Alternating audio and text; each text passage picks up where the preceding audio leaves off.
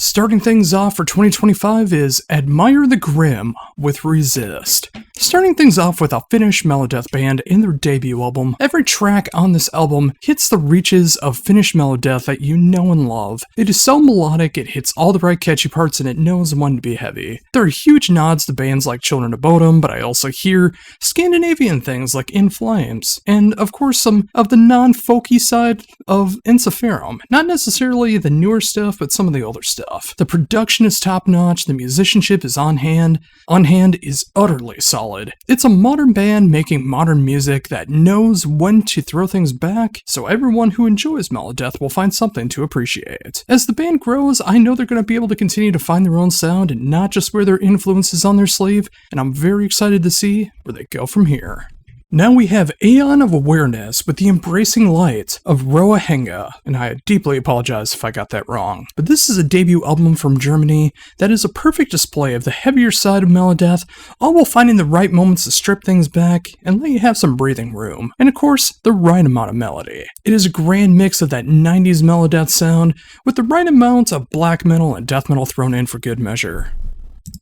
From deep growls to riffs that'll be stuck in your head for days, this is fantastic display of songwriting and musicianship. The production is a bit more in that 90s raw sound, think early day At the Gates, but still full and sonically pleasing. It's an old school album, but just modern enough. Give this one a proper listen if you are a melodeath fan of any kind.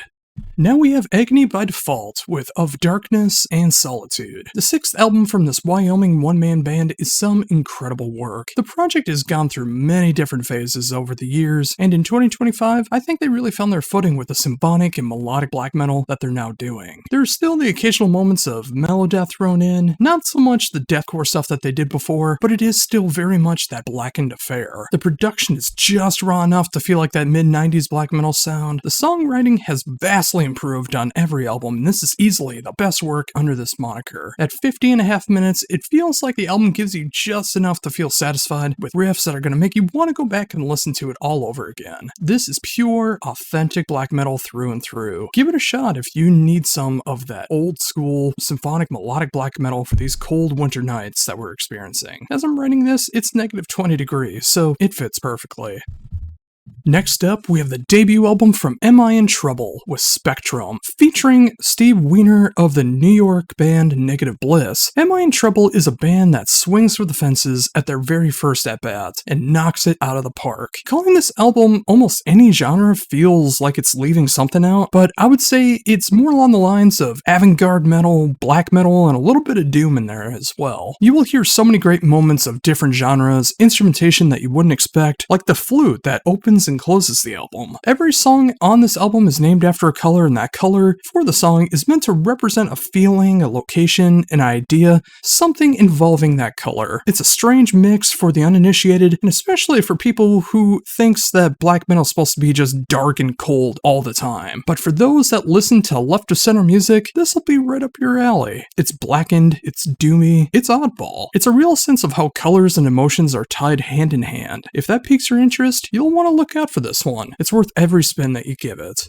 Now we have Art of Disorder with Awakening of the Prophet. Wouldn't you know it, it's another debut album, but this time we're going all the way to Hungary. And what a showstopper of a debut album this prog metal album truly is. It's a full-on concept album of an entity that the world may or may not need. The production is exactly what it needs to be, where it's polished but it's not overly done, where it sounds unauthentic and not real. The songwriting is proggy but not wanky, and the musicianship is so truly warranted of knowing how to write music. I hear elements of bands like Dream Theater, Pagan's Mind, and Circus Maximus, along with their own influences, making this album something that sounds familiar, but it's brand new. I hope this is a good sign for prog in 2025 and what is to come. It's only January, but this is some of the best prog that I've heard in a little bit of time. Every prog release coming up for the rest of the year has a lot to compete with. Prog metal fans, make sure you don't miss out on this one. Now we got some classic occult rock and doom rock from the band Avatarium with Between You, God, the Devil, and the Dead. In 12 years, Avatarium have put out 6 albums, so basically once every 2 years, more or less, and they always seem to find a way to outdo themselves. Every album seems to be a new way to simultaneously sound brand new, but be a perfect throwback at the same time. This time I hear a lot of 70s hard rock and modern occult rock, so imagine a mix of Deep Purple, Blue Oyster Cult, and Blood Ceremony, and you're getting closer to what this album is all about. The production truly gives this 1974 feel. The songs are endlessly catchy, and the overall listening experience is so satisfying if you appreciate the bands of the past and the revival bands of now. Avatarium has been doing this for so long, and they know what works and what doesn't, and I appreciate that every album that they make, they try to have its own distinct feel behind it. This new chapter is fantastic, and it's got me excited for everything else that will come from the band in the future.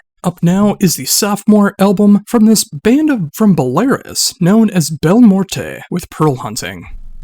The sophomore album from this band is something that's truly a wonder to behold. From authentic real instrumentation, like there's over 22 real instruments on this album, distinct instruments, not just guitar tracking over and over again. It's dark, it's catchy, it's some of the most insane vocal lines from Bel Morte herself. It's just truly making a name for themselves with Pearl Hunting, creating what could be one of the best symphonic gothic folk metal albums of the 21st century. This is not your typical album, and you will hear that immediately upon the first listen, and by the end you will be so entranced you'll have to give it multiple spins time and time again. This is how it's done, folks. This is the true wonder of an album, and it's really going to go down as one of the best symphonic gothic folk metal albums of 2025.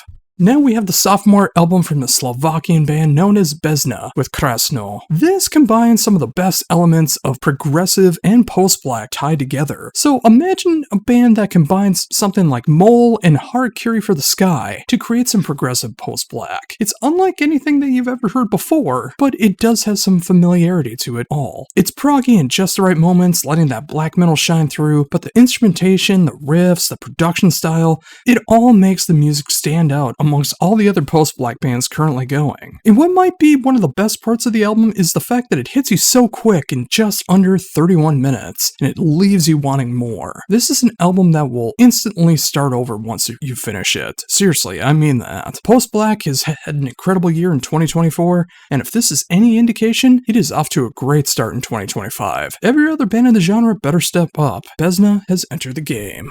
Up now we have The Big Deal with Electrified. The sophomore album from this band is one of the purest, catchiest AOR albums I've heard in 2025, which I know doesn't really say a lot considering it's only January, but you'll see from these other 50 albums that I've covered, there's some more AOR coming up. This Serbian band knows exactly how to write a riff, a solo, a composition that will be an earworm for you for days, and will not stop until you play it again. The band showcases its instrumentation and its musicianship by playing simple yet very effective riffs, knocking you out with an overly heavy riff or a riff that you simply won't see coming that will knock your socks off. 42.5 minutes and 12 songs filled with everything that you love about hard rock from the 70s to today, done with modern production value. If you want a catchy, melodic hard rock band and an earworm that you won't get out of your head for days, check out The Big Deal. They're going to be a pretty big deal. Up now is Blacktooth with Antidote. 3 albums into this band's career, and they have created a modern hard rock album that is as heavy as it is poppy. It hits some of the heaviest riffs that you could hear on modern hard rock radio, while adding some moments of pop that would make Lady Gaga or Kesha or Charlie XCX blush. This German trio sounds like the perfect American hard rock radio band, and one can only hope that they will be on American hard rock radio at some point. If you just want something that is tailor-made for the 2020s, Antidote is the album for you. But again, you gotta have that appreciation for the modern hard rock and pop. Now we have Bonfire with Higher Ground. 18 albums into Bonfire's moniker, and this German band has yet to miss a step. They are writing a mix of melodic metal, melodic rock, AOR, and something that feels right at home in 1986. but it also makes so much sense in 2025. Granted, Hans Ziller is the only original member of the band left, but he surrounds himself with people who know how to write and play for the music, and puts bands who started around the same time as Bonfire to shame. Put this band up with the latest Motley Crue album or Trickster, and it's not even close. This is how you make 1980s music stand the test of time. Let Bonfire continue to burn our ears for years and years to come. Next, we have Caustic Abyss with Eternal Winter Crypt. Another debut album here, but this time from my neck of the woods in Minnesota, featuring past and present members of Coffin Rot, Plague of Stars, Echoes of the Fallen, and Grand Demise of Civilization. You have a band that is pure death metal that puts just the right amount of melodeath into their sound to really stand out, especially with the bands here in Minnesota. This is a brutal and punishing album when it wants to be, and it hits you with the occasional melodic riff that you won't see coming and will just leave you wanting more. At a second under 37 minutes, it comes with a nearly perfect opening band set length that will leave you wanting to hear more in the sophomore album. Fantastic work all around, and it's time for you to check out some Minnesota death metal. Now we have the band Clouds with Desperans. I still remember all the way back in 2014 when Clouds put out their debut album, Dolu, and I was absolutely floored by what I heard. 11 years later and 7 albums into the band's career, they have only improved with age. The band knows how to create an eerie, dirge-filled, atmospheric doom sound that can be replicated but never duplicated. On Desperans, the band feels like they are at their strongest point to date, with a production that is raw yet clear, vocals that feel like a tomb being unearthed, instrumentation that feels like a Celtic funeral, and the overall sense that Doom in 2025 is gonna be great. This is a deep, dark, depressing album, and everything I want out of atmospheric death doom. If you like that as much as I do, you will need this brand new album from Clouds immediately. Up next is Crimson Storm with Living on the Bad Side. The debut album from this Italian heavy metal and speed metal band is everything you want out of this genre. It's fast, unrelenting, catchy, and fueled by fire. This is everything that you love about the likes of Enforcer, Riot V, and that early day Skullfist, especially Bad for Good. Mwah. Just shy of 34 minutes long and 9 tracks means that this is all killer and no room for filler. This is going to be one of the speed metal albums of 2025. Mark my words, this is how it's done, folks. Now we have Crucial Velocity with Controller, the sophomore album from this conglomeration of members of King Diamond, Shaolin Death Squad, and Thought Chamber. Wow, Thought Chamber, that is a name I have not heard in a while. This is a brand new discovery to me, and I am floored. It is that 80s and 90s style progressive metal done through a 2020s filter, and a production style that is just what I'm looking for, and it's done with such finesse and tenacity. The production is so slick, yet authentic. The musicianship on display is superb. The songwriting brings back those glory days of bands like Fate's Warning and Crimson Glory. I miss that classic sound of that old school progressive metal so much because 7 and 8 strings became mandatory. If you like me and you just want to be able to check this out immediately, because this style of prog metal needs to come back. I'm so glad that Crucial Velocity is making that happen.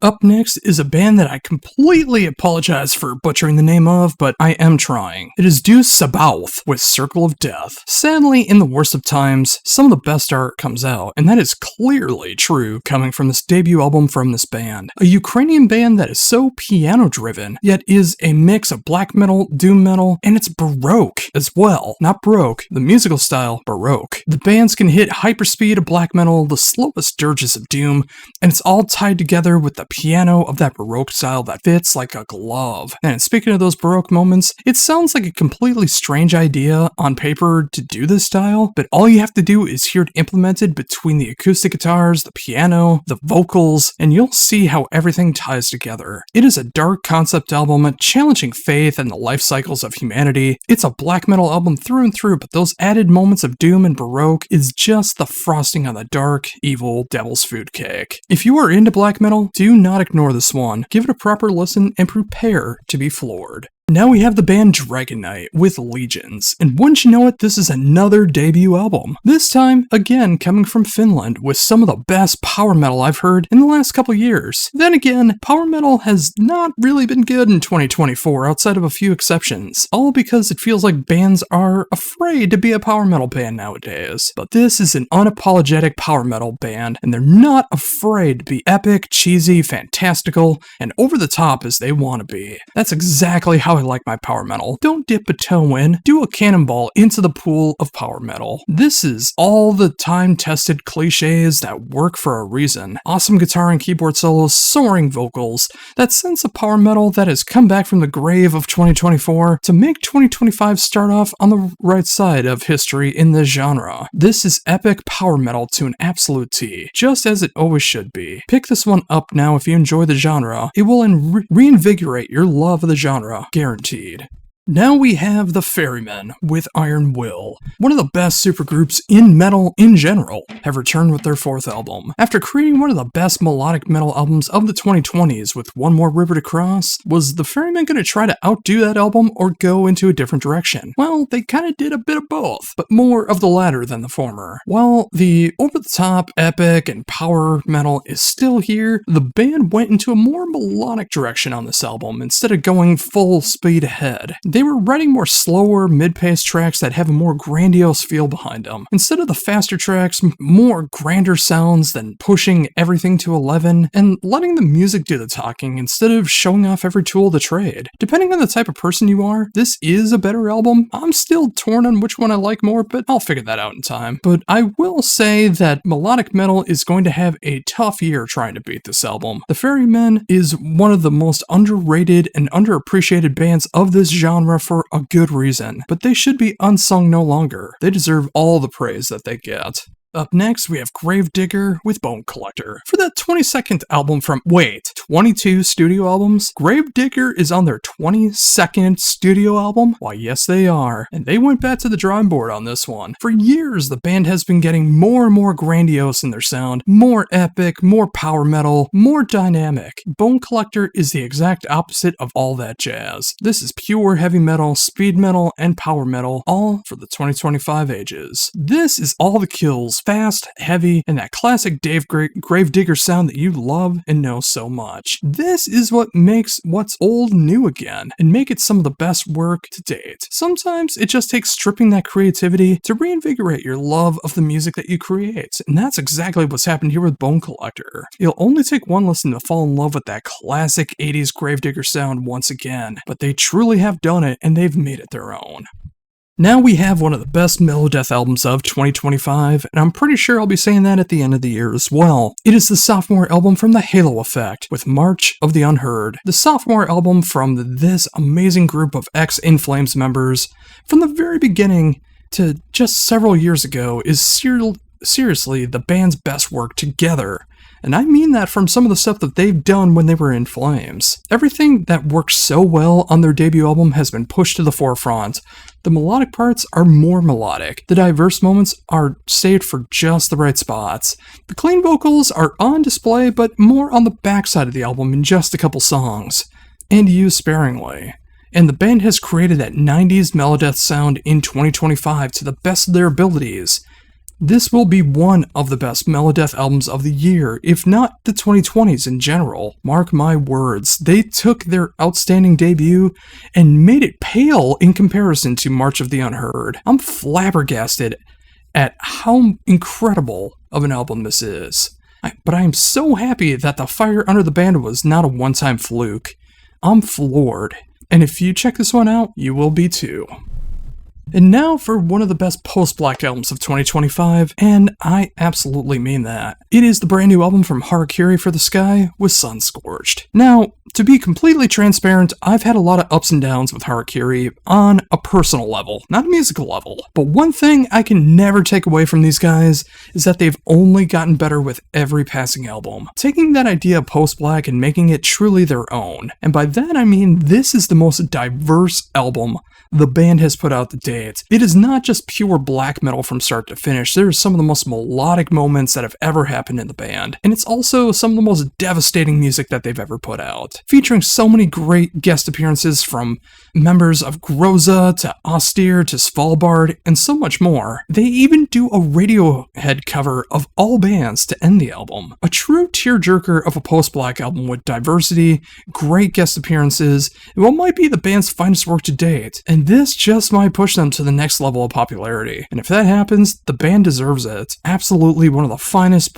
post-black albums of 2025. Bravo. Up now we have Harvest with Maelstrom. Some more killer German music here in the form of a debut album from this atmospheric black metal band, taking what made their debut album stand out and redefining everything about it. Maelstrom is really a maelstrom of a black metal album. Grandiose riffs, crystal clear production, soul-destroying vocals, and that overall sense of dread the music calls for, making this a black metal album that is worthy of any black metal fan's ears in 2025, even if you're elitist.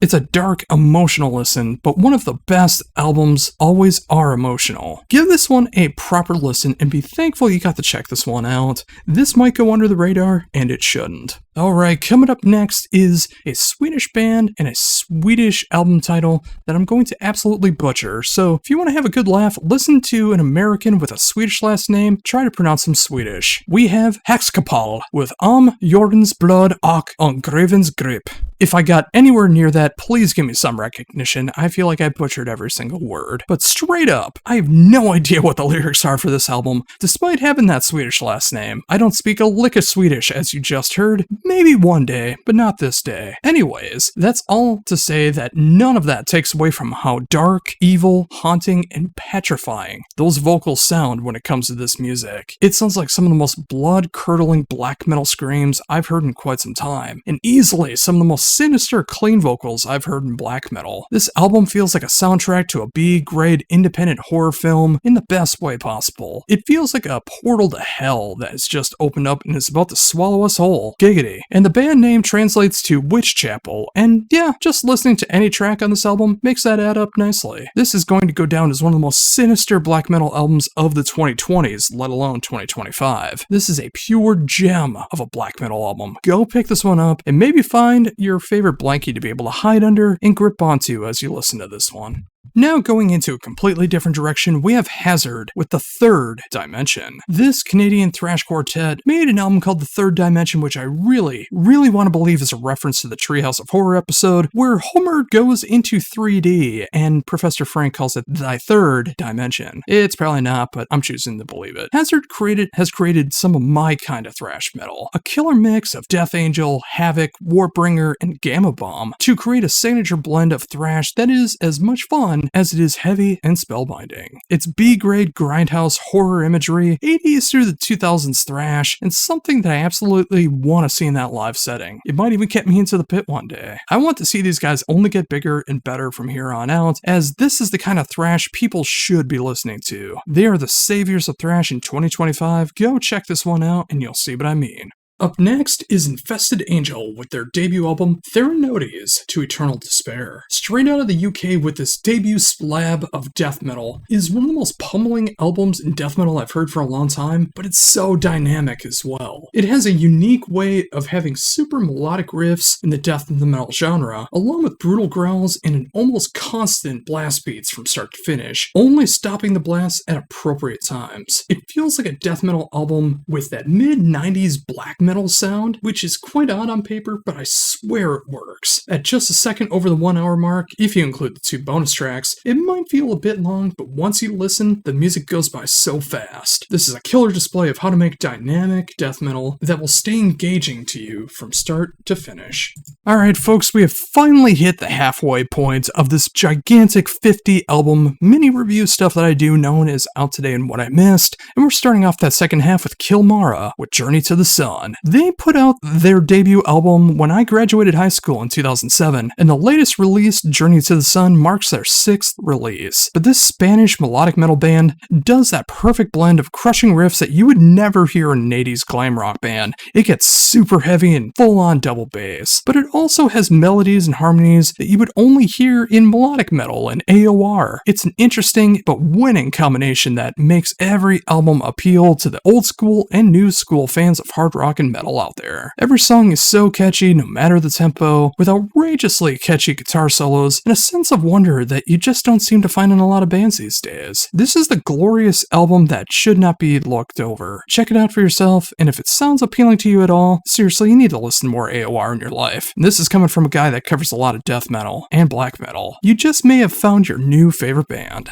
Next, we have Cosmogonia with Ayala, and I hope I pronounced that right. Another brand new discovery to me, despite this being the band's sophomore album. This feels like if Helveti was a more sophisticated and hailing from Greece. You don't normally hear about a lot of Greek folk metal bands, so it was a treat to find one that could be as brutal and as catchy as this one is. The production is a bit dirty and raw, but it feels so good with the music on display. It's very captivating, and it captures your interest from beginning to end. And it's so great to hear that with this style of fantastic music that's going on. Whether you're into folk metal or melodeath, you owe it to yourself to give this one a spin. I think you'll find that folk metal might be coming back in 2025. Up now, we have Labyrinth with In the Vanishing Echoes of Goodbye. The 10th album from this legendary Italiano progressive power metal band is some of the finest work the band has put out to date. They know what works and what doesn't at this point, and while they're not afraid to stretch those boundaries out a bit, the album is filled to the brim with that classic progressive power metal that put them on the map in the first place. Whether they are going all guns blazing or slowing things down a bit, everything on display is that signature sound done to perfection.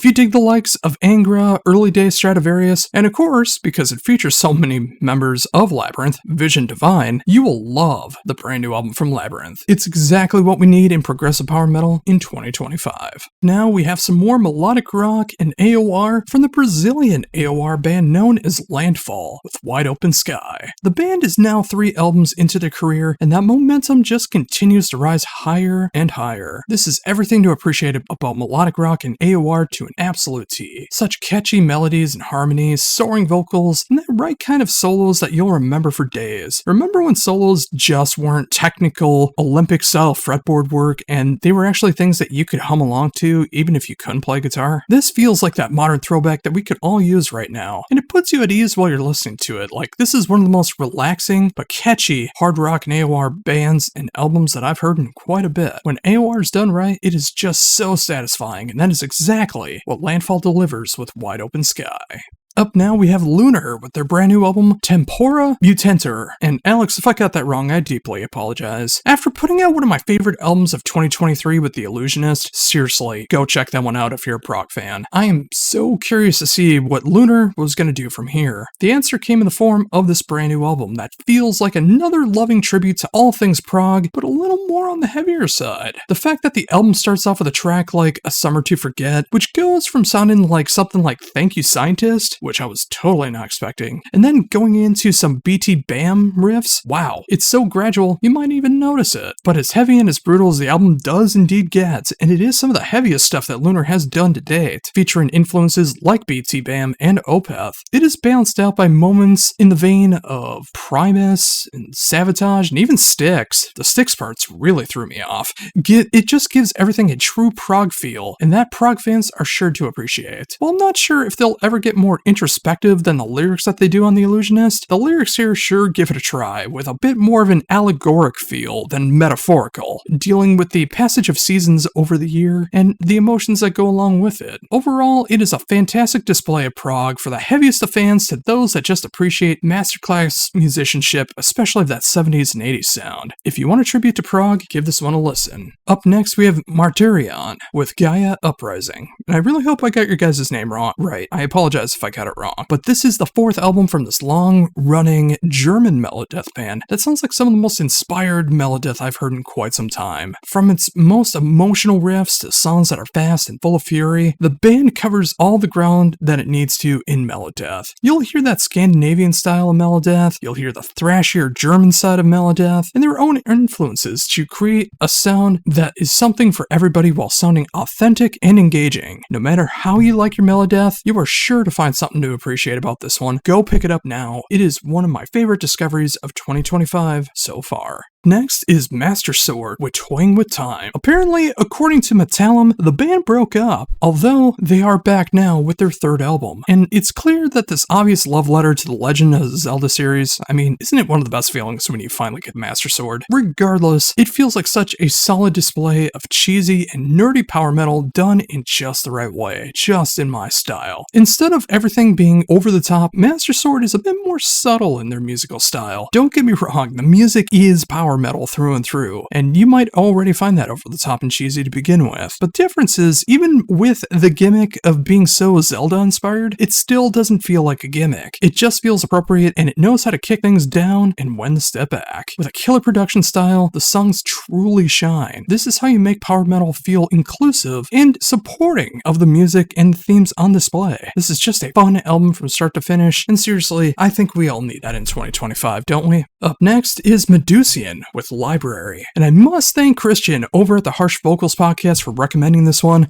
And seriously, go check out the Harsh Vocals podcast. Easily the best extreme metal podcast that I'm aware of, and you just might find it to be your new favorite one as well. Regardless of all of that, the debut album from Sweden's Medusian is one of the finest displays of the genre that I've heard since I discovered Zonheim, like over a decade ago, which feels very, very wrong at this point. This has everything that you want from the genre. It's dramatic, it's captivating, it's dark, it's filled to the brim with musicianship and songwriting talent that the bands have been doing in this style for decades still can't even achieve. And talk about catchy. This is how you create something that can be so dark as symphonic black metal, but make it so memorable at the same time. What a fantastic display of music going on here. Seriously, if you love symphonic black metal, this may be one of the best albums of 2025 in that style. I think you'll be amazed. Next up, going from black metal to death metal with Mutagenic Host and the Diseased Machine. This is my kind of old school death metal done right. This is a debut album from a UK band that feels just as old school as it does modern at the same time. You'll hear bands like Obituary and Morbid Angel and that early day Edge of Sanity stuff before they started getting proggy all over this album, but with just enough references to 21st century death metal that it just truly makes them stand out amongst all the revival old school death metal bands out there. It can be dark, it can be cavernous, but it can also be tight and precise and especially pummeling. It has it all, sometimes all in one song. Revival OSDM is alive and well in 2025, and it's being done in the right hands with bands like Mutagenic Host. Give this one a proper spin and see if you agree. Coming up next is Nesdam with Find the Truth, and I really hope I got that name right, and if I didn't, I deeply apologize. So many great frontmen have originally come from behind the drums and into the forefronts of the stage, and that's exactly what's being done here with Patrick Madsen. Finding life's unexpected and expected trials and tribulations, and finding your voice for it under the Nesdam moniker, these songs are tailor-made for the heavier side of radio rock without losing any of the catchy moments that you would expect from FM stations. The lyrics can really tug at the heartstrings if you let it, as so many of these things will be very relatable, all done through the style of hard rock, electronic, and some pop moments. That will be a wide range of music listeners will find something to love, hopefully. It's well worth your time if you appreciate the style to give this one a spin. I know not everyone's going to check this one out, especially those that come to my list for doom or prog or esoteric blackened death metal. You might not gravitate towards this one, but I think it's worth your time to at least check out a song or two and go into it with an open mind. I'm glad I did. Up now, we have the Night Flight Orchestra with Give Us the Moon. It still blows my mind that the guy who wrote the lyrics to Steel Bath Suicide created the Night Flight Orchestra. It's astounding to me that this band is on their 7th album when it still feels like their debut album just came out a few years ago. Now, it's been 13 years, but the message of the band has yet to be lost in translation in that time. It's just as much fun in the AOR and classic radio rock genres as it's ever been. Sometimes they gravitate more towards the 80s, other times it's the 70s. Give Us the Moon is definitely in the latter. It feels like the best album 1977 never gave us. Speed from Soilwork is back, but he has still given us some of his finest work, his best clean vocal performances, and showcasing the power of music that from over 50 years ago can still be powerful, and I'm still all here for it. It's fun, catchy, and an exciting album from start to finish that is sure to make any AOR fan, classic rock fan, prog rock fan, or even if you're just a fan of Speed's work from Soilwork. Even the most diehard death metal elitists should give this one a shot and see if it can melt the icy hearts that are inside of you. It just may be what you need. Now we have the debut album from the Obsidian, Resurrection, with As Darkness Falls. I have been chomping at the bit, waiting for this band to finally put out their debut album. Well, 20 years after their first demo, they've finally done it, and all I can say is it was more than worth the wait. This is everything I love about death metal, black metal, symphonic metal, all the right kinds of thrash, melded together to create something that feels authentically evil, be it in the mind or the realities of life. The music can change on the turn of a dime, but it's still feels all natural. Granted, 3 of these songs were from the original demo. 20 years later, they've just been updated enough, along with brand new tracks to fill the album out. Had you not known that information, you would swear all of these songs were made in 2024 and released in January 2025. This is an awesome display of what can be done with thought-provoking musicality and lyrics with a production style that just pummels you from pillar to post. All I ask now is that the follow-up LP not take another 20 years. Thank you. Coming up now, we have Oreophagus with Revelations from the Void. A big thanks to Carrie from Metal Geeks and the MSR cast for the recommendation here, as this is Spanish death doom that is a surprisingly great genre in the 2020s, and it continues here with the 3rd album from this outfit. Just a bit over 48 minutes, it's a bit on the shorter side for this genre that is ever so close to actually really being funeral doom. You will hear moments of bands like Shape of Despair, Mournful Congregation, and the heaviest and doomiest sides of Paradise Lost all over this one. It's dark, depressing. It really feels like you stepped into the void and the only escape is letting the album finish. A fantastic display of doom in the winter times of 2025 is something that I can always get behind, and I'm so happy to hear an album like this in the dark, cold times that I currently live in Minnesota. Literally and figuratively. Check out this giant slab of death doom now. Now we have Patriarch, who was formerly Batushka, with their debut album, technically under the name Patriarch. It's something I'm not even going to be able to attempt to try to pronounce, so just look at the title. I completely missed the boat on how Batushka and the controversy of the name change, and all I can gather is that they put out one album, went to court, and now the band's changed its name to Patriarch. Thankfully, the name change did not affect the quality of music, except maybe made it better, as this is some of the best gothic-tinged black metal I've heard so far this year. Again, it's only January, but there's been so much great music already this year. I'd be lying if I said I knew the story of the album, how it's all connected, the lyrics being sung and screamed, or even how to pronounce the title album, as I've already shown off. But you don't need to know Bulgarian or Polish to be able to appreciate this album.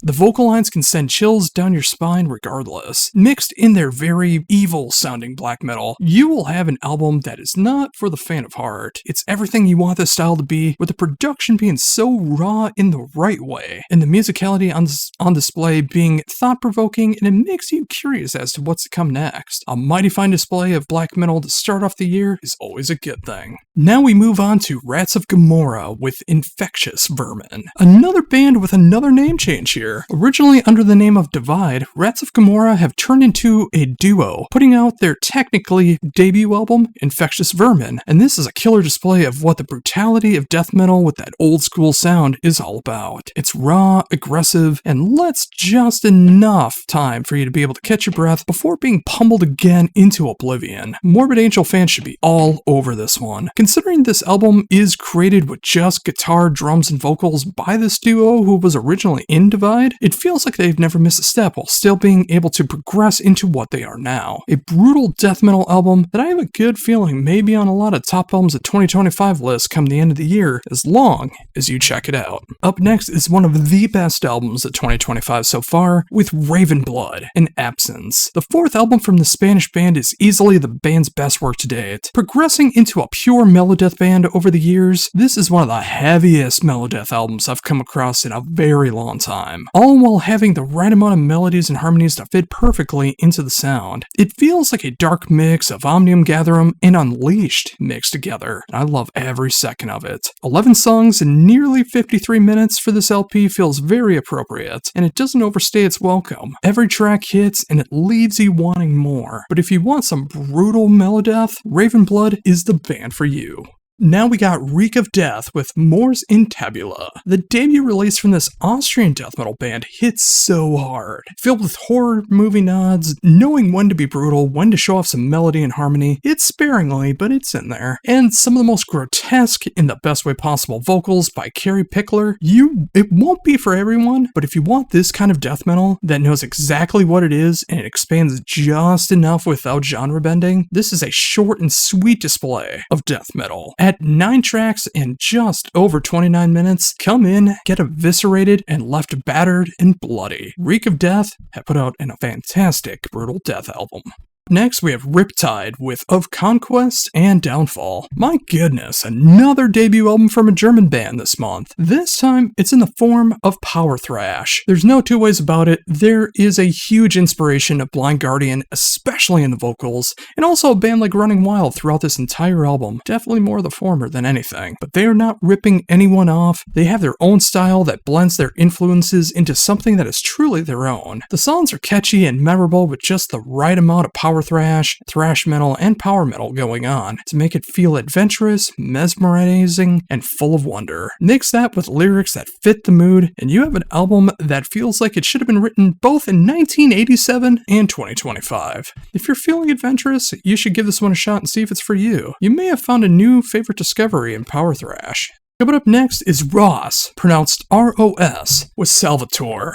Now we have some Polish symphonic gothic metal making its debut, and this is exactly what you want out of that 2000s gothic symphonic metal sound. It's the right kind of operatic vocals, it's heavy and aggressive in just the right ways, and it makes you feel uneasy at times, mainly due to that gothic feel, which is the best kind of gothic metal, by the way. This is an album that does go over an hour, but it flies by in that time if you love this style. It also helps that the music is very diverse, from the heaviest side of the genre to acoustic to folk, and the occasional electronic moment that might make you turn your head, but it makes you pay attention. If you miss the glory days of this genre, you need Ross in the catalog to see how it's done in 2025. Now, I can only hope that more bands aren't afraid to still be symphonic gothic. I really miss it. And now for something that's a little more straightforward, but no less heavy. It is Stick to Your Guns with Keep Planting Flowers. This album will hit you like a punch to the face. Stick to Your Guns are back with their 8th album in 20 years, almost an album every other year if you try to look at it that way. But this is a blitz of hardcore that comes with 10 tracks, 24 minutes, and by the end of it, you'll have the whole album on repeat, and hey, it won't even be an hour. From the heaviest of hardcore moments to the right moments of melodic hardcore, this is signature Stick to Your Guns that knows how to keep your interest. All of the fat has been trimmed off of this album, leaving you with an album that you're going to keep coming back to time and time again. This is how you mix hardcore and melodic hardcore done in the right way and know how to keep it catchy. And now for the exact opposite of what I just got done talking about, this is Synaptic with Enter the Void. In a genre that might be existing for the first time since the early days of Revocation, Enter the Void by Synaptic combines the best of tech death, and it combines elements of so many other types of music in that great genre-bending style that I love so much about those early Revocation albums, especially Chaos of Forms, to create something that they are truly making their own. Not being tied down to any particular style for too long, the band knows when to turn on a dime and create something of pure chaos and that technical, progressive death metal sound, all while maintaining a sense of consciousness over the music. It's a brutal display that can also be a crash course on how to be unique. It's not for the faint of heart, this is truly for the eclectic tech death fan. If you don't mind genre bending, you should give this one a shot. You just may have found a new favorite discovery with Synaptic. Up next, we have Thy Kingdom Will Burn with The Loss and Redemption. This is the third album from this Finnish outfit, and it's one of the most genuine melodeath albums I've heard in quite a while. While this band has that Finnish melodeath sound all over this album, they also know when to change things up at the right times by switching things more to that Swedish melodeath sound, or maybe even going a little more blackened, or even more straight up metal. There are some clean vocals on this one that fit right along with the screams and the growls that fill out the rest of the vocal line, and the overall vibe of this thing is just such a great thing to hear. It's a dark and enduring album that will capture your interest from beginning to end. This is how you innovate in a genre like Melodeath, by just doing that simple thing of being yourself. Up next is Veil of Conspiracy with Shape of Grief. Another album I must thank Christian from the Harsh Vocals podcast for turning me on to. Again, check out the Harsh Vocals podcast for one of the best extreme metal podcasts you're going to find. The third album from this Italian band has plenty of funeral doom in their sound. It's a winning combination for someone like me when you want something that's dark, moody, depressing, and hits so hard on the emotional heartstrings. It also has this overall sense of musicality that you just won't find in a lot of other bands. The fact that they can combine these genres of death doom, funeral doom, and just the slightest bit of prog and make everything make sense is incredible to me, and I'm so thankful they could pull this off. They started off more as a progressive band and have gotten so doomy over the years, and with this album being basically a pure funeral doom album with the slightest elements of death doom and prog, it's easily the best funeral doom album of 2025. It's quite the shift, but it's a rewarding one. This is the album for you if you love that darkest, deepest of funeral doom. Next up, we have Weed Demon with the Doom Scroll. And if you couldn't tell by the name and the album title, this is Stoner Doom. And I don't really cover as much Stoner Doom as you would think I would, but I've become quite picky with the genre. You really gotta do something that strikes a chord with me to grab my attention. And that's exactly what Weed Demon have done with the Doom Scroll. There is something about Weed Demon that just does it for me with their sound. It's not your traditional two-note riffs that goes on for way too long. It's heavy, doomy, dynamic, and it's filled with a sense of agony among its more carefree, weed-inspired moments. Maybe it's because it reminds me so much of the band Conan that I really appreciate this album. It also really helps that a bonus track on this album is actually Willie the Pimp by Frank Zappa. It's the best song on the album, guaranteed. The third album from this Ohio band just does the genre right. Check it out and you just may agree. And finally, we're ending with some more AOR melodic rock from the band Wildness with Avenger. We end things with this Swedish band, whose fourth album from these rockers has a sincere sense of melodic rock that just feels right at home. They of course do the AOR genre justice, but they just have a different sensibility about it that can only be described by saying you have to listen to it to get it. This album is fun, whether it goes a bit faster, a bit softer, more straight ahead, more radio rock, whatever. If you dig AOR, Wildness needs to be a band that you check out, as they are putting out some of the finest music of the genre with Avenger. Check it out and thank me later. First up, we have Days of Jupiter with The World Was Never Enough. Is this kind of based off James Bond? I'd like to think so, just slightly different so they don't get sued, but honestly it's probably not.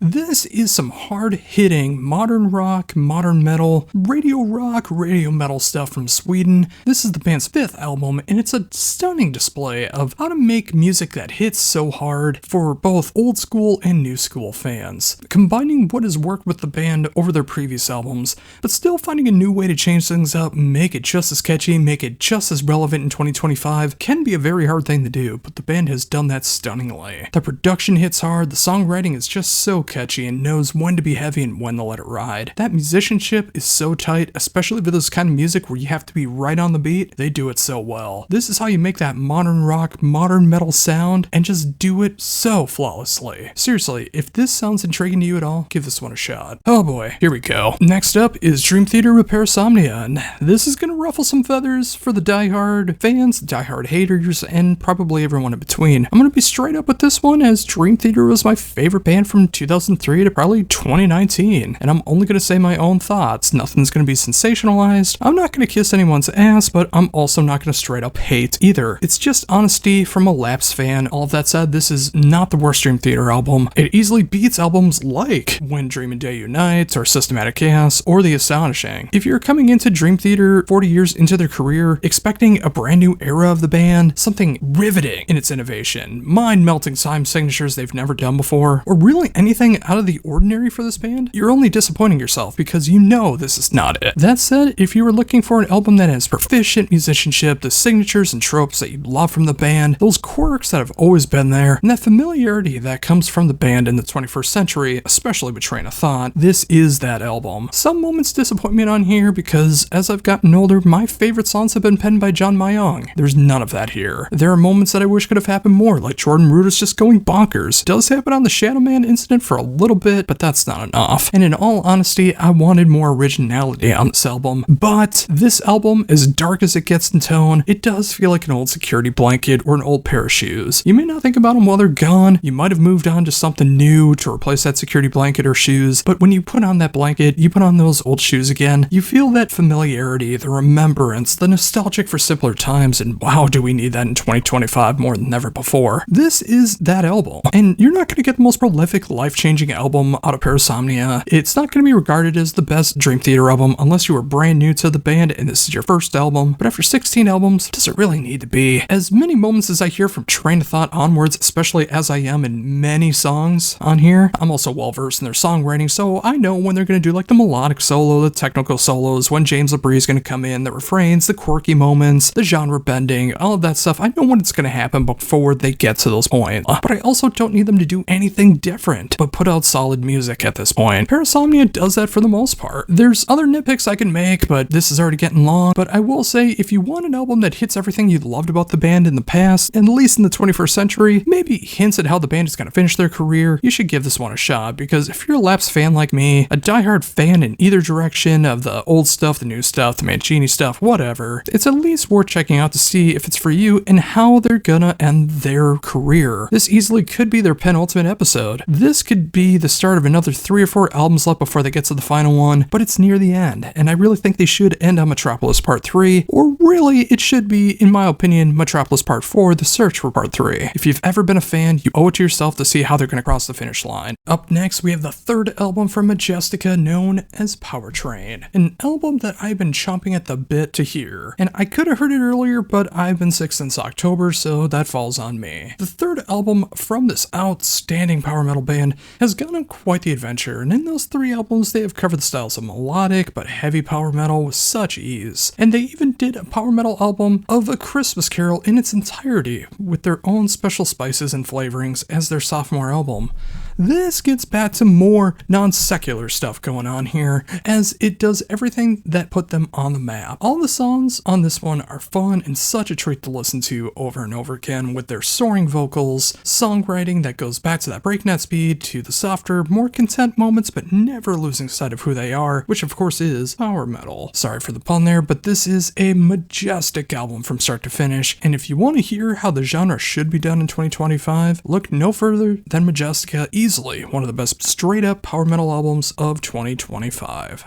Up next, we have the first solo album from Marco Hietala with Roses from the Deep. He's finally put out his first solo album, and the world is a little better for it in the shit-stained year known as 2025. After leaving Nightwish, Marco has put a lot of effort into creating his vision of a solo album. This is not a straight-up symphonic, gothic, power metal album of any sorts. You'd expect something like that, right? Because he's done such a magnificent job in the genre for decades. Maybe you want to hear I Still Wish I Had an Angel, or I Wish I Had an Angel Part 2, 2 Wish, 2 Angel. No, none of that. It ranges from hard rock to blues rock to horror-inspired work, even 80s-inspired music, and so much more that you'll just have to check out for yourself. I don't want to give it all away. But don't fret, he didn't completely forget where he came from. There are triumphant keyboard moments throughout the album that might remind you somewhat of Nightwish, and of course magnificent bass work. But of course, Tarja shows up to do a magnificent job on a song that is very reminiscent to Led Zeppelin. And if you listen to the lyrics, you might see where he's coming from. This album is all over the map, but are all consistent with each other. I love seeing this kind of variety, but you're not going to hear anything like a dance pop track go into a grind track on this one. It is varied, but it's so enjoyable, all in that rock and almost metal style. It's great to see Marco making music again the way that he wants to make it. It's about time. And since I interviewed Marco on his final appearance with Nightwish, if you checked out that interview, I really hope that you got that PS5 and you've been gaming the hell out of it.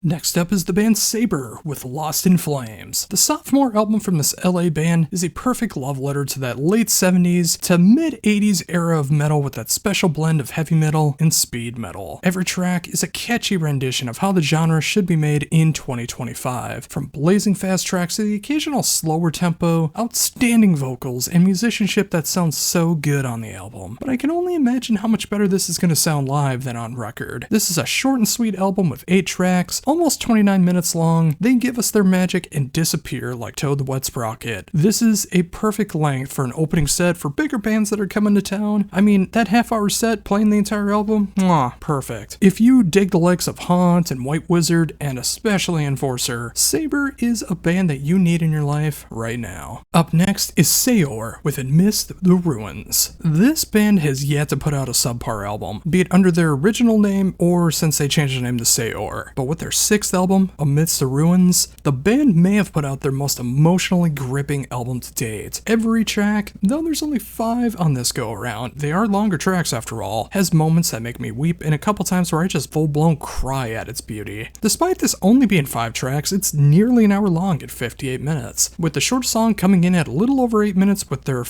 acoustic folk-driven number, my apologies, The Sylvan Embrace. Every other track is emotionally driven, blackened folk metal that'll make you feel like you're on this mythical journey in the mountains, and it just makes you sob at the beauty when you actually stand on the edge of a mountain and look at everything around you. That music perfectly cascades every emotional feeling about that, with the way it's arranged and performed. This one hits even harder when you know the lyrics. Is it the band's finest moment? I really can't answer that, because that'd be saying some of the rest of their catalog is lesser in some way, and I honestly don't feel that way. But I will say this is some of the finest moments the band has ever been doing under this name. This will be the folk metal album of 2025, and every other band in this style is going to have to try their damnedest to knock it off that pedestal, or mountaintop in this case. Seriously, if you need this one, if you appreciate captivating blackened folk metal, you'll be so glad that you gave this one a chance.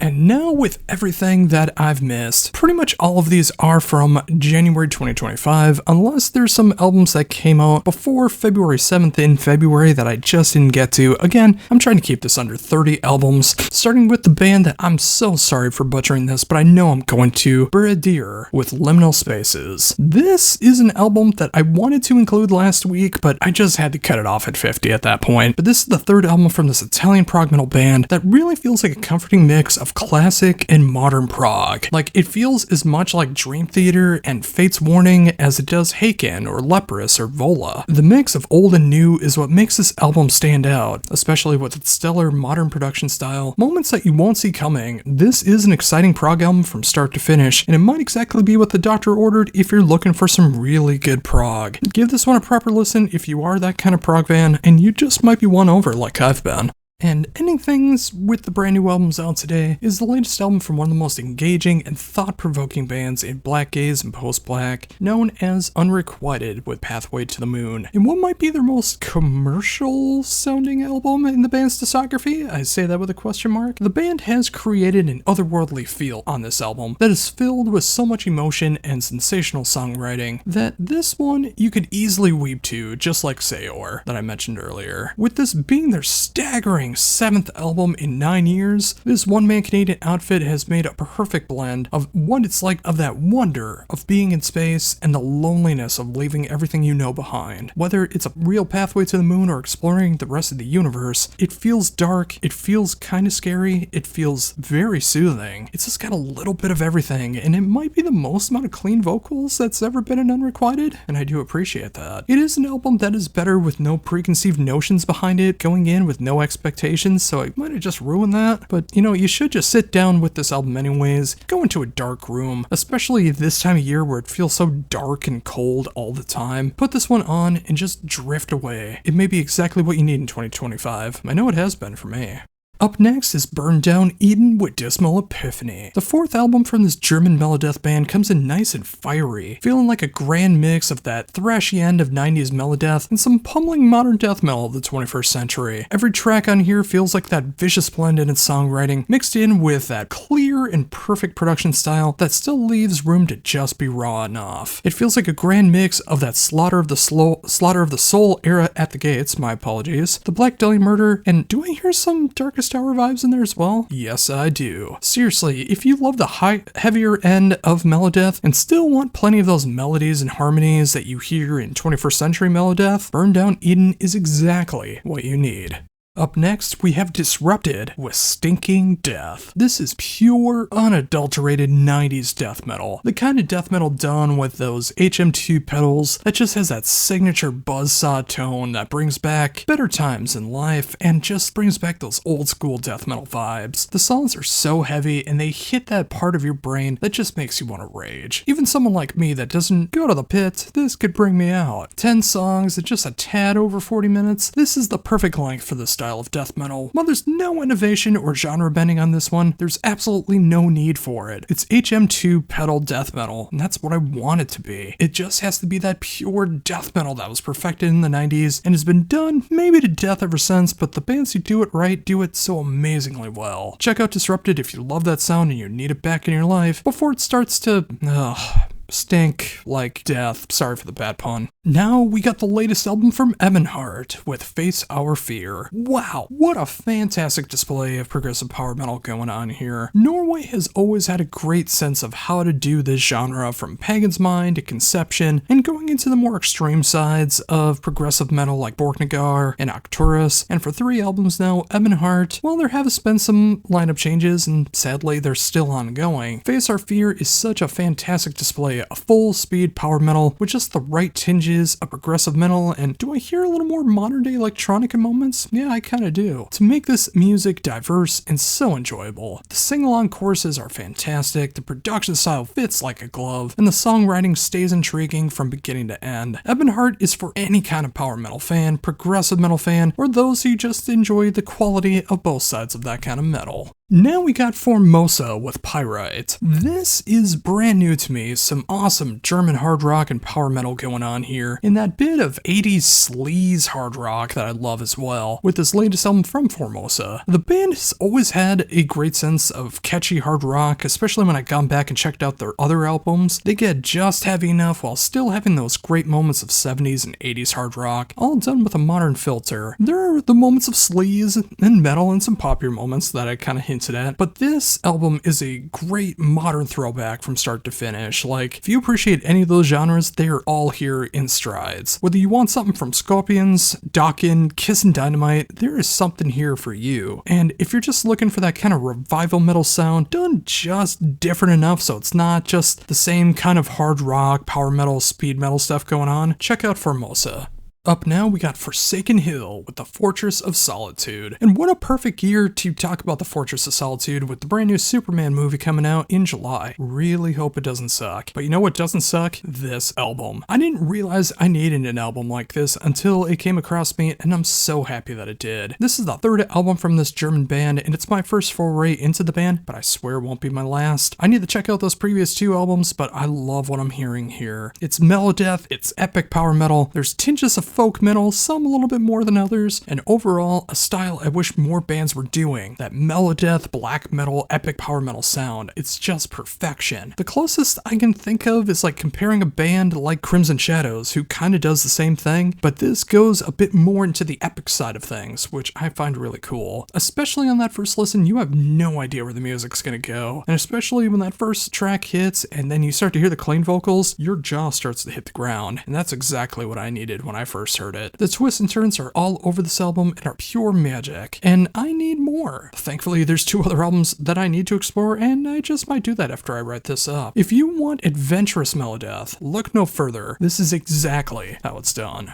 Up now, we have the Lovecraftian symphonic post-black band, The Great Old Ones, with Kadath. The 5th album from this now long-running band is easily their most grandiose and inspired album to date. Its moments that feel majestic and otherworldly are a false sense of security as you learn that feeling is that Lovecraftian-inspired horror. Those tentacles come out and grab you and you're about to be destroyed. If the name of the band doesn't give away, I'm not sure what else would. The music is easily some of their best. They just continue to improve every time in what I call symphonic post-black. The band created an epic horror album for the ages. It is just so filled with twists and turns while creating some of the most captivating riffs, melodies, and harmonies that you'll hear in this genre. If you love this style of music, horror, both, or just want to try something new to discover, if you're just that adventurous, give this one a shot and see if their tentacles will pull you in. Just be very careful. Up next is Lysergic with Black and Blue. This is a debut album, and the first one I'm actually covering this week, a debut album. But this time coming from this Portuguese outfit, a 33-minute metallic onslaught that is some of the most intriguing that I've heard in quite some time. I hear as much melodeath as I hear 2000s era of metalcore as I do melodic metal. Well, at least musically. Vocally, it's like straight up growls. That's the pure chaos of it all. Imagine a grand mix of Winter Sun and Killswitch Engage, and you have a winning combination for someone like myself. It can get quite epic and majestic as often as it does get into riffs that make you want to hit into the pit. This is such a winning combination, and I can't wait to see what comes next. If this sounds intriguing to you at all, I implore you to check this one out, and I really do think you'll be pleasantly won over if you love the right amount of melody in your melodeath. Coming up next is Maceration, or Maceration depending on your pronunciation, with Serpent Devourment. This is the third album from this Danish death metal band, and it's funny because their debut album came out in 1992. Then 30 years later, they released their sophomore album with Dan Swano on vocals, and it was so awesome to hear like two pure death metal vocals again, his first time since Edge of Sanity called it quits. But 3 years after that particular album, they are back with their full-fledged lineup, and I really hope it sticks this time because I love what they're doing with this lineup. And it's some of the most pummeling death metal in 2025 so far. With just the right amount of moments to let up tension, this is a nearly 40-minute chaotic album that is just that HM2 inspired death metal that crushes you from pillar to post. I appreciate that there are moments of melodies and harmonies that you would not expect in the brutality of the music. I'm pretty sure that's why Dan Swano had his hand in the last album. That's how you do it. You don't make it brutal 100% of the time, or it just stops being brutal. You have to have an ebb and flow. If you love that classic era of death metal that feels like a grand mix of early day Edge of Sanity, Grave, and especially Bloodbath, this is tailor-made for you. Go check it out. Up next is Majestina Saga with Blood Moss Agate. This is the fourth album from this Japanese symphonic gothic metal band, and I was not expecting to get a promo like this year, but I'm so glad that I did. Well, I'd be lying if I understood the lyrics or the themes going on here. I do love the emotion with how they're sung, mixed with that style of symphonic, gothic, modern, and J-rock stylings. This is a winning combination for anyone who digs those styles. And of course it's got those down-tuned 7 strings, the symphonics from start to finish, mainly keyboard, but of course with a band like this. But it's got those gorgeous melodies and harmonies on every instrument, and that overall sense of fun and wonder that makes it stand out amongst the others. While I can't say this will be for everyone, if you fit into this categorization, this was meant for you. If you need some pure epic music, give this one a shot. Up next, we have the debut album from a Ukrainian radio hard rock and a little bit of radio metal going on here with No Apology with Uncovered. Again, this is a debut album from this Ukrainian band, and they are without a shadow of a doubt a hard rock band that would fit so perfectly on American hard rock radio here in the States, but they have these metal tinges that really make them stand out on the heavier edge of things. You just don't get the occasional blast beat and rock music, do you? The music crushes and the production makes everything feel so polished.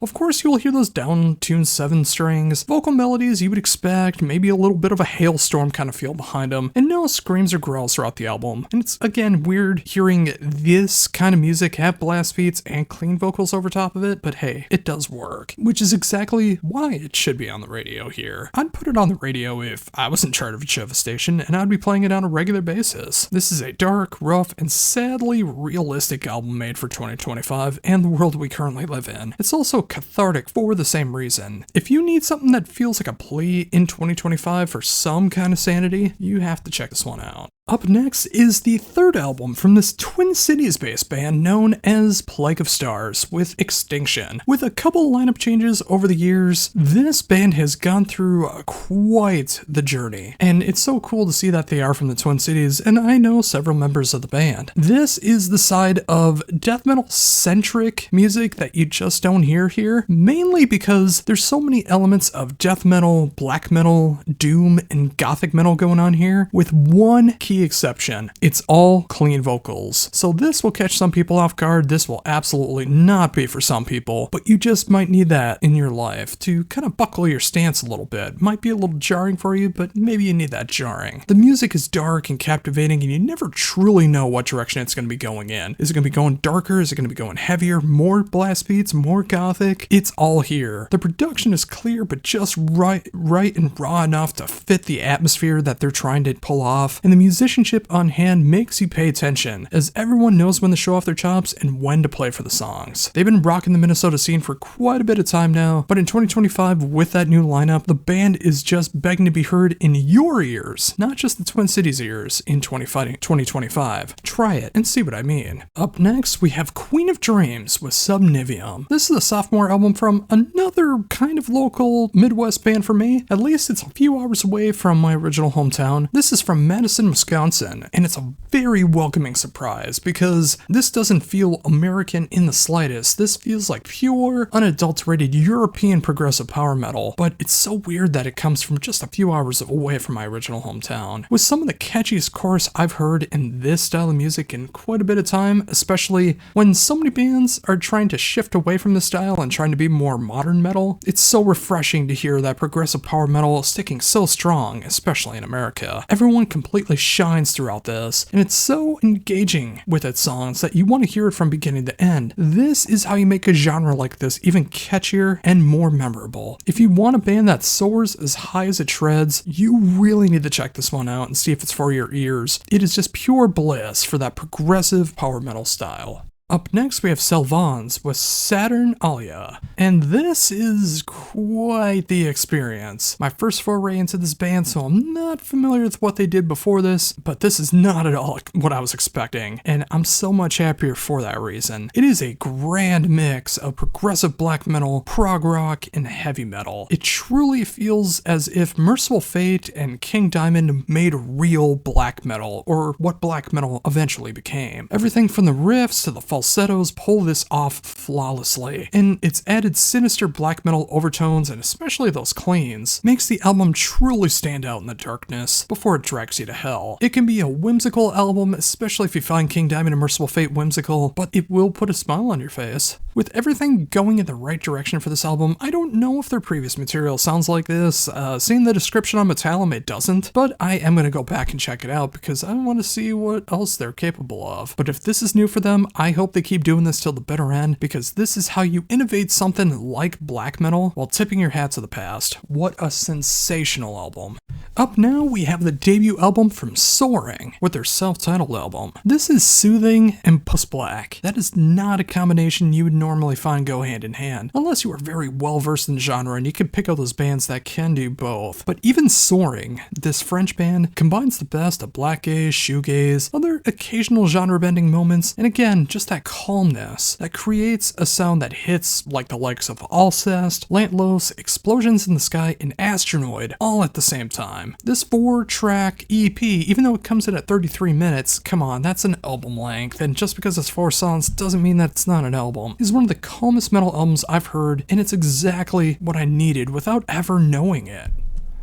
And I know that I have, and I need more. I'm so excited to see where this band goes from here, but if this is any kind of standing point, the sky's the limit going forward. While I know this won't be for everyone, I implore you to give it a shot if you need something that is in that black gaze, post-black style, but will just make you feel calm. I swear this will be up your alley. Up next, we have Skaldar with Samsur, and I deeply apologize if I got either of those words wrong. With how dark, chilling, and heart-wrenching this album is, you would imagine this band to be from like the darkest, coldest regions of Scandinavia, right? I mean, when you look at their profile pictures, it's all of them dressed up in the corpse paint, that pure black metal aesthetic, standing in the woods, so yeah, like Scandinavia, right? Wrong. They're from Virginia, of all places, creating this cold combination of immortal dissection and the occasional Borknagar riff, especially that early day stuff. The production is raw but very enjoyable. The songwriting is brutally cold and the atmosphere is off the charts. This is a sinister sounding album, and it's so strange to hear something like this made in the USA, which made it quite the spectacle to me. I couldn't be more impressed with how this one turned out for that second wave black metal sound, but done with just enough 21st century black metal thrown in. If you're a black metal fan, no matter the era, this just might do something for you, and I highly recommend that you check it out. Up next, we have Sorrow Blue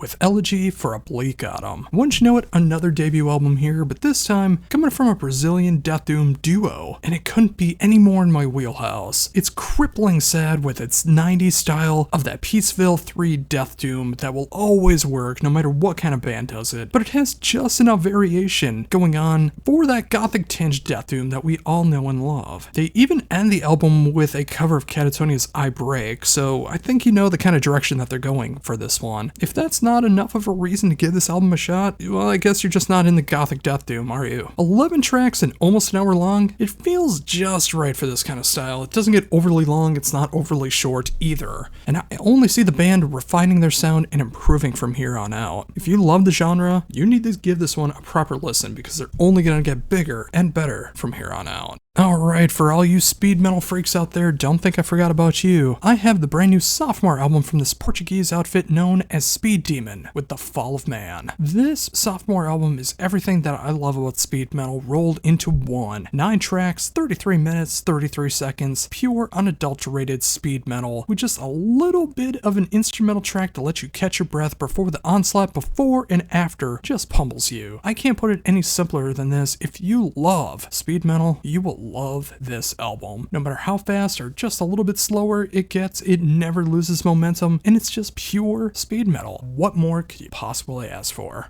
Next up, we have Swept to Sea with Lost Shores. This is a debut album from the San Francisco outfit that just perfectly blends that second wave metalcore sound with just the right amount of hardcore in perfect harmony. The hardcore moments really have those breakdown moments, those chug-chug riffs that just fit so perfectly in that hardcore sound, and they're built for the pit. But those metalcore moments that come through there really showcase the musicality of the band that are just melodic enough, but just heavy enough. That perfect blend of 2000s metalcore. So perfect. It can be so punishing, but then hit you with a melodic riff that you just won't see coming, and it'll just floor you. 40.5 minutes, 11 tracks with one instrumental track to let you breathe. It's just a perfect length for this album, and if you want that hardcore tinged metalcore done right, this is a band for you, and you need it in your life. Go check it out right now.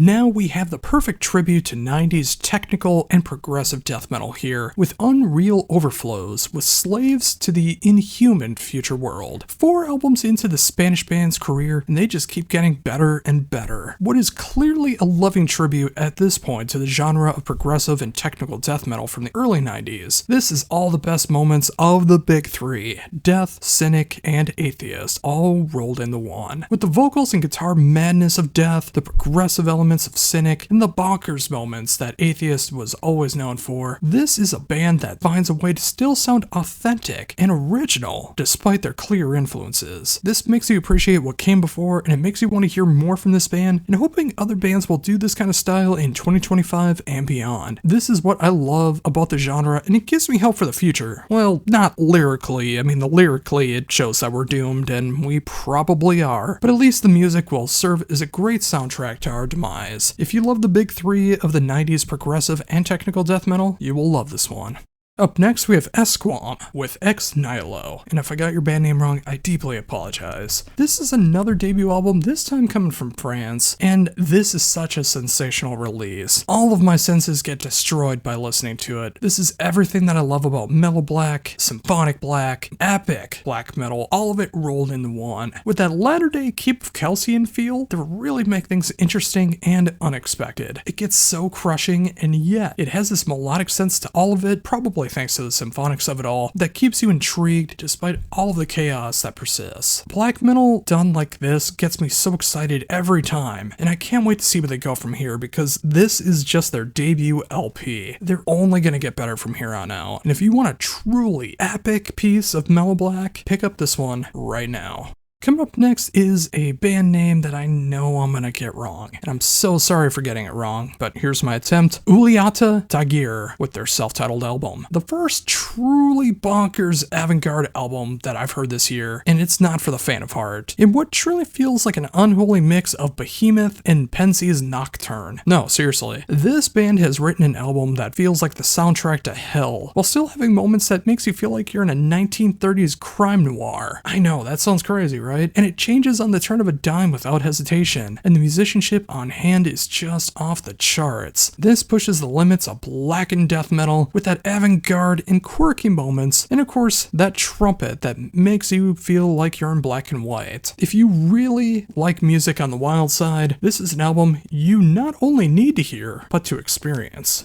And finally, we end things with some of the darkest, coldest black metal that you're gonna hear all year with Void Raw, with Only Cold Winds Will Carry My Name. And no, that was not meant as a pun. Finally, this German black metal band's sophomore album is one of the coldest albums that I've heard in quite some while. It's dark, depressing, it's filled with raw terror from everything from its instrumentation to its chilling vocal delivery. It's a raw album, but it still sounds quite clear. It's very audible and enjoyable, hitting everything from that 90s era of second wave black metal to the blast beat driven style of black metal that most people associate with the genre. This is a welcoming mix of different black metal thrown together. It feels just as good to hear in 2025 as it would have in 1995. It's as true and cult as it gets, folks. It's an absolute winner of a black metal release, especially for a cold year that is 2025, and I say that with the temperature next week as I'm recording this going to be hitting -20 again, so you know it's gonna suck around here, and this will perfectly match that tone.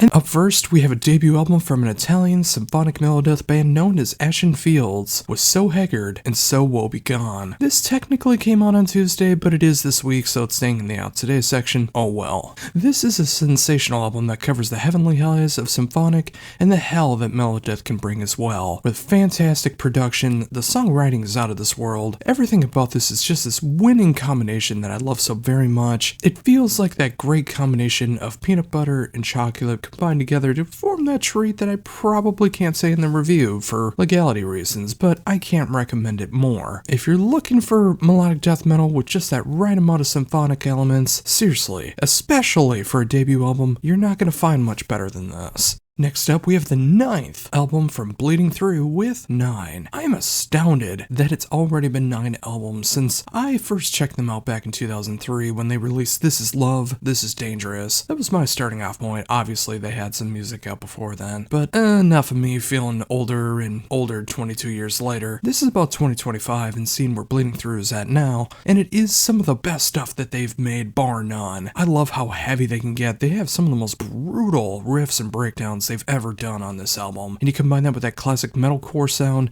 that black metal element that they really started to incorporate later on in their career, and just everything is done perfectly. The production value is off the charts where you can hear everything and Next up, we have Crazy Licks with Thrill of the Bite, and it's so great to see the band is back with their 8th album and continuing to do their formula of 80s metal, glam rock, and heavy metal combined with just that really fun style that they've always done. It's always a sight to behold. The riffs are infinitely catchy, the vocal melody is always soar, and the overall songs will be stuck in your heads for days. The perfect modern throwback if you're looking for that 80s hard rock, AOR, metal, all rolled into one like I mentioned before. They have yet to let up the momentum, and Thrill of the Bite really lives up to their name. It's quite the thrill when you bite into the album. Yeah, sorry for the pun. But it's up next, we have Dynasty with Game of Faces. Another band releasing their 9th album today is Sweden's Dynasty. The band continues their upward trajectory of evolving their sound, but still sounding very, very consistent to what they've been known as. Starting as more of an AOR band and then eventually embracing the more metal side, especially the modern metal side as of late, the band has never let go of that sound, yet they still find a way to make every album sound different than the next. In that time, the band never lost their sense of pop sensibilities, and they always find a way to make it more fun and captivating every time you listen to a new album and every time they release a new album. Game of Faces, I will say, say is probably their most accessible album, especially for the modern crowd, and especially for those that are Amaranth fans that are just discovering Dynasty. While up next is the debut album from Love Is Noise with To Live in a Different Way. This is also a Century Media debut for this UK outfit, and it's not what you would expect from this label, especially with bands that I've discovered from it like Dark Funeral, Aborted, and Imperial Triumphant. But this is a label that has always found a way to be able to expand their sound on the heaviest ends of the spectrums, and it does get kinda heavy. I mean, not necessarily for someone who checks out my channel or checks out my reviews, but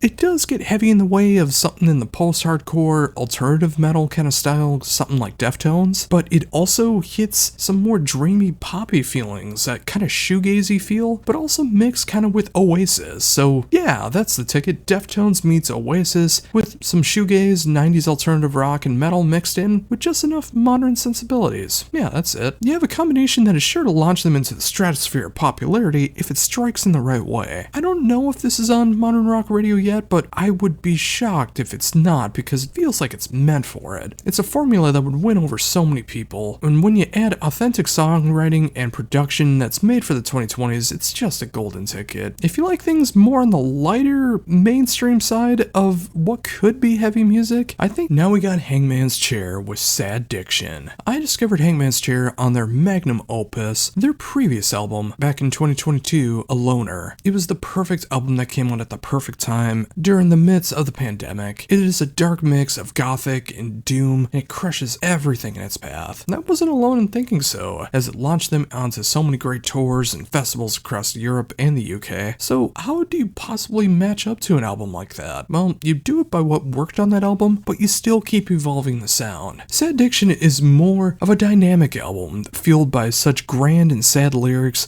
as you would expect from before. I mean, just look at the name, Sad Diction, but with more tempo changes and the feeling of exploring a new direction and sound on a grander scale. If you're expecting a Loner Part 2, this isn't it, but if you did enjoy Loner Part 2, I think you'll find so much to really appreciate about this one. I think it's more than a worthy successor, and something hits home with something like myself, and others dealing with mental health struggles will also find something with this as well. This is a real album filled with some of the saddest authenticity, and I wouldn't have it any other way.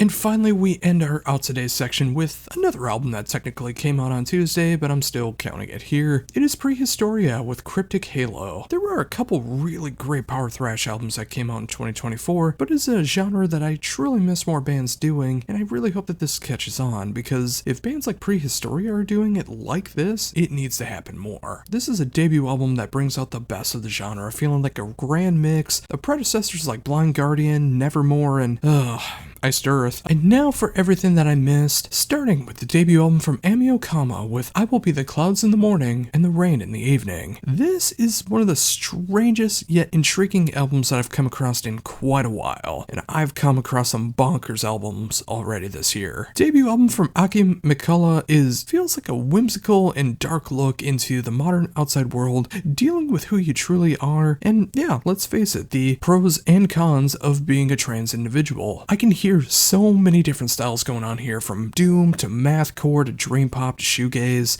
It feels like an unholy combination of Sleepy Time Gorilla Museum, Made Out of Babies, Dillinger Escape Plan, and Boris. This album is not for the faint of heart, and for those who want their music so far left of center you can't even see the center anymore. Every track feels like it has a different feeling behind it. Sometimes it gets absolutely crushing, sometimes it gets a little more electronic. It just goes in so many different directions, but it all fits together if you like this stuff. If you really want to prove that you have an eclectic taste in music, this is one that you definitely should give a proper shot. We have a sophomore album coming from Germany for the Black and Doom band Atramentum with The War Within, and this hits both sides of the Black and Doom territory so perfectly. It is so layered in doom, but it keeps the black inside in just the right ways to make this album engaging and thought-provoking. Match that up with some of the most heart-wrenching lyrics and just raw enough production that you have an album that is meant for the tortured souls that so many of us are nowadays. It never gets too slow,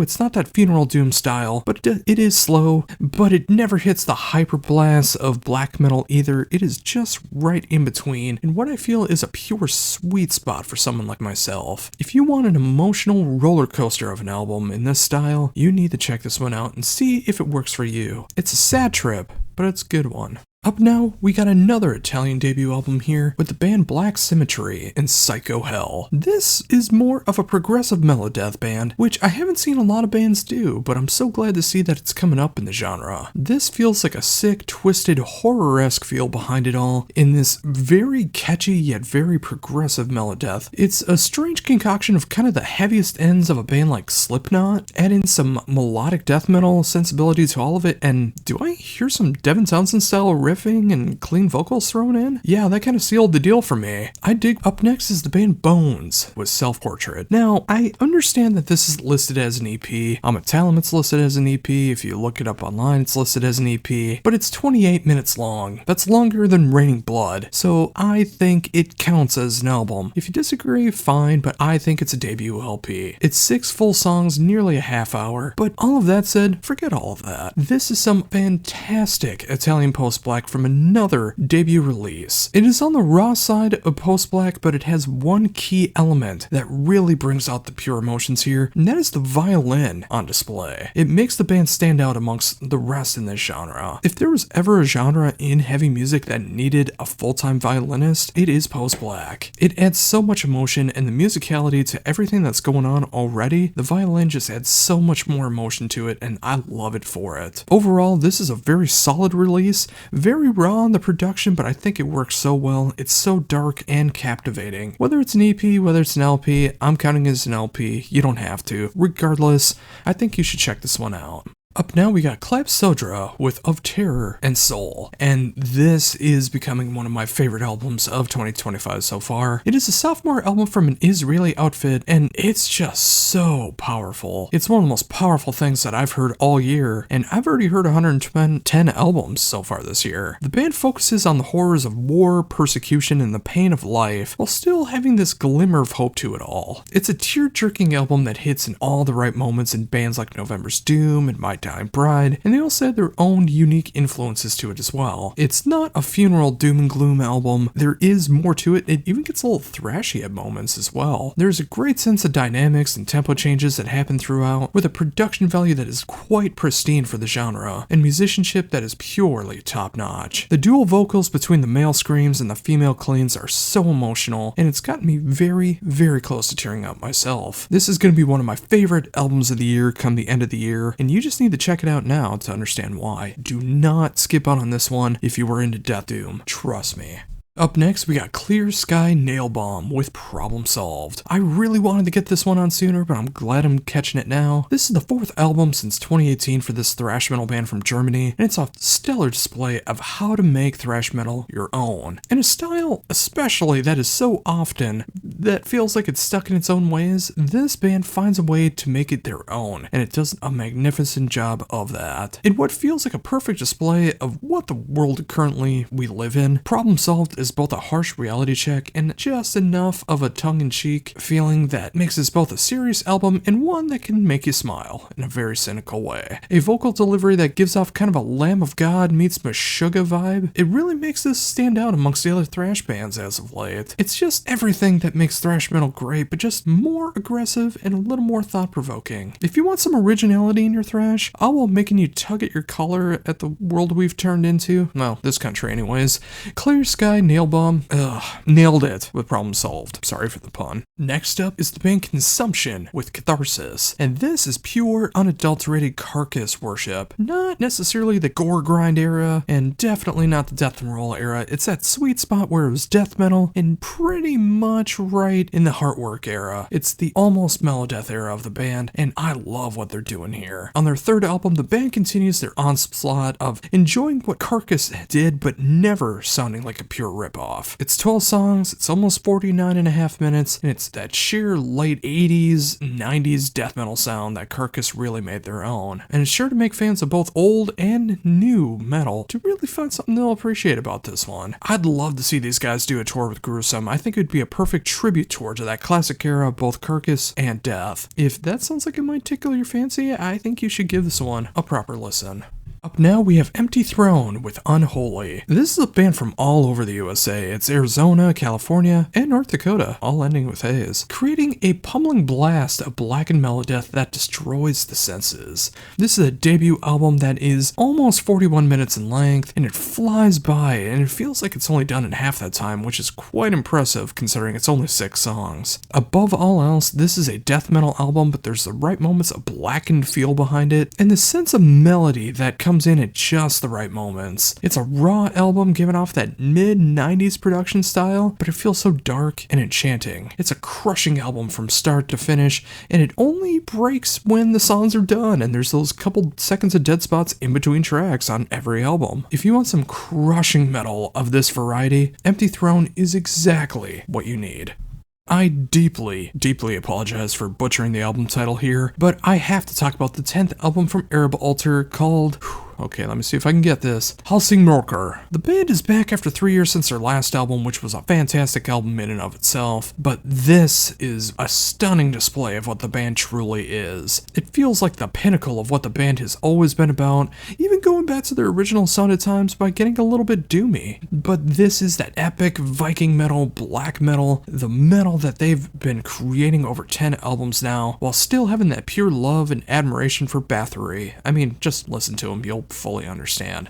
There is an argument that this could be looked upon as one of their best albums of their discography, just given a little bit of time. And with how many spins I've given this one, there's a strong argument to be made for it. It's heavy in just the right spots, the vocals soar to Valhalla and go all the way down the Helheim. The music is raw, but it's done with such clear production, and the overall feel of it is just how I love my Viking metal. Seriously, while there are other bands in the genre, and you know who they are, Arab Altar has always been one of, if not the best in the genre. Check this one out and you'll understand why. Up next is the band Face Rip with March of the DB Demons, and I'm going to keep this one short and sweet. This feels like a great mix of Municipal Waste, Gamma Bomb, and SOD.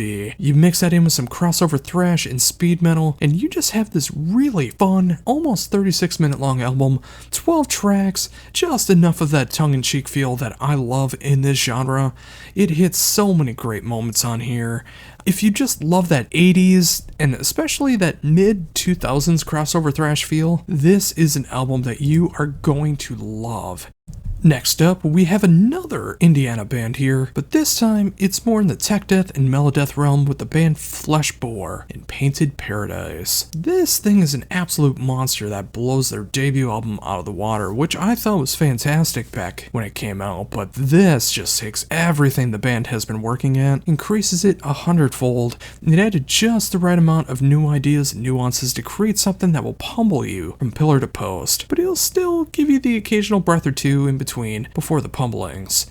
If you're looking for something that is just proggy enough and it adds elements of bands like Legion, if you're looking for the musicianship of a band like Origin, and let's face it here, a very heavy dose of a band like Archspire, you need to get into Fleshbore. Up now we have the third album, although the first album with vocals from this one-man outfit known as Gnarlmyth with Cataclysmia. It is so hard to kind of categorize this one, I'm gonna try. It feels like modern progressive metal, that also feels like epic metal, that also has this atmospheric feel through all of it. It kind of gets into melodeath as well, like, it feels like a mix of Opeth, Periphery, and Visigoth. I know that sounds weird, but seriously, it might give you an idea of what it sounds like, and I still kind of feel like I might have gotten it wrong, but it's the kind of album that you just need to experience on your own. I can see a number of people who enjoy the heavier and more commercial kind of stuff enjoying this. If you like the old school metal, if you like prog, if you like melodeath, I think you're going to find something to really love about this one. If you go into it with an open mind, I think this will be for you, and I'm so glad that I did that for myself. This is some truly magnificent stuff. Now we got Hallbar with Nemesis, and once you know it, this is another debut album here, but this time coming from Poland. It is a grand mix of black metal and melodeath done to an absolute T, with that musicality of melodeath and just the right moments of black metal, including vocally, and the occasional tremolo picking that goes on as well. I occasionally hear some more modern metal aspects as well too, like I hear some downtuned guitars, which I'm assuming is 7-string, but I'm not a guitarist so I might be wrong on that. But you normally don't hear that done in this metal melodeath black metal style. It's a fun, catchy, captivating display of all these genres done together. While this won't be for everyone, I think this will hit enough people who are looking for something like this. It's just raw enough, but it's done with a proficiency that really, truly makes it stand out. Give it a shot and see what I mean. Up now, we have the third album from a Finnish alternative prog metal band, or as they like to refer to themselves as, hybrid metal, Kioma with A New Beginning. This is my first foray into the band, and I love what I'm hearing. It's everything I love about prog, from the keys to the vocal delivery to the quirky songwriting, done with just enough alternative moments so it doesn't sound like your typical prog band, and it's just the right amount of heavier moments that makes everything truly stand out. They do like to refer to themselves as hybrid metal, and they definitely live up to that genre title. This mixes so much, and it feels unorthodox in just the right ways. If you're any kind of a metal fan, prog fan, alternative, or if you're just looking for something that's left of center, I think you owe it to yourself to give this one a proper shot. It is excellent work, and I think you'll agree. It's just a little disheartening as well in the lyrics, but hey, that's the kind of the world that we live in 2025, isn't it? Up next is a band that I deeply apologize for if I don't pronounce right. My Spanish is not up to snuff, but it is the band Legado de una Tragedia with Lovecraft. They started off as more of a dark tribute to Edgar Allan Poe, but they have branched off and done other things like The Sandman, which is kind of hard for me to talk about now, especially in recent times. But now, this time, they're going to be covering the works of H.P. Lovecraft, which also has its problematic things, but hey, let's try not to focus on that this time. While most metal bands that cover Lovecraft seem to do it in the most brutal death metal styles this side of the great old ones, this band takes the band into a grandiose, symphonic, and gothic power metal direction, as they always have, but this may be a new discovery for you as well. It gives everything a bit more of a theatrical feel behind it, and it gives the story that is being told more time to breathe instead of just unleashing the monsters of the universe that he's created. Of course, you'll get those monstrous moments, but it feels a little more sophisticated. Sadly, without speaking Spanish, I can't really give any great detail on how the lyrics are done, but you get a good impression of it all by how they're performed and the vocal melodies provided. This is some magnificent work, and I'm definitely going to go back and check out their previous albums as well, but this is a perfect introduction to the band. I know I want more, and you just might want more as well. Now we got Last Force Rain with their self-titled debut. This is another Spanish band, although they sing in English this time. It is everything that I love about post-black and post-rock rolled into one. I know post-black and post-rock, that might sound like kind of the same, because, you know, they're both post-genres, but there is a distinction that they really draw the line on here. There's so much sheer emotion that goes on here with just the right amount of chaos that post-black brings, but just that post-rock instrumentation done in between all of that, it's just the perfect combination that I can't get enough of. It hits me so hard with the vocal delivery, the songwriting, the perfect production style for this style, and just the overall package of it all. It feels like it was meant for me. If you want something a little less aggressive in your post-black, or if you want something more sinister in your post-rock, you need Last Force Rain. And another band that I really hope I can get the name right of, and I apologize if I get it wrong, it is Noctambulist with Noctambulist 2 De Drum. I can't proclaim my love for this album enough if I tried. It is as if someone discovered Alcest and Lantlos at the same time that they discovered Depeche Mode and The Cure. It's gothic post-black, 80s gothic post-black at that, and just the right amount of experimental moments going on as well. I just absolutely love it. The production is so profound, the musicianship is top-notch. The performances on display will definitely leave you wanting more. It's even better if you just check them out for yourself and see what I mean. This is gonna rank very high at the end of my year list. I can feel it. If you give it a shot, if it sounds intriguing to you at all in the slightest, I think you're gonna love them the way that I have. Next up, we have Morast with Fentanyl. And this is another German band swinging their way onto this list, but this goes into a very dark, depressing vein. The third album from this band is a depressing look at the very few highs and so many lows of drug use, and the music more than captures the hell that comes with that use and addiction. This is one of the most unpleasant albums that I've heard all year, but that's exactly why I love it. It is a sheer terrifying soundtrack that crushes everything in its path. It never gets too fast or too slow, or even just right. It feels uneasy the whole time, and it will mess with your sensibilities, but I expected no less here, and that's exactly what it's like to have a drug addiction. It's a brutal album in all of the right right ways, and if you check it out, I think you might agree. Now we have Operatus with Golden State, and it's another debut album, this time coming from Czechia, and this is tailor-made for those who miss the dark sense of symphonic metal. This is a dark album that still feels grand and awe-inspiring. There is just enough genre bending that happens as well that will come as a great surprise, very welcomed, but it's all done with some of the finest musicianship that I've heard in the genre in a long time.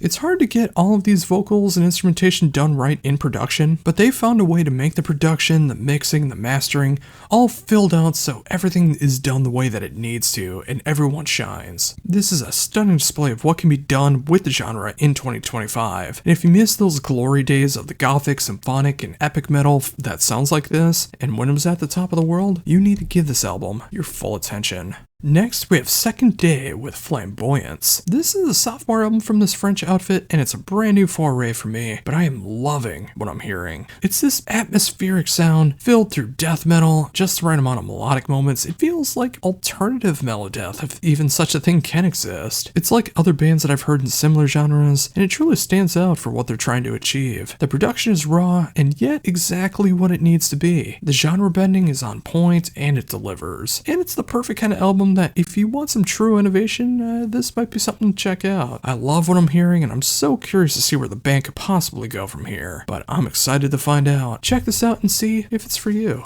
Up now we have Soltor with Ride as One. When you think of Viking metal and folk metal done together, you might think of a band like Airbolter. You know, something that feels like it was created in the Scandinavian mountains. The music feels like the Vikings are about to unleash a brand new attack on their enemies. But what if I told you that this particular outfit is from Kentucky, of all places? You'd have to pick your jaw up off the floor. Yes, this is made in America, yet it feels like some of the most authentic Scandinavian metal that you've ever heard. This is an atmospheric vibe in the production that just makes everything raw enough, but it is bolstered by the songwriting and the musicianship that just punches through and slays everything in its path. Also, knowing this is all done by one man known as Brian Judd just blows my mind away, considering the sophistication that's actually done throughout the album. This feels like a band who's been trying to perfect their sound for well over a decade, and they're just putting out like their 5th or 6th album, not a one-man project putting out their debut. Seriously, if you want like some of the best American-made Viking metal, check out Soltor. Coming up next is a band and album name that I deeply apologize for getting wrong, but I am gonna try. It is Tarfod with Lidante. This is a project that put out 3 albums last year, including their debut album, and I can only assume that there is more coming in 2025, but this is the first album of 2025 from this project, and I just love what I'm hearing here. It is just such a fiery and engaging start. It's dark, it's haunting, it's such a great display of progressive post-black with the right kind of orchestration, piano, atmosphere, everything that can bring you to your knees if you let it. This is how I want my post-black done. It has power, it's evolving, and pure emotion behind it all. This one hits my soul in a way that I didn't know that I could, and I want more. Thankfully, there is more, since I have 3 albums I haven't checked out yet, and I can only imagine that there's more coming in 2025. But this is a spectacular album from someone I think it's only going to get better as time goes onward. This is how you keep post-black engaging. And finally today, we end things with Void of Hope with Proof of Existence. Is life a gift or a curse? Well, the debut album from this Finnish black metal band answers that pretty bluntly. It's a curse. This is a slow, daunting tearjerker of a black metal album that looks at the sad realities of life, death, everything in between. They more than live up to the name of the band. This album fills you with such a void that feels like nothing can ever fill it. The vocals give this kind of life lover feel to it, and it feels quite sinister, so it's not going to be for everybody. Some people are going to love it, some are going to kind of laugh at the absurdity when you hear the occasional shriek, but hey, go into it with an open mind. And the production feels just right with everything else. This gets dangerously close to like that Black and Doom territory, while still being very much a black metal album. It also feels like the last sounds that you hear before you die in the worst possible way, so it's kind of perfect for 2025, isn't it? If you want to hear your black metal as dark and as bleak as it gets, look no further than Void of Hope. Up first, we have Abduction with Existential Isthmus. This is the latest release from this UK black metal band, the fourth release and second on Candlelight Records, and it's showcasing a pure love for that black metal genre. I got to do an interview for the album Black Blood, which was the previous album, and I loved what I was hearing going on there, and I love what's going on here. I mean, this is black metal through and through. You're going to occasionally hear that black metal hyperblast, you're occasionally going to hear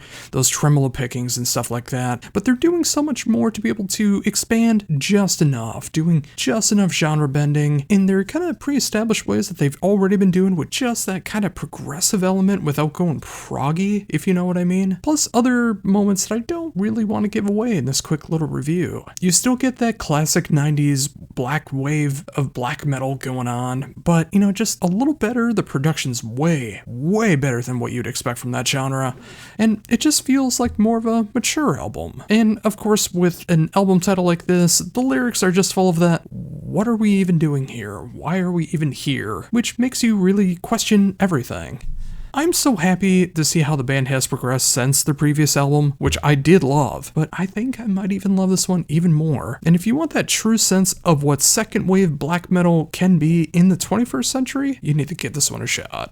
Up now, we are going in a bit of a different direction with the band Air Force and Acts of Madness. Despite the band being around since the year before I was born, 1987, this is only the band's third album, and their first album came out in 2016. And having been in unsuccessful bands that have had so many lineup changes, inner turmoil, and other things preventing albums from coming out, I completely understand why it's taken this long. But I will say with Acts of Madness, it is that true sense of what classic heavy metal can be in 2025. There's no flares, bells, whistles, anything to try to make it more of a modern metal album. There's nothing going on like so many of those bands back in the day that turned into like a Christian acoustic rock band or anything like that. This is that pure new wave of British heavy metal sound, and it reminds me so much of what the revival metal bands have been doing for about the last 15-20 years as well. And I'm happy to see that Airwolf is going strong despite everything, and showing that the new wave of British heavy metal sound never died and is still going strong. I think this album would have been perfect in 1987 along with it now in 2025. If you don't believe me, just put it on and see if your head starts to bob and then starts to headbang as everything starts to go along. You'll hear those classic feelings from the genre, and it'll make you want to revisit the genre more and more if you don't already. This is excellent work.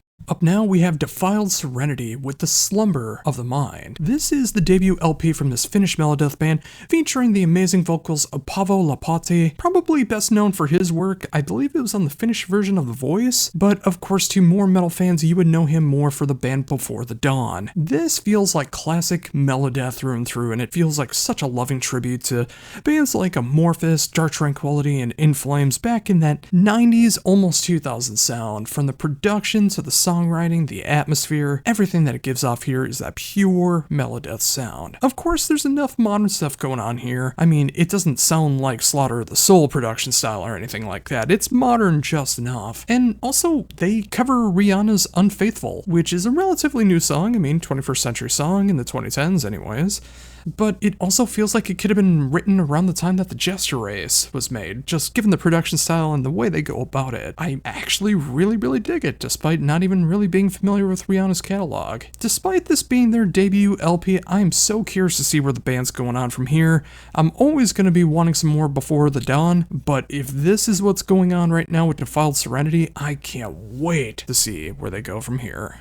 Coming up now is the 6th album in 9 years from the band Phaon Stream with Repose of a Dream. Now, if you go back early in their catalog, and I mean anything before the previous album, you're going to be in for quite the shock if you think it's going to match up to what they're doing now. The previous albums were pure, unadulterated pop punk, and it was done with such a proficiency as well too. Like, if you go back and listen to them, you're going to wish that, wow, I wonder what they would do if they did some metal. Well, starting on their previous album, they started going into the tech death route, but they also had the pop-punk vocals over top of all of that. On here, with Repros of a Dream, they go completely progressive tech death with the occasional pop-punk riff thrown in over top of the tech death. It is such a strange combination when you hear it on paper, but you hear the blast, the vocals, it is pure progressive tech death in the vein of Necrophagist and Gorguts, yet it occasionally has some death riffs that would make Chuck so happy to hear. And those undeniable pop-punk riffs that happen over top of all of it, you are either gonna hate it or you're gonna be in love with it the way that I am. It's just so heavy and so technical, but it gives off the right amount of flair and melody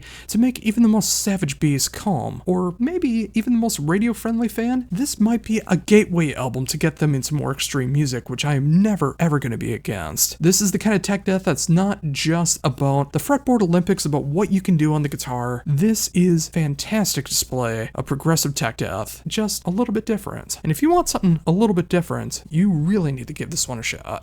Oh, I've been waiting so long to talk about this one. The brand new album from Killswitch Engage, This Consequence. And I just have to say right off the bat, this is one of the heaviest, angriest, and oddly appropriate albums the band has ever released. It's ferocious, and yet it still has that classic Killswitch formula that you're gonna know and love. The clean vocals, the melodies, everything that's going on, but it's just a bit more brutal, a bit more heavy. Some of that comes from the down-tuned guitar, some of that just comes from the unbelievable vocal display of Jesse. Everything that's going on here, it just feels tailor-made for 2025. There's only one track on the entire album that feels like a breather, and of course that is the second single, I Believe. It really does help you get a breath of fresh air before you start to get pummeled once again from all of the heaviness that's going on. This is easily the heaviest album they've done since 2013's Disarm the Descent. This might be even the heaviest album that they've ever done. It's a really short album as well too, as the longest song is the first single that they did, coming in at a little over 4 minutes long, and the average song is about 3.5 minutes. This thing flies by, and if you grew up in that second wave metalcore scene that I did as well too, right when I was starting to get into heavier music, this is going to be that modern throwback that you love so much from that Killswitch sound, just updated enough for 2025. Pick it up and enjoy.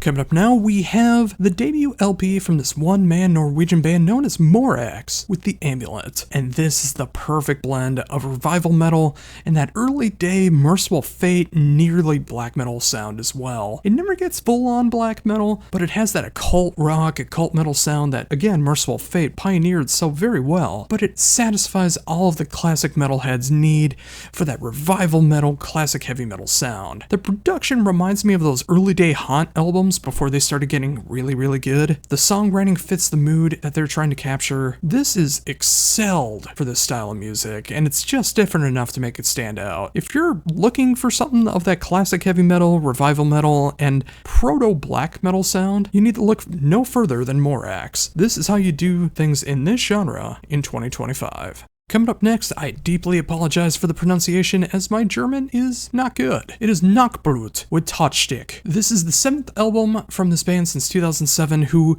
has written possibly the catchiest music the band has done in this style, combining their very dark sense of gothic metal and just the right amount of extreme metal going on as well too, kind of like the more gothic and laid back moments of Cradle of Filth or Demu. I think you'll find is what's going on here with Nachtbrut.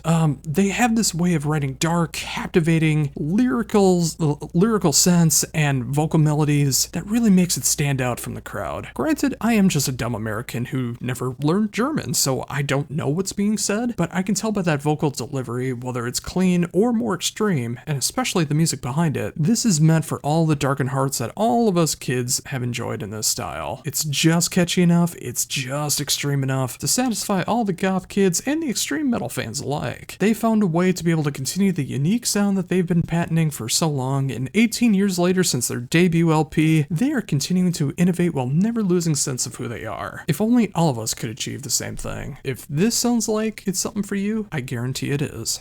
Up next is the debut LP from Retromorphosis with Salmus Mortis. And if that sounds kind of familiar to you all, you must be a really good fan of tech death, as this comes from the ashes of the band Spawn of Possession. Everyone except for their former drummer is a part of the band now, and they did bring in ex-Decrepit Birth drummer Casey Howard to be filling in this lineup, and wow, this is everything that I wish Spawn of Possession would have been able to continue, but it comes with a key difference. You can hear them having a new zest for life. Like, there's more dynamics, there's more genre bending, they even write the occasional simple riff, and wouldn't you know it, when you do a simpler riff, it makes the more extreme riffing that you do before sound that much more powerful. Wow, what a concept. This is the kind of album that my words can only do so much justice. Like, you need to sit down and listen to this for yourself, because I can't go over all the nuances in something I'm supposed to be doing under 3 minutes due to YouTube law, but this is going to be one of the best tech death albums of the year for the sole reason that it shows what the band has evolved past Spawn of Possession and what they're incorporating into their sound now as Retromorphosis. It also helps that the band just feels so fresh and inspired now, which is good for any band. It's everything about what they've done with the past, but just more. What else could you possibly ask for?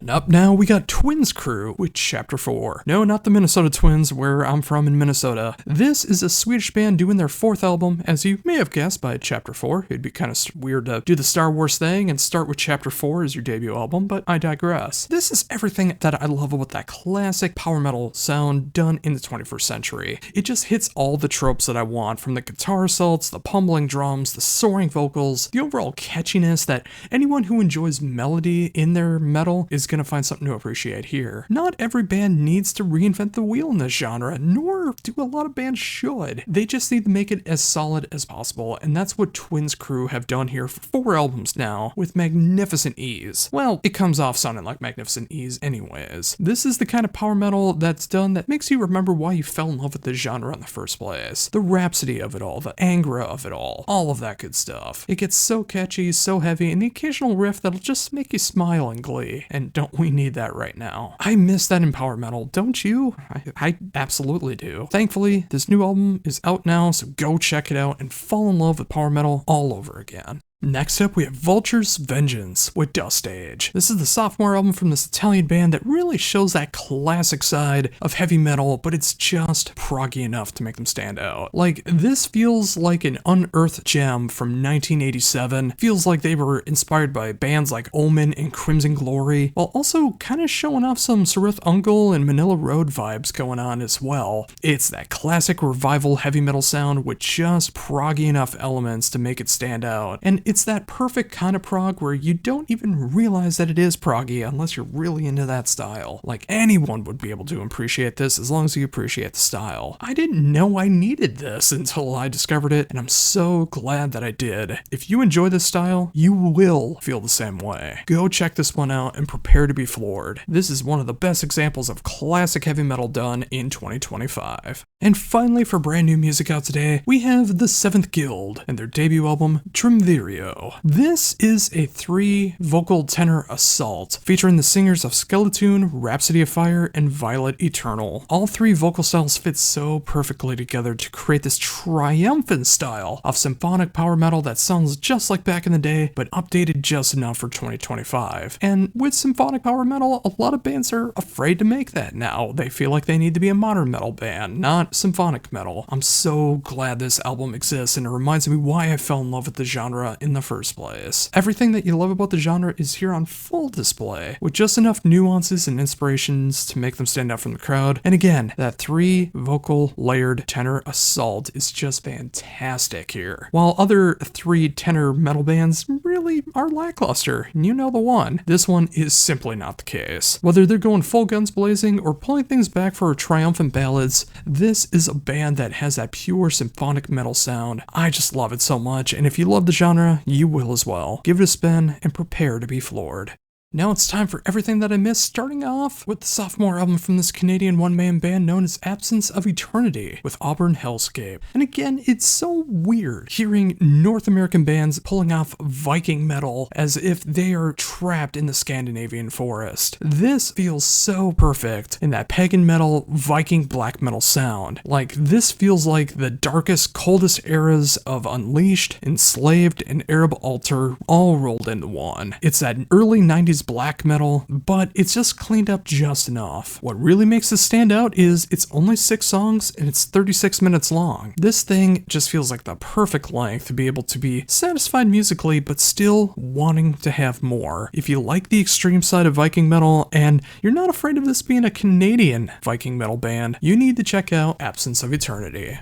Up now we have Among the Lights with In the Wake of Time, and this is the 3rd album in 3 years from this Polish band, and wow, I really enjoy their style of this more raw and unprovoked black gaze. Like, this is just hauntingly beautiful, and it's blackened and raw, and just, it makes you feel uncomfortable in just the right way. If you're looking for the more beautiful, gorgeous style of black gaze, this is not it, but if you're also looking for that strange, bonkers style of black metal, this is also not it. It's right in between. It fits right in between that post-black and shoegaze, and it really hits the both ends of those genres, really provoking what black gaze is all about. It's not the easiest listen in the world, but it is a rewarding one if you enjoy the style, and every album from the project just seems to keep getting better and better. I'm so curious to see where the band goes from here, because I can easily sense the band getting stronger and stronger, maybe fixing up that production, and just going in the right direction. Check them out now if you want to hear something just different enough in your post-black, and get acquainted.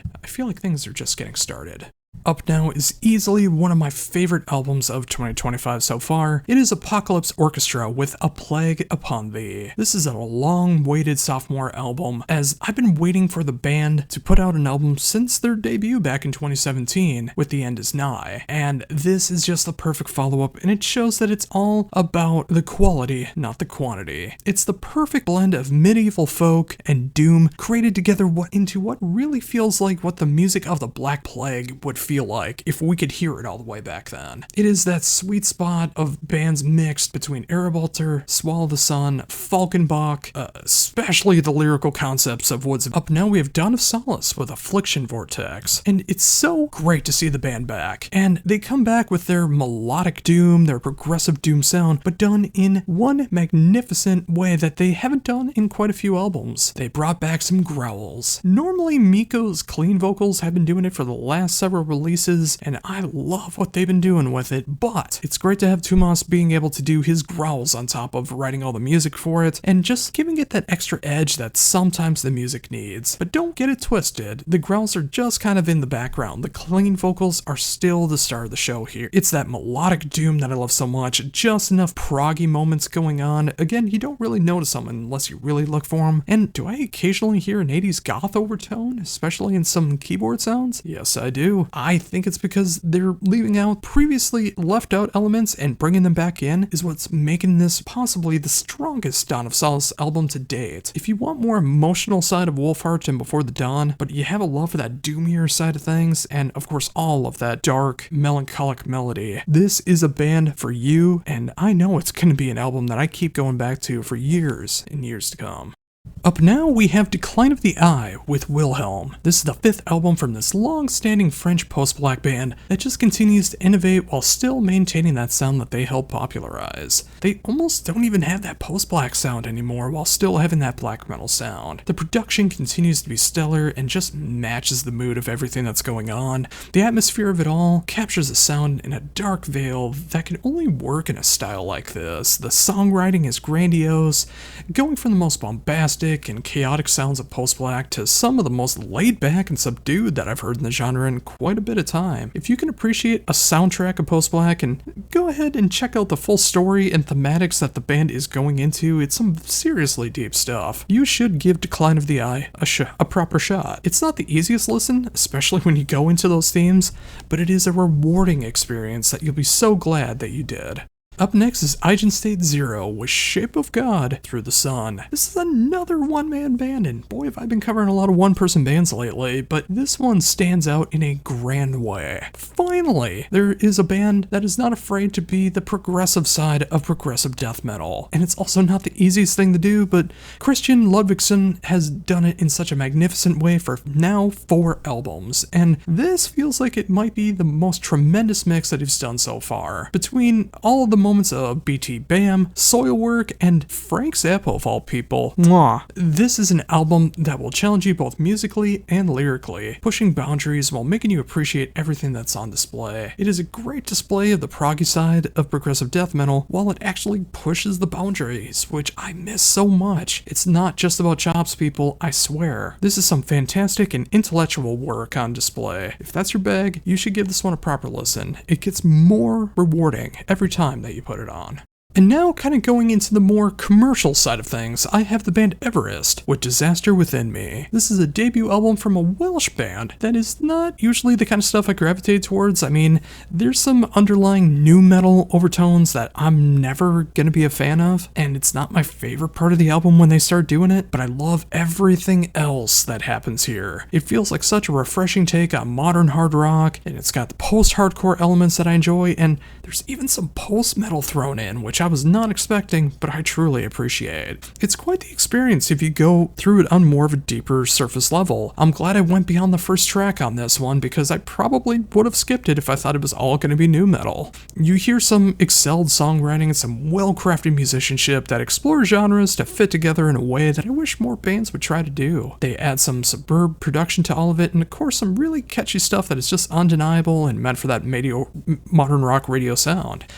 If it's not already here in the States on modern rock radio, it really should be. If even I can get past the nu metal parts on this album, you know there's some quality stuff on display here. Give it a shot and see if you're up for it. You might be pleasantly surprised.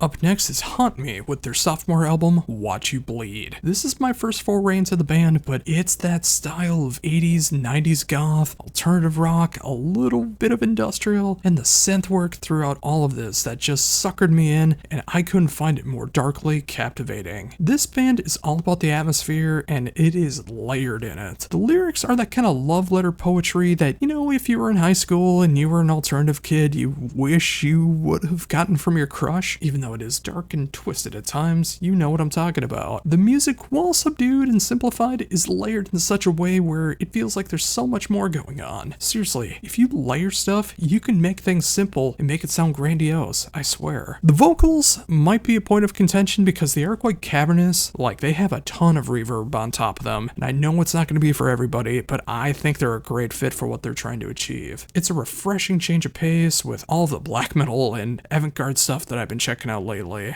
To hear something done with this kind of proficiency is very welcomed in my listening habits. And if you're like me and you enjoy the true dark side of goth music, you will love Haunt Me. Next up, we have Inborn Suffering with Pale Moon Monochrome. This is a band featuring past and present members of Morning Dawn, Fractal Gates, and Lithian Dreams. And this 4th album from this French outfit is my kind of melodic death doom. It is pure, unadulterated doom metal, and it's that kind of death doom as well where it feels so melancholic, but it has so much melody overlaid on top of it that even if you don't like slower metal, you'll find something to love about it, and that's what I love about this style. The production makes everything feel so haunted, like it's just raw enough, but it's just pristine enough. The songwriting is filled with dread and sorrow, and the musicality on display. Of course, some of the best musicians out there in this style pulling this off. It's gonna make you shed a tear no matter what style of genre you enjoy. This is quality doom through and through. It's been hitting me so hard since I first heard it, and I'm so happy that I finally got to start reviewing it now. 2025 has been a fantastic year in doom, and I hope this is a sign that it's just going to continue to get better and better. 2024 was amazing, but let's just keep hoping it keeps going in this direction. Up next is Ginger with Dwell. And yeah, I've never really covered Ginger before. Like, I've heard so many people say that it wouldn't be worth my time, but I just decided to check them out for myself, and I'm glad that I did. I checked them out on their previous album, Wallflowers, and I heard some really cool stuff on it, and this is the first album I've checked out since actually being fully aware of the band. I hear some subtle moments of modern metal. There's a lot of progressive metalcore going on here, which I know is not everybody's bag, but when it's done right, I really enjoy it. But I also hear more subtle moments that remind me of bands like Porcupine Tree. The lyrics are quite vicious and very thought-provoking, and especially coming from a female-fronted Ukrainian band in 2025. Yeah, I'm a couple weeks late on this one, but I'm so glad that I finally got to it because this needs all the promotion that it can get for the world that we currently live in. I'm enjoying what I'm hearing, even if the lyrics can bring up a lot of pain. It's a very cathartic album for those that are looking for it done in that progressive metalcore, groove metal kind of style. If you want something that feels like that modern progressive groove metal straight out of the Ukraine, give this one a shot. You might be pleasantly surprised.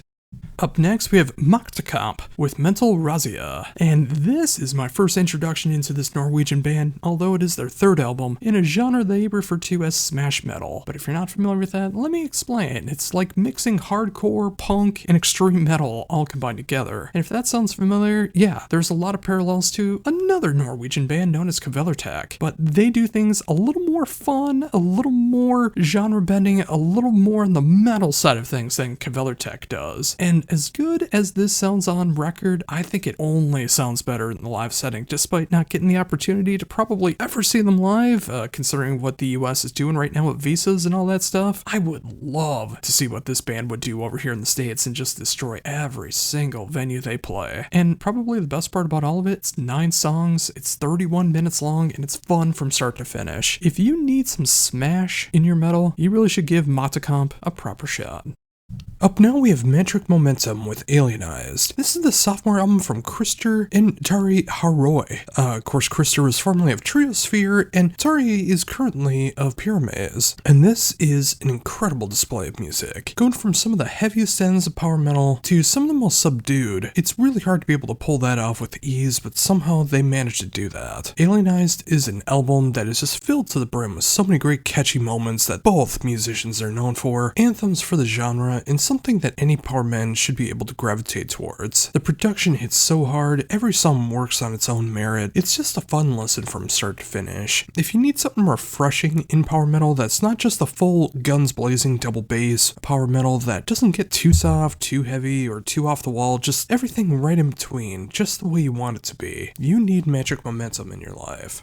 Next up, we have Mastord with Le Mon Lintu. This is the third album from this Finnish prog band, and this is another time where I'm discovering the band for the first time, but I am loving what I'm hearing. Featuring past and present members of Kaihoro, To Die For, and Return to Void. This is the kind of prog rock and prog metal that I love these days, where it just gets heavy enough, but it has so much melody, harmony, and catchy moments to where the song elements are almost kind of in the background, but if you hear them, they're absolutely there. This is also one of the deepest albums that I've heard for a while. When I saw the press release for this one, I really gravitated towards it because it's the kind of album where it doesn't want you to give up. It wants you to be able to forgive yourself, move on, and become a better person. Because when we're gone, we're gone. And there's so many albums that I listened to lately that is about like giving up, the world is gone, but we're still here, so we can still try. While the lyrics are all done in Finnish, I can't understand what's really going on word for word, but knowing the background of it, reading the press release, and how the lyrics are performed,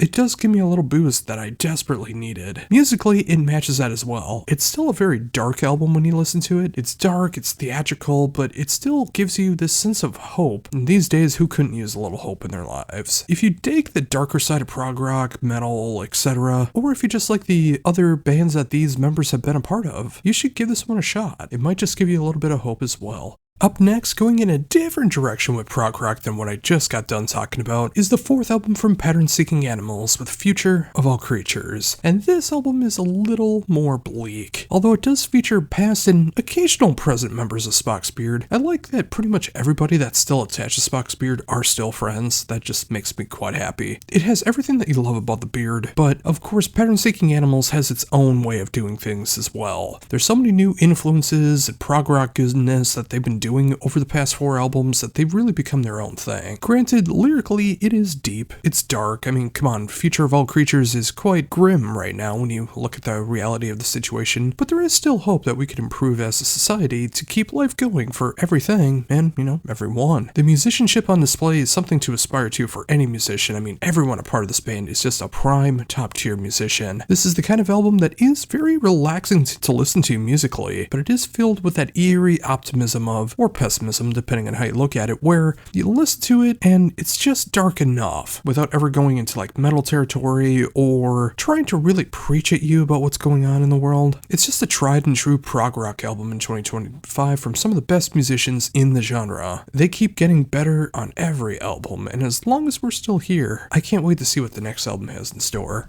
Up next is another band name that I deeply apologize if I get wrong, Ryokan with Kept. This is another Finnish prog band here, but it definitely goes into a different direction. Feeling like a fantastic mix of the middle era Catatonia, early day Leprous, and sometimes the Man-Eating Tree. This sophomore album hits the mood for anyone who enjoys some progressive and gothic metal music, especially the way that I do. Some of the riffs and vocal melodies, and of course that atmosphere, hits me in a way that instantly attacks my emotions. It's a cool mix of modern and early 21st century metal that works in such a catchy way that I simply can't get enough of it. And if you enjoy the darker side of progressive metal, and of course have that soft spot for gothic music, you really need to give this one a proper listen and feel the passion that this band projects onto you. I think this is going to be really, really under the radar, and it shouldn't be. This should be regarded as one of the best progressive and gothic metal albums of 2025.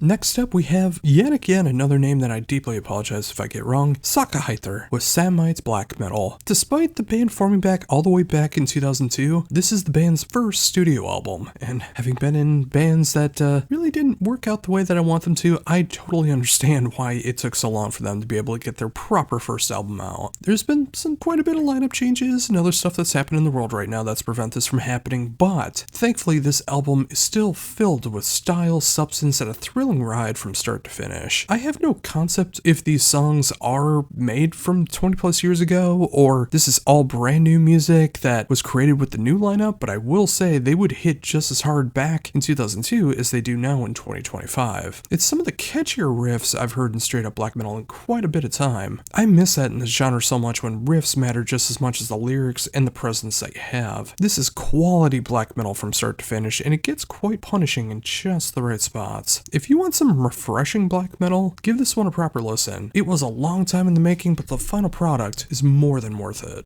Up next is the debut album from Thomas Arek and the Ouroboros. And of course, you may know Thomas as the founder, singer, guitarist of the post-hardcore band, The Fall of Troy. Well, this band kinda hits a scratch that I didn't know needed to be itched in such a long time. It's progressive rock, it's post-hardcore, it's math rock, all rolled into one. If you love moments of the Mars Volta and Coheed and Cambria, but also getting into that math rock territory, if you love The Fall of Troy, or if you just want to know what emo prog was all about, you might want to give this one a shot. It feels like a mix of the Warped Tour, Taste of Chaos, and Progressive Nation all rolled into one. I know this won't be for everyone for various reasons, but the more I listen, the more I love it, and hearing this take on progressive and emo music, I just love it, and it really hits the spot, and it just might work for you as well. Up now we have Vermilia with Karsiko. This is another Finnish band here, but this time it's the third album from this one-woman project. This album is filled to the brim with pure emotional takes on atmospheric and pagan black metal that other bands have only strived to do, but could never achieve. Between the chants, the gripping riffs, and the overall feeling that you're in a Scandinavian forest, it makes for the perfect mood album, but that mood can strike at any time. The production is a bit raw, but it fits in character to what's going on, but the musicianship on display is in pure top form. Everything that Julia Mattia has done here is perfection for the genre. If you want something that is truly emotionally driven in the genre, you need this one in your life. Your life will feel a bit fuller in the process. And finally, we end things with Visions of Ruin with Nine of Swords. And the debut album from this American band combines so many different things rolled into one. It is symphonic, black and deathcore, that also has some of the catchiest stuff that I've heard in quite some time. Of course, this band is heavily influenced by different kinds of card games, Magic the Gathering, tarot cards, all that kind of stuff.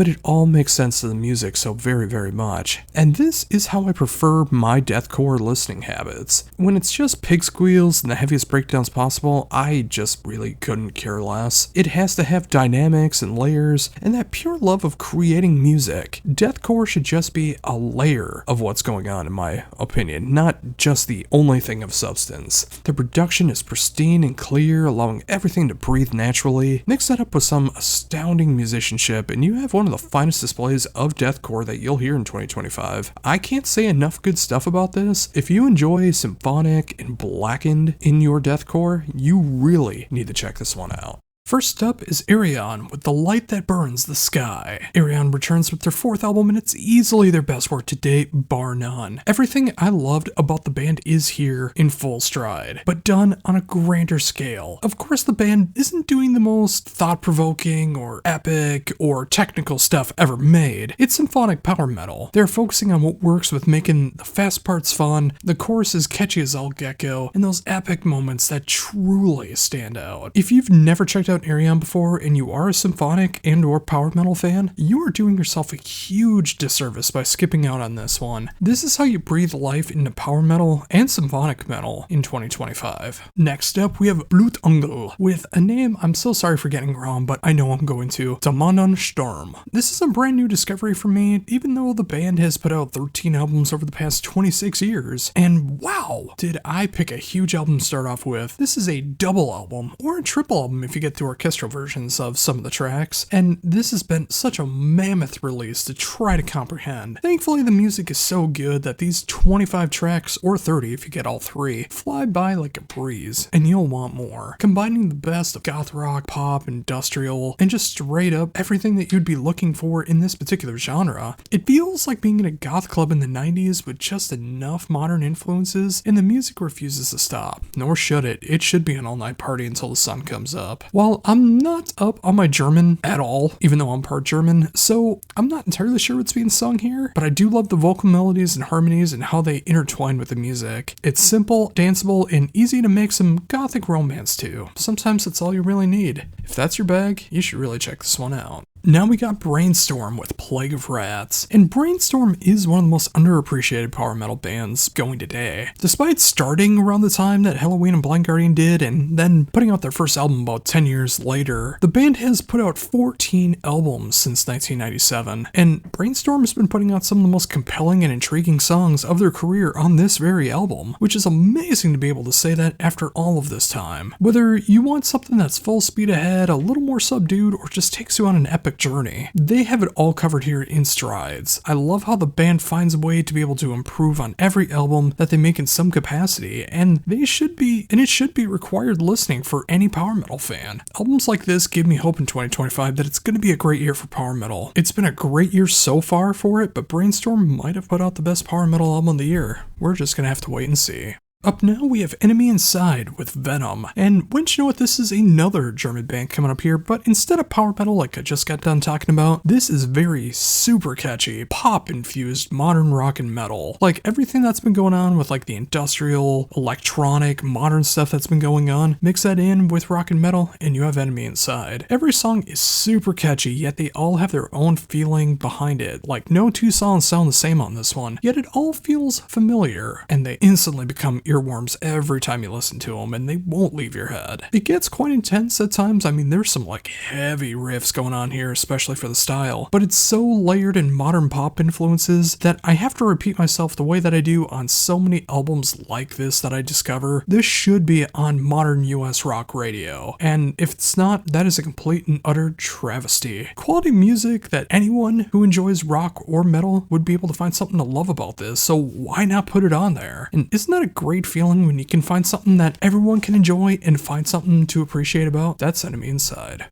Up now, we got Perfect Plan with Heart of a Lion. This is the band's 4th album, and it's pure, unadulterated Swedish AOR from start to finish, hitting that sweet spot between the late 70s to late 80s AOR sound that is just heavy enough, just poppy enough, the right guitar solos, the right kind of vocals, and it feels so motivational as well. Like, especially with an album title like Heart of a Lion, it makes you feel like that you can do anything that you want to achieve. And in 2025, we need that more than ever before, especially as authentic as they do it here. The production is perfect for the style. Everything from the vocal melodies and harmonies to the instrumentation is so on point here, and it hits all the right spots. AUR has been doing so good in the past several years, and I'm so happy that Perfect Plan is here to do it so, perfectly. I'm sorry about the pun. Up now we got Rama Cowley with Soulbound, and this is a man I've had the pleasure of interviewing on a number of occasions, and I'm so glad to see that he is back with another fantastic solo album. This is everything that I want from Robin at this point. He doesn't need to reinvent the wheel whatsoever. He's just got to keep making some absolutely solid music from start to finish, and that's what this album is. It's that great authentic sound of that late 70s to 80s hard rock and melodic metal sound that he really showed his talented voice for, and I'm so glad that he's still doing that now. This feels like an album that was made in 1984 but updated just enough for 2025. His voice is holding up magnificently, and the rest of the band seems like they're playing with absolute ease, or at least they make it sound that way. This is just a fun album that shows once again that Robin is here for the long run and has no intention of stopping. And if he's making music this good, this late into his career, I can't wait to see what he does for albums and albums to come.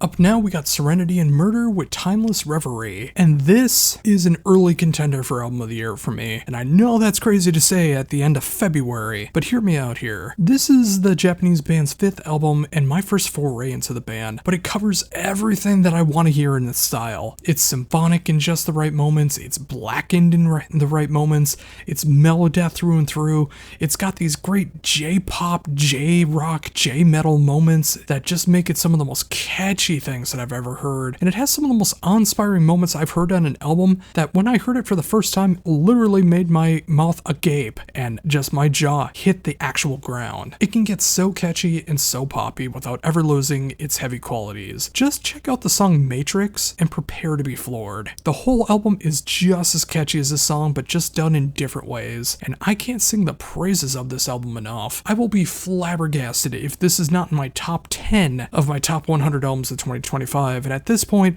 I don't know what could possibly top it in 2025. If you like anything symphonic, blackened, melodeath, or J-rock, pop, metal, get this immediately. And finally, wrapping up all the new albums that I heard today, that are coming out today, is Year of the Cobra with their self-titled album. This is the band's 3rd album, and I can easily say it might be my favorite one that they've done. It's sludgy, it's doomy, it's got this great Alice in Chains meets occult rock kind of feel at times as well, and it's all drums, bass, and vocals. It is magnificent for the style, and it adds just the right amount of weight and oomph to the music. The sonic quality of this album is astounding for the genre, and especially the instrumentation, and the vocals are on point, and the musical chemistry that both people in the band have on display is phenomenal. If you can appreciate this style of music, the sludgy, doomy, occult rock, Alice in Chains kind of feel stuff, you may have found one of the best albums of the year with Year of the Cobra's self-titled album. Up now is all the albums that I missed, starting with Aether with The Serpent. This is a debut album from this Finnish outfit, and it took me by complete surprise, yet when I listened to it, it was everything that I wanted in this sound. This is another band featuring Toni Pananen of the band To Die For, who I just talked about last week as I was covering the latest Mastord album, and it's just great to see this diversity that he's been doing ever since he left To Die For. This is such an incredible display of progressive and post-metal melded together. The songs never get too wanky like they do in prog on occasion. As a lifelong prog fan, I can admit that happens, and yet the music never gets too ethereal or directionless like a lot of post-rock and post-metal can often do. It's that sweet spot in between where every moment matters, from the 10-minute epics to the couple-minute-long interludes. Everything has its piece, and it's melded together to create a dark atmosphere that is hard to really describe on paper. I mean, I kinda tried, but it just needs to be heard to fully appreciate. That is this album. It needs to be heard to get a better idea of what's going on. It's slow, it's brooding, and yet it hits all the right spots to make this such a compelling piece of progressive post-metal. Up now we have Amon Sethis with Part 3, Dawn of an Apocalyptic World. This is the band's 4th album. Even though it starts with Part 3 here, it's actually a conceptual story that's going on with this progressive metal band from France. They have Parts 1, Part 2, and Part 0, which came out before this, which is a prequel, and it makes Part 3 just a little bit more dramatic when you have the story behind it. I'm not going to give away what happens in it, or what it's even about, but with a name like Amon Sethis and Dawn of Apocalyptic World, if you've never heard of them before, you might start to get an idea. If you enjoy bands like Mirath, you also might start to get an idea of what this is all about. Also, this is for people who enjoy Vadenplas and the John Arch era of Fate's Warning. Like, even though it doesn't hit those falsettos that Arch can do, this is a great conceptual album that is a treat for anyone here for the full story or just looking for some great prog metal. It's just modern enough, but it still feels like a good throwback at the same time. Put it on and just see what I mean. I think you'll understand. Though, if you want to know what's going on, I recommend starting with part 0 and going in numerical order, but I think you know what I'm getting at here. Up next, I have Christopher with the Bermuda Pentagram, and I wish I had more info to give you about this band. All I know is that I found it on my streaming platforms. I found it on YouTube. I found it on Spotify. It's the debut album from what I'm assuming is a Finnish outfit. I don't know who's a part of it. It could be a one-man project. It could be a full band. I have no idea. But all I know is this is some of the best crust punk meets black and roll that I've heard in a very, very long time. 11 tracks, almost 32 minutes. This thing is a full-on assault of crust punk and black and roll. It's made for the pits, and it's the perfect set length for a live show. You play this start to finish and you're gonna get some absolutely violent pits going on. If you love this style of music, you are gonna love Christopher. I can't recommend this enough.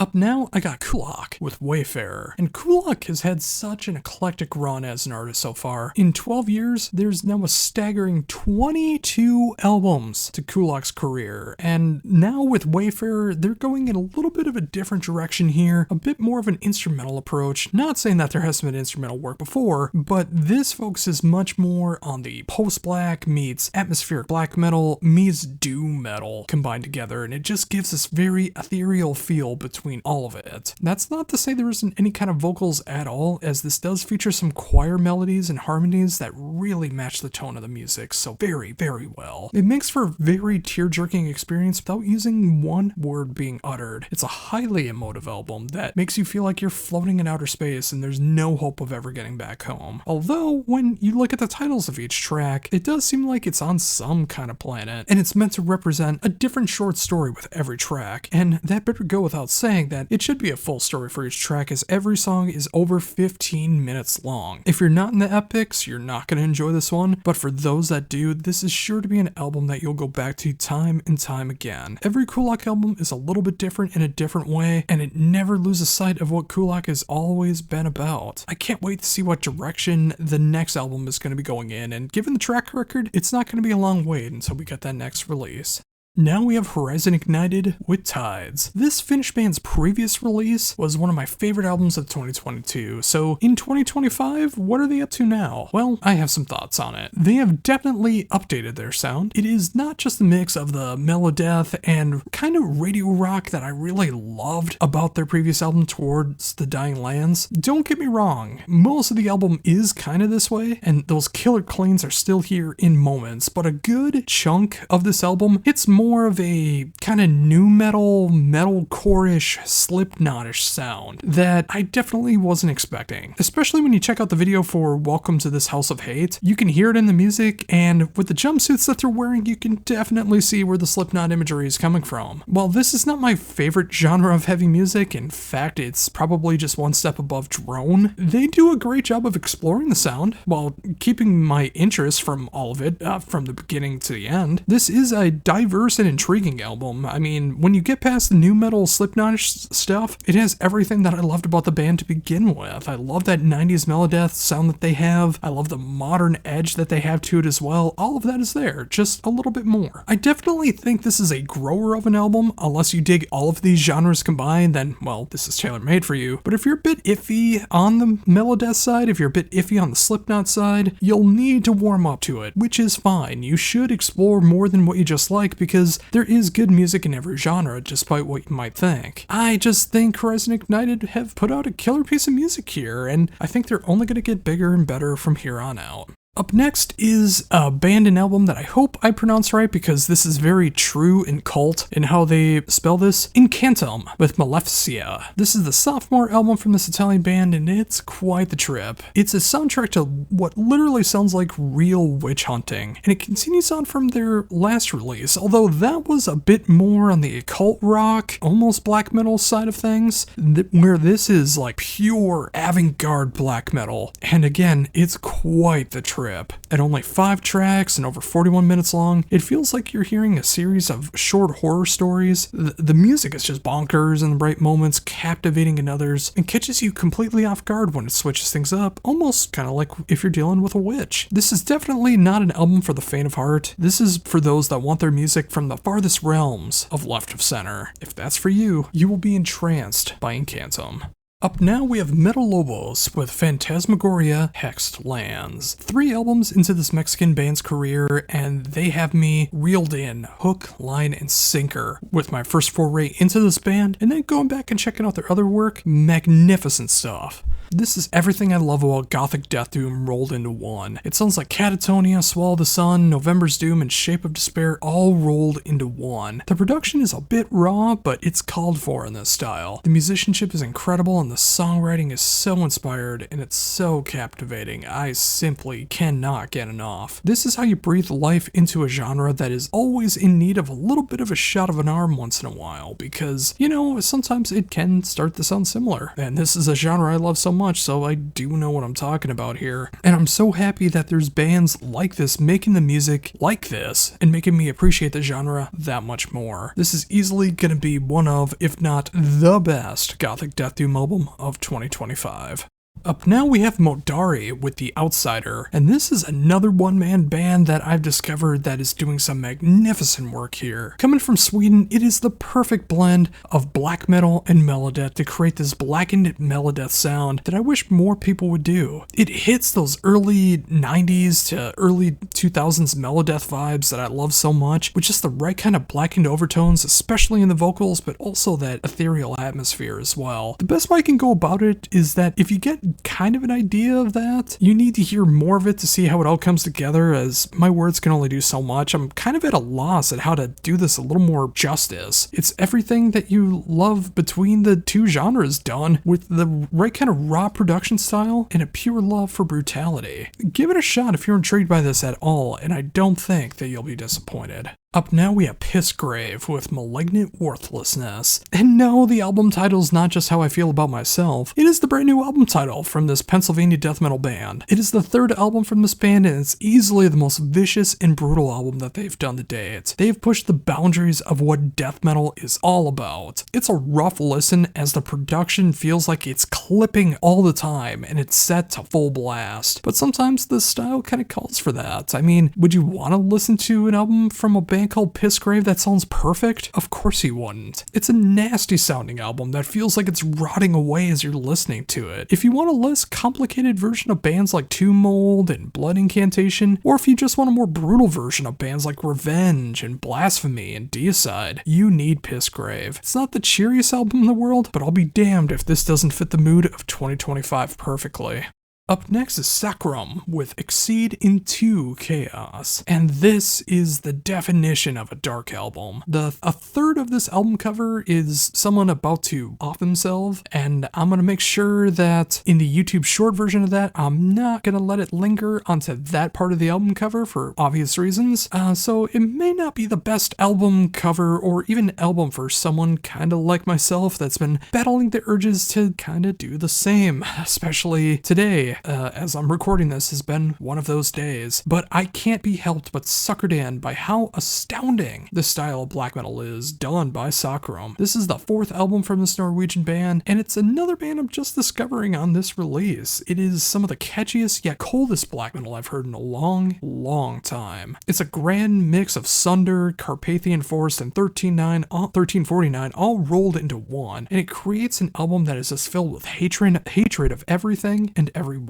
For anyone that has a mind like mine, maybe don't necessarily go into this one if you're feeling kind of bad. For everyone else, if you dig the most chaotic side of black metal, mixed in with undeniably catchy riffs, check out Sacrum.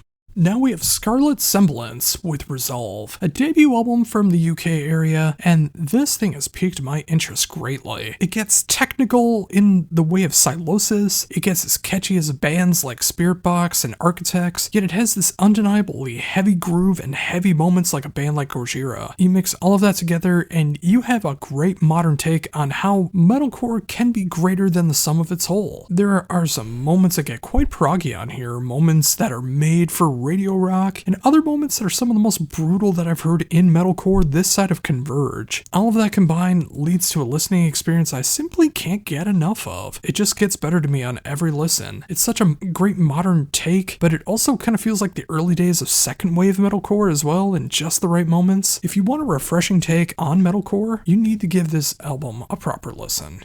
And finally, we have the band Shrike with The Divine and the Serpentine. And wouldn't you know it, this is another UK band hailing from England, and this is one of the most intriguing fusions of melodeath and metalcore that I may have ever heard in my entire life. In what feels like a blend of the Black Dahlia Murder, Revocation, and Sixth, this feels like it was tailor-made for my taste. For some of the catchiest choruses in the business, to some of the heaviest riffs, to some of the most brutal and technical stuff going on, all done with a crystal clear production style that the Black Dahlia Murder fans are going to love. This gets bonkers in the right moments, kind of reminded me of Sixth, and it shows off all three members of the band playing perfectly. You are going to want to keep your eye on this band, as I feel like they are just one song, one radio play, one recommendation away from exploding into the stratosphere. The music more than calls for it. Check this one out if this sounds intriguing to you at all. I have a feeling that this band is gonna be huge. It just needs the right momentum. First up, we have Balance Breach with Save Our Souls. This is the third album from this Finnish metalcore band, and I really enjoy what they're doing here. I find it as soothing as I do mesmerizing. It's a delightful take on the genre, which doesn't get like super brutal metalcore. It doesn't go crazy with the djenty or breakdown elements that metalcore has been associated with in the latter parts of the 21st century so far, but it doesn't get overly poppy and much too catchy or anything like that. It's just this great balance of all of it. It gets a little proggy. It's got that metalcore sound. It's poppy. It's got all these great things to it. It's just this great flair of melody and harmony that I don't hear in a lot of other bands in the genre. And honestly, it might be my favorite metalcore album to come out of the year so far. It's done perfectly. Even if you don't like the genre, I think there's something about this album and this band that you would find quite intriguing. This is how you do metalcore, folks. Next up, we have Cryptosis with Celestial Death, and this is a band from the Netherlands that I actually discovered from a YouTube ad, and it wasn't playing a commercial, it wasn't promoting a tour or anything, it was actually a YouTube ad that played a full-on music video, and it was Cryptosis, and I really loved the song that was being played, and I've been intrigued by the band ever since, and I was so thankful that I actually got the promo for the particular song that's on this particular album. I love this style of progressive thrash so much. It almost has like the symphonic death metal or black metal vibe at times. It feels quite sinister. It's got these great elements, that Voivod when they were doing the progressive thrash side of things that I really enjoyed. It gets insanely catchy at the same time too. Like, they're a thrash band through and through, but they really make the most of what that progressive side of progressive thrash is all about. This is an album where, especially for that first time, you don't know what's going to be coming next,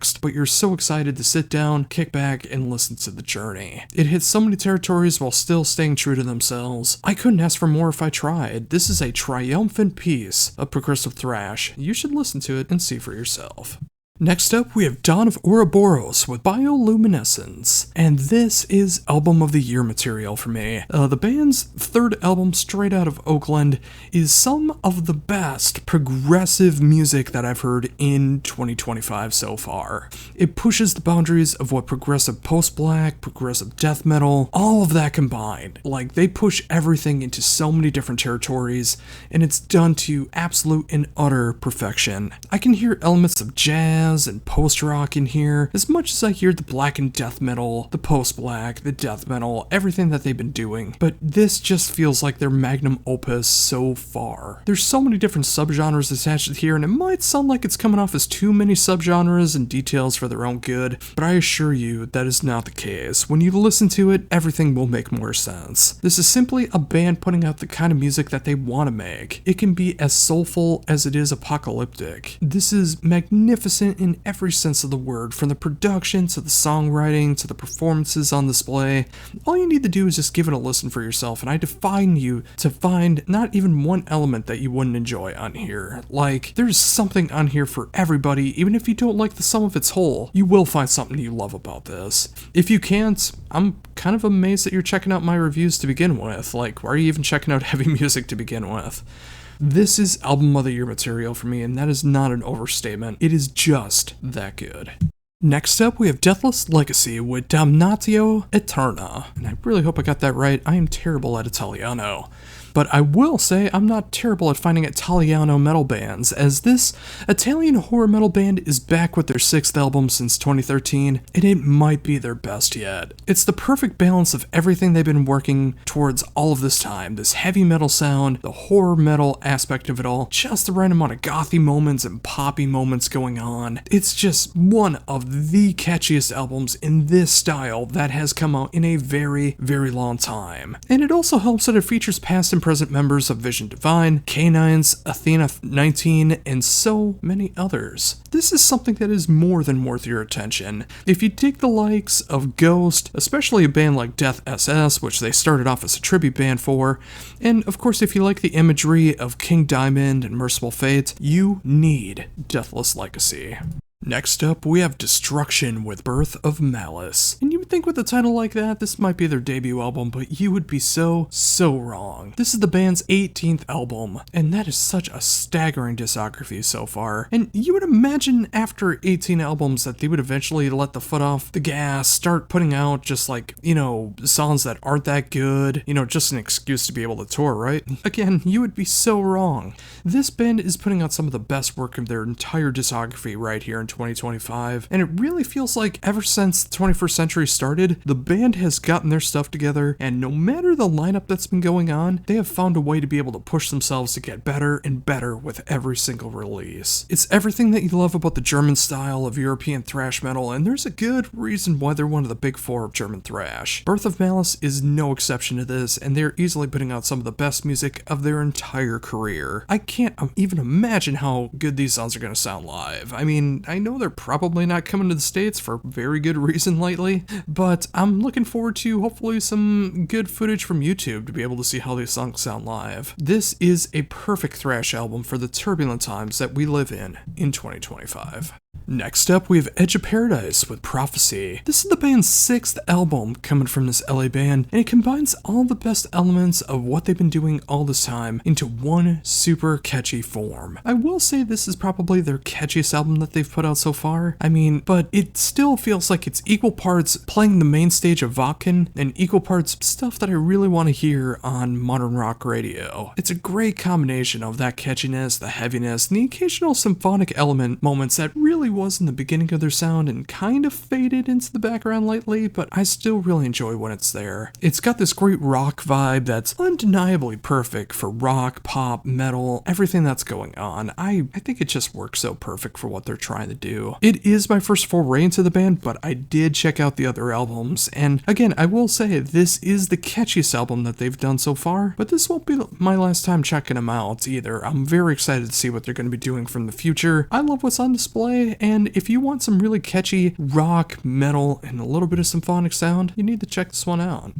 Up now we got Frog with their debut album, Eclipse. This is a debut album from a New York band that is one of the most authentic displays of how to meld together genres into a heavy fashion that I've heard in a very, very long time. And I really do say authentic because everything about this album is exactly what the band wants to be able to pull off. Whether it gets on the more brutal side of bands like Between the Buried and Me, whether it gets on the technical side of bands like The Zenith Passage, whether it gets very obscure and off the wall like a band like Unexpect, and even if it gets into the catchy moments of a band like Protest the Hero, all of that combined is exactly what you get with a band like Frog. The production is just raw enough, but it's just polished enough, where it sounds very real and authentic. No two songs sound alike here, yet they all fit together like a glove. It gets super heavy, it gets super melodic, very proggy, very, very proggy. If you are into the technical and progressive sides of death metal, metal, but you don't mind when they get more melodic, this is one that you need to check out. It's one of the best debut albums that I've heard in 2025 so far. Do not miss out on this one.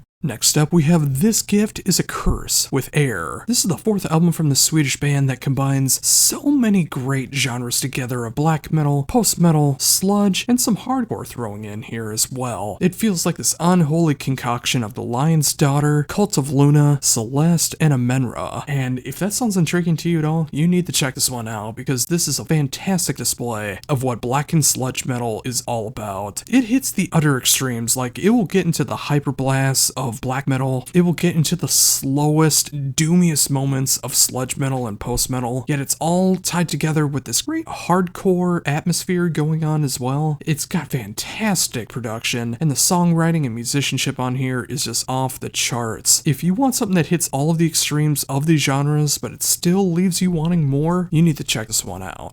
Next up, we have Mercury Tide with Walls of Confusion. Now this technically came out on Monday, but I'm still counting it as coming out today. It's just easier that way when it comes out this week. Anyways, this comes from Dirk Thurisch of the band Angel Dust, which is an underrated German band that I think anyone who enjoys the more melodic power metal side and heavy metal kind of thrash side of things really needs to check out, but in this particular case, it's going a little bit in a different direction. Like if you mix together Evergrey, Morgana Le Fay, Darkwater, and of course, latter day eras of Angel Dust, you have one of the most intriguing and enduring albums that I just simply can't get enough of in 2025. Walls of Confusion gets so catchy, but it never loses sight of what this project is all meant to be about. It's dark, kind of whimsical, it hits the right moments of power metal and heavy metal fused together, and some of the most anthemic riffs that I've heard in this genre in a very long time. Seriously, hear the chorus of Walls of Confusion, absolutely stunning. This is my first foray into this band. Of course, there's only 3 albums so far, but I really enjoy what I'm hearing, and I can't wait to go back and check out what those other albums have been like up to this point. And if you like the dark side of power metal and heavy metal, you're gonna love this one too. And of course, make sure to go check out Angel Dust as well. Now we have Raging Speedhorn with Nightwolf, and this is a band that I've heard about since the beginning of the 21st century, but I've never given a chance, and I really don't understand why I never have, as this hits so many things that I love. It's a great mix of rock and metal and punk and hardcore, all thrown in together. Like, it feels like a grand mix of Torch, Soylent Green, Red Fang, and I Hate God. And especially on this particular album, it gets a little cheeky. I mean, it kind of references Teen Wolf throughout the entire album. How can you not appreciate something like that? I mean, if you want something that's a bit more on that cheeky side, but still never loses momentum of what the rock, metal, punk, hardcore sound can sound like all conglomerized together, you need to check out Raging Speedhorn for yourself. And finally, for brand new stuff out today, we end things with Sculpture with Landkrieg. This is the 4th album of this band's career, my first foray into the band, but it is my kind of death metal. While it does sometimes get into the more hyper side of death metal with blast beats and all that kind of stuff, it always stays near and dear into the more mid-tempo side of things, like Bolt Thrower and its X-Fix, and my favorite era of Entombed. It's that 90s era of death metal where it didn't need to be brutal 100% of the time. It didn't need to be, showing off fretboard Olympics and all that kind of stuff. It's just technical enough not to be sloppy, and it's just balanced enough to feel authentic and original. It's just down and dirty Swedish death metal done to absolute perfection. It hits the extremes on both ends, and it's just the right amount without ever being overbearing. Not to mention those unexpected melodic moments that will hit you like a ton of bricks. If you like that straight up old school death metal sound, especially that Scandinavian Swedish sound, you will love Sculpture. Up now, for all the stuff that I've missed along the way, starting with Addicted, or Addicted CH if you're trying to find them online, with Time is Endless. This is the sophomore album from the Swiss band in 17 years, and it's another band that I'm hearing for the first time, but I'm loving everything that they're doing. It is such a great blend of melodic metal that is not afraid to get super heavy with the occasional growl, hitting into subgenres that you wouldn't necessarily expect. I mean, I hear Devin Townsend in this, I hear Glade Maidenfold in this. I even hear Freedom Call in this. Like, it's just all under this umbrella of melodic metal, heavy metal, melodic rock, all thrown together to create such a killer band. And speaking of killer, that's exactly what this production style is, just showing off everybody in the right way. The songwriting is off the charts. This is the kind of album that you just kind of need to hear for yourself and fully understand that this is melodic metal. No matter your preference of metal, I think you're going to find something to dig here. And really, isn't that what all of this is all about? I love what I'm hearing, and if you check it out, you just might as well.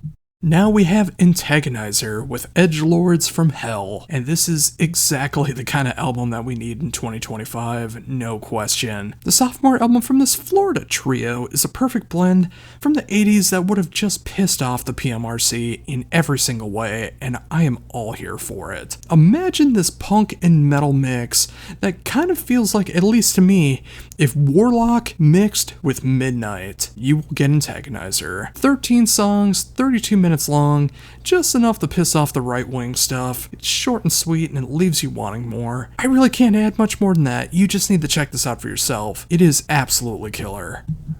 Next up, we have Avantasia with Here Be Dragons, and you're probably surprised that I'm covering it this week and not last week, especially considering that I did have the promo for this one and I've heard it for quite a bit of time. Well, I simply thought it was coming out this week, so I was a week off, and then when I finally saw it pop up, I was like, oh crap, I messed that up. But thankfully, there is the What I Missed section, and I'm glad I get to cover this one still. Now, when it comes to this album, there are a lot of people who have written this off because of songs like Creepshow, and I think that you've done yourself a huge disservice if you've done so. I will say right off the bat, this is not the best Avantasia album, but it combines the best of Avantasia into one album. You can get the super fast power metal that I love so very, very much. It has some pop rock elements like what you've heard in Creepshow, and it'll remind you of those latter-day Ed Guy albums that we all miss. And it's got those epic power metal tracks as well too that Avantasia really made their signature. It's a grower of an album more than it is a shower. I mean, Ghostlights was just like a perfect shower of an album to begin with, so this is kind of the opposite of that, but that's okay. This album deserves the added attention to see if it's for you, and I think the songs will really grow on you if you let it have the chance. All of these songs feel like that they're going to be incredible live, and that's what Avantasia is focusing in on now, especially with the last few albums, making sure that they're songs that are going to sound incredible live, because they have an incredible live band. They deserve that. They are a live band that is filled with a sense of wonder that you just won't get from any other band in the genre. So get acquainted with these songs now and get ready to have your minds blown live. This is a fantastic album. It just deserves your attention. Now we have Blue Ambition with Seduction of the Innocent. This very sexy debut album from this American AOR band is exactly what I want in this style. It's both 80s AOR, but it has just enough of some modern rock tropes that makes everything work together in perfect harmony. Overall, I feel like this is an album that was written back in 1985, maybe shelled off to the side, and then in 2024 it was unearthed. They added some new elements in there to make it a little catchier for the kids in the 21st century and released into the world now. And I think that's such a fantastic way to go about it. It's the kind of album that I feel like you just need to sit down and listen to it and see how the modern elements really work with the AOR. If I try to explain it, I think it's going to ruin some of the mystique behind it. But then again, I also feel like this is the kind of AOR that I feel like this band really needs to open for a band like the Night Flight Orchestra. That would be just the perfect night of AOR. Everything from the vocals to the solos to the musicianship to the atmosphere, everything that's going on here is just ridiculous for this kind of sound, and I love what they're doing here with the AOR. It's done with such authenticity but updated just enough. Listen to it and you'll see what I mean. Coming up next is, oh boy, I deeply apologize for pronouncing all of this wrong, as I do not speak French well, but I'm gonna try anyway. Ethmeb with Allo Babar et les Caramboleurs. I'm so sorry for butchering that beyond belief, but I do want to talk about this one as it is one of the best prog albums of 2025. I can't really explain what this really sounds like. I mean, it is like epic, progressive, power death metal all thrown into one. So kind of think like if Mike Patton joined Strappy and Lad and the label wanted them to make a progressive power metal album that's in French, that's this album. And it's done in two forms. One where all the tracks are separated, and then there's the true version of it as well, where the tracks are combined into their truest and most cult form, where they come in at 11 minutes and 11 seconds, 22 minutes and 22 seconds, and 33 minutes and 33 seconds, all coming in at a blistering 66 minutes and 66 seconds. It's quirky, silly, brutal, epic, and intense all at the same time. It's an absolute mind screw, and it's quite hard to comprehend at first, but if you give it time, it all unlocks and it becomes such a rewarding experience. This is the most progressive, and I do mean in the true meaning of the word, progressive album that I've heard in years. Just put it on and you'll be blown away. Up now we have Everlore with Hope and Turmoil. This is another sophomore album coming in, but this time it's coming in from Finland, and it's such a fantastic display of power metal. That's right, we finally have some brand new Finnish power metal, folks, and it hits everything that you want in the genre, while still giving you such great melodic moments as well. The production is on point, the songwriting is written without any real frills or fretboard Olympics going on here. It's just exactly what the music calls for, and it's done to the best of their ability. There's not a weak song on here, and even when it gets into the more epic territories of like 7-8 minute long songs, it feels like these were meant to happen, and every note is played for a particular reason. This is such a solid display of power metal, and I'm so glad to see this making a resurgence in 2025, where bands aren't afraid to be power metal anymore. We need this kind of power metal today, and it's done so magnificently well with Everlore. Now we have The 500 with Ghost Rider. This is the band's latest album, and it's a great thing to see that this band has come back after a few years and have come back stronger than ever. I've been loving the band since their last album, World on Fire, where I got to do an interview with their drummer Mark, who, hey man, if you're checking this out, miss hearing from you. But the band really does feel stronger than ever. The music is so catchy, yet it never loses sight of why I enjoyed them in the first place. While the band has become a bit more mainstream in their sound, not to say that they don't have the kind of proggy elements and the heavier moments that I loved about them, but it also feels like so many of these songs could be played on modern rock radio here in the States. There's no excuse to include them into that sound. I really think that they would go over well on the radio. The production is on point, and everyone in the band is playing their hearts out. It is the perfect gateway for those that want to explore heavier music that have never really tried before, and I think it's a good insight for metalheads who think there's no more good music in mainstream music. The band has been catching so much fire lately, and they're really lifting off, and it's such a fantastic thing to see. I'm so happy to see their rising success. They deserve it all, and then some. This is a great bit of modern metal that the world really needs in 2025. Up now we have Francesco Maras with Out of the Fire. This is the fourth solo album from the current guitarist of Tigers of Pantang, which is a great 70s and 80s classic rock band that kind of covered the gamut, kind of like what Y&T did, but more of a UK band than America, but I think you get the point. But what Francesco is doing here is such a great blend of that late 70s through late 80s signature hard rock and AOR sound. There's some heavier elements on here, like there's some double bass parts that you really don't expect. There's some poppier, more mainstream moments that happen on occasion, and of course that sexy, bluesy stuff that they have done so very, very well over the years. It's so well-rounded and enjoyable from start to finish. This feels like such a fitting love letter to that era of rock, and it's all done with such an authenticity that's hard to describe until you hear it, and it's like, oh yeah, I get it. It's an excellent production style, and the songwriting is in top form. This is really for anyone that loves that near and dear 70s and 80s AOR style, but done in 2025. Give this one a proper listen and enjoy. Up now we have Frightful with What Lies Ahead. This is a sophomore album from this Polish death metal band that really mixes together the best of death thrash all into one album. It's Asphyx, Vader, and Bloodbath all rolled into one. The production is just raw enough, really given that early day 90s sound, but it does have that late 90s, early 2000s style of death thrash all throughout this thing. It's 8 songs, almost 40 minutes long. It feels like the perfect length to get everything across, and it still will leave you wanting more. If you love death thrash, and I know I do, especially if you love the styles of Asphyx, Vader, and Bloodbath, you're gonna want to check this one out. Coming up now is another one that I hope I get correct because, again, my German is not up to snuff, but it's Grob with Kramas. This is another sophomore album. There has been a lot of sophomore albums I've been covering this week, hasn't there? But this time it's coming from Germany and this black metal duo that is writing some of the most cold, dark, and intriguing black metal that's been out in 2025 so far. It is raw enough, but it is still very clear in its production style. The songwriting really harkens into some dark territory and it feels very appropriate for the world that we live in right now. It gets orchestral and classical at times. While that's not being the focus, it is pure black metal through and through. It's cool to see it just done in the right kind of sinister way. This is pure black metal through and through, as I mentioned, and it really gives off everything from that 90s guitar style to the vocal abilities and so much more to it. It feels like a grim fairy tale told as traditional as possible, and this is the music that you imagine is being played throughout it. If you want that in your black metal, you need to give this one a shot. It's one of the finest displays of this style of black metal in 2025 so far.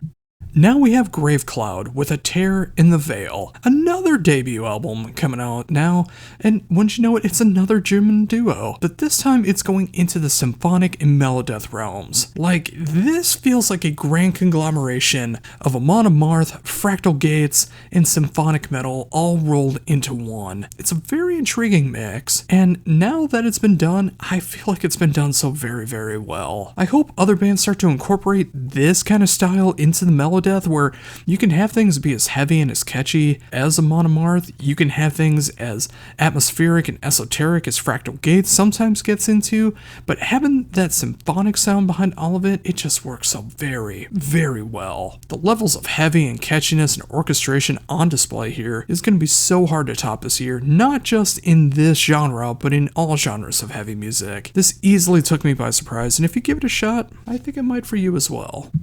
Now we have Heartlight with The Triumph of Metal. This is, wouldn't you guess, another sophomore album, but this time coming out of France. And this is an excellent display of how to raise the bar in what symphonic power metal can be without trying to fit into what all the modern metal trends are doing. This band is not afraid to be a symphonic power metal band, and thank you for doing so. This is the second album in 2 years from this band, and while I did check out the debut because of this particular album, I feel like this one is even stronger. It hits so many moments that I enjoy so much. Don't get me wrong, it does get cheesy. I mean, the triumph of metal. If that's not cheesy, I don't know what is. But it hits moments that non-fans probably won't dig either. But for those like myself who can't get enough of that classic and modern style of symphonic power metal, this is exactly what you need. And don't get me wrong, there are some more modern elements that do happen on occasion on this one, but it is a symphonic power metal album through and through with just the right amount of tinges of gothic metal thrown in as well to make sure it's just nice, cheesy, and dark. This is simply how it's done, and even long-standing bands in the genre really need to take note on how to do this because I feel like Heartlight is doing it better than a lot of those bands. Just listen to it and I think you'll understand why.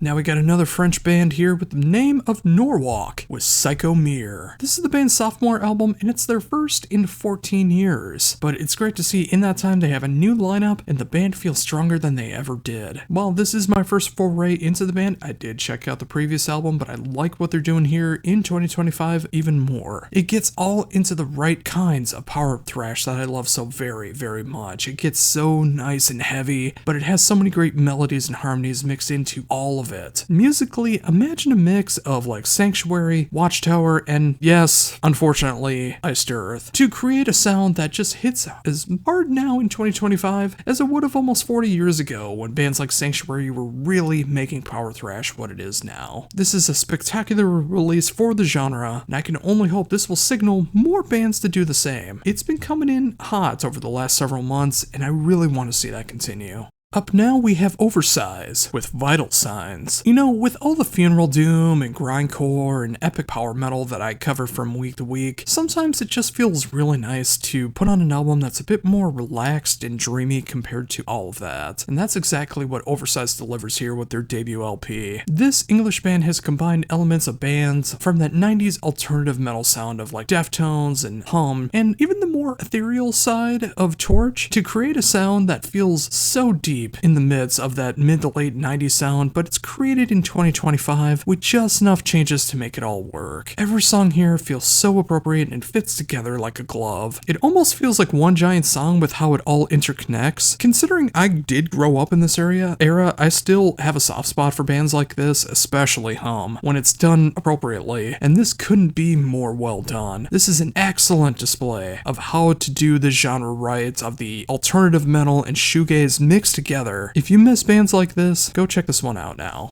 Up now we have the 12th album from this long-running German band known as Pink Turns Blue with Black Swan. And if you haven't noticed, I've really been getting into the goth rock, post-punk, dark wave stuff lately, and I've never heard this band before, but I really enjoy what I'm hearing here. It's simple, danceable, and easy to cry to, which is all that you want in this style. It brings back those late 80s sounds, but it never loses sight of what's going on now in the world, which is probably why it hits so hard. The production is pure 80s, and the songwriting does everything that you want in this genre with pure ease, or at least it comes off that way. If you put this one after a long stressful day and you feel like there's somewhere in life that can understand the pain that you're going through on a daily basis, well, that's something is Pink Turns Blue. If you dig the style and you've never heard this band before like I have, you are in for such a treat. Plus you have 11 other albums to be able to explore just like I'm going to be doing. Pick this one up if it's your bag and you won't regret it.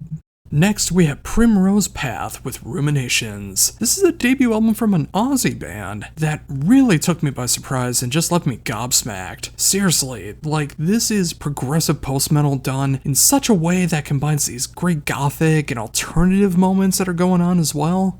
Like, imagine Catatonia meets Long Distance Calling meets Haken meets Tool, and you'll start to kind of get the idea. This hits so many different territories while feeling so authentic and true to the music that they want to create. It's got crystal clear production, phenomenal musicianship. This is an album that expands upon all of these genres, what they can do, and then some. This is one of the best progressive post-metal albums I've heard in a very, very long time. I would dare say since I first discovered Long Distance Calling all the way back in 2009. Give this one a proper listen now and prepare to be blown away. Now we got Risen Crow with Requiem for a Damned Love. Wouldn't you know it, another debut album, but this time coming from Italy with a more melodic power metal and gothic power metal tinge that I really thoroughly enjoy. It's a mix of Early Day Within Temptation, Early Day Nightwish, and Camelot all thrown in together. The dual male and female vocals working together in perfect unholy harmony. The music behind it all is the kind of power metal that makes you smile, and it's got that gothic tinge that just hits the dark side of you just so perfectly. I truly hope Risen Crow catches on because we need more of this kind of power metal right now. It shouldn't just be in the mid-2000s when Nightwish was running the world. This is everything that I love about the genre all rolled into one. And if you love the genre like I do, you need Risen Crow. Give them a spin right now. Now we got Timson with The Next Level. Wouldn't you know it, it's some more AOR here, and this is pure AOR through and through. The style of melodic guitar-driven rock that just feels appropriate for any time of the day or night. It has such an 80s flair to it all, and it just simply works. It feels so motivational and positive in a way that all of us really need right now in these dark times, and especially given the news as I'm recording this right now, yeah, we kinda need that right now. The fact that this band has had 2 albums in 2 years really shows the chemistry that the band has had, and it is quite strong, and it doesn't seem like it's going to be slowing down anytime soon. It's simple, it's familiar, it's that style of AOR that will always hit home as long as you enjoy the genre. If you enjoy AOR, this isn't even an option. You need to pick this one up. And finally, we end things with Voidfallen with the Rituals of Resilience. This is going to be something that's very familiar to my reviews, Finnish Melodeath, but it's done just different enough from the sophomore album of Voidfallen. This is a band that combines the best of melodic death metal, modern metal, and the right amount of symphonic elements to create something that's truly their own. Of course, you can hear elements of bands like Dark Tranquillity and Brimir throughout this, but they're still incorporating their own influences to make the music stand out amongst the rest. Every track on here is worth your attention, and it hits that style of melodeath that can sound familiar, but it sounds so unique all on its own. This is the kind of band that deserves your love. Go check this one out if you are any kind of melodeath fan, and I think you'll find a new favorite band in this genre.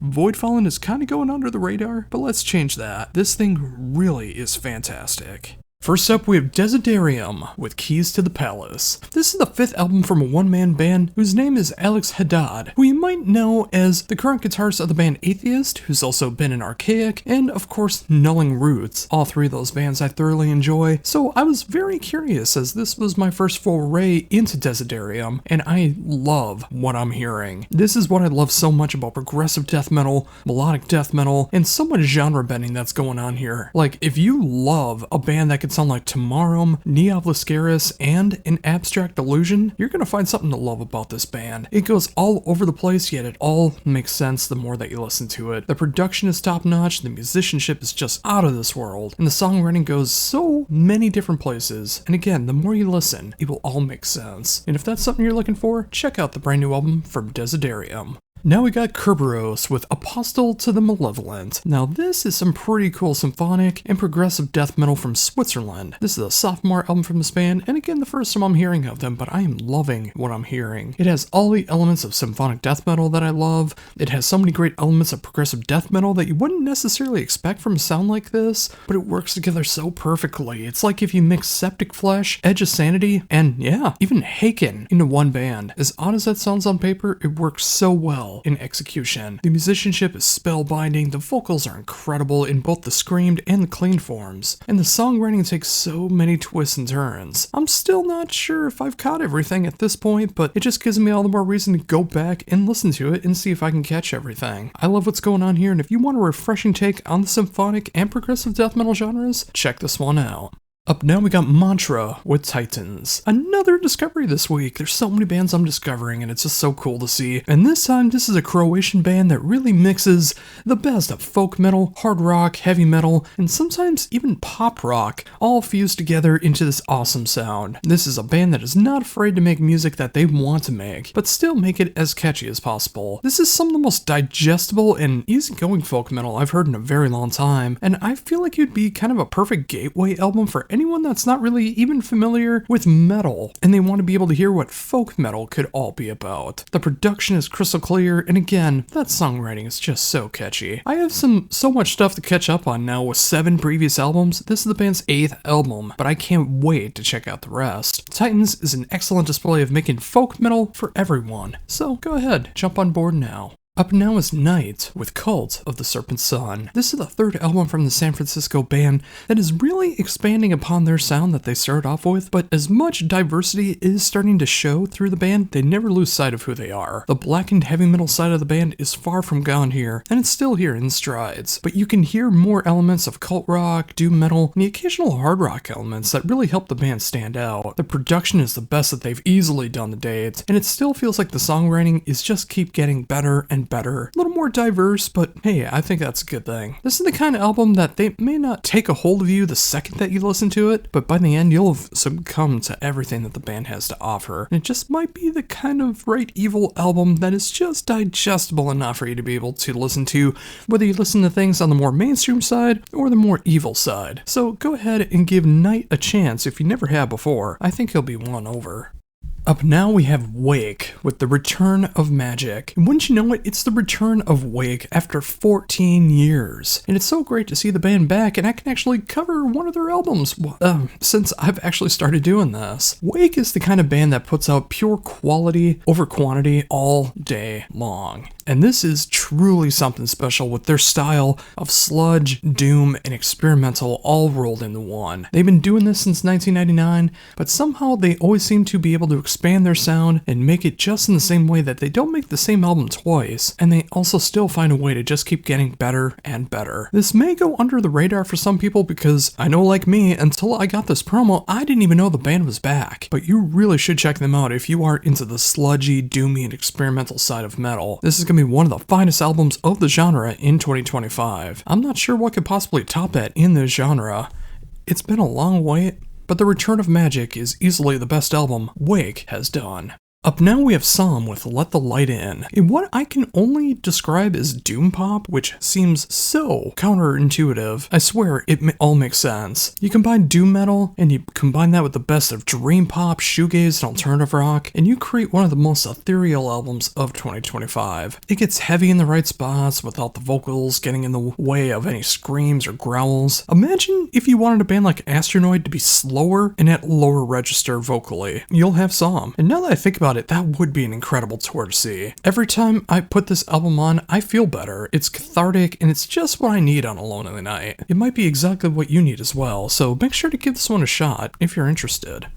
Up now we have the brand new solo album from Steven Wilson with The Overview. Steven Wilson has been making music for over 35 years now in different formations. Porcupine Tree, No Man, Storm Corrosion, Of Love and Emotion. If you remember that, you are a friend of mine. But now Steven Wilson is back, kind of doing some more progressive rock sounds. Back in his solo work with The Overview. This is 2 tracks. It's over 40 minutes long. The first track is over 18 minutes long. The second one's over 23 minutes long. That first track, Objects Outlive Us, is something more that feels like the middle era of Porcupine Tree, yet it also kind of feels like kind of the beginning era of the Steven Wilson solo work. It's long, it's proggy, it feels like it drifts into space, it also gets quite dark, and it feels right before it got into the poppier moments of both his solo work and Porcupine Tree stuff like Lightbulb Sun and Stupid Dream. And you mix that with a lot of 70s and 80s synths going on here. Like, I hear a lot of Tangerine Dream synths going on here. I wonder if he was also inspired by that new Blood Incantation. I'm sure he was working on this before he heard that, but regardless, I really enjoy what the first track is doing. The title track, The Overview, feels more of what he was doing with albums like Cannot Erase, and it really does just have like this poppy meets electronic thing going on. Like, it feels like the Beatles meets Spock's Beard meets the poppier era of Porcupine Tree. The song melts together, but it eventually fades away into eternity. But if you really like the kind of latter day Steven Wilson solo stuff, that's what this song is. It's neither good or a bad thing. It's just kind of jarring that both sides of this album kind of show off both styles of Steven Wilson's solo work, so it's not really the most cohesive thing, but if you enjoy both sides, I think you're really going to enjoy this album. And I will say, I probably enjoy this album more than I have basically anything he's done in the last 10 years, including the last Porcupine Tree album. I'm sure I'll get hated for that one, but it feels nice to know that Steven Wilson can explore all of his solo work, and it still feels authentic all of this time. It'll be interesting to see where he goes from here, but right now, I'd say he's making his best music in a decade, and that just makes me happy.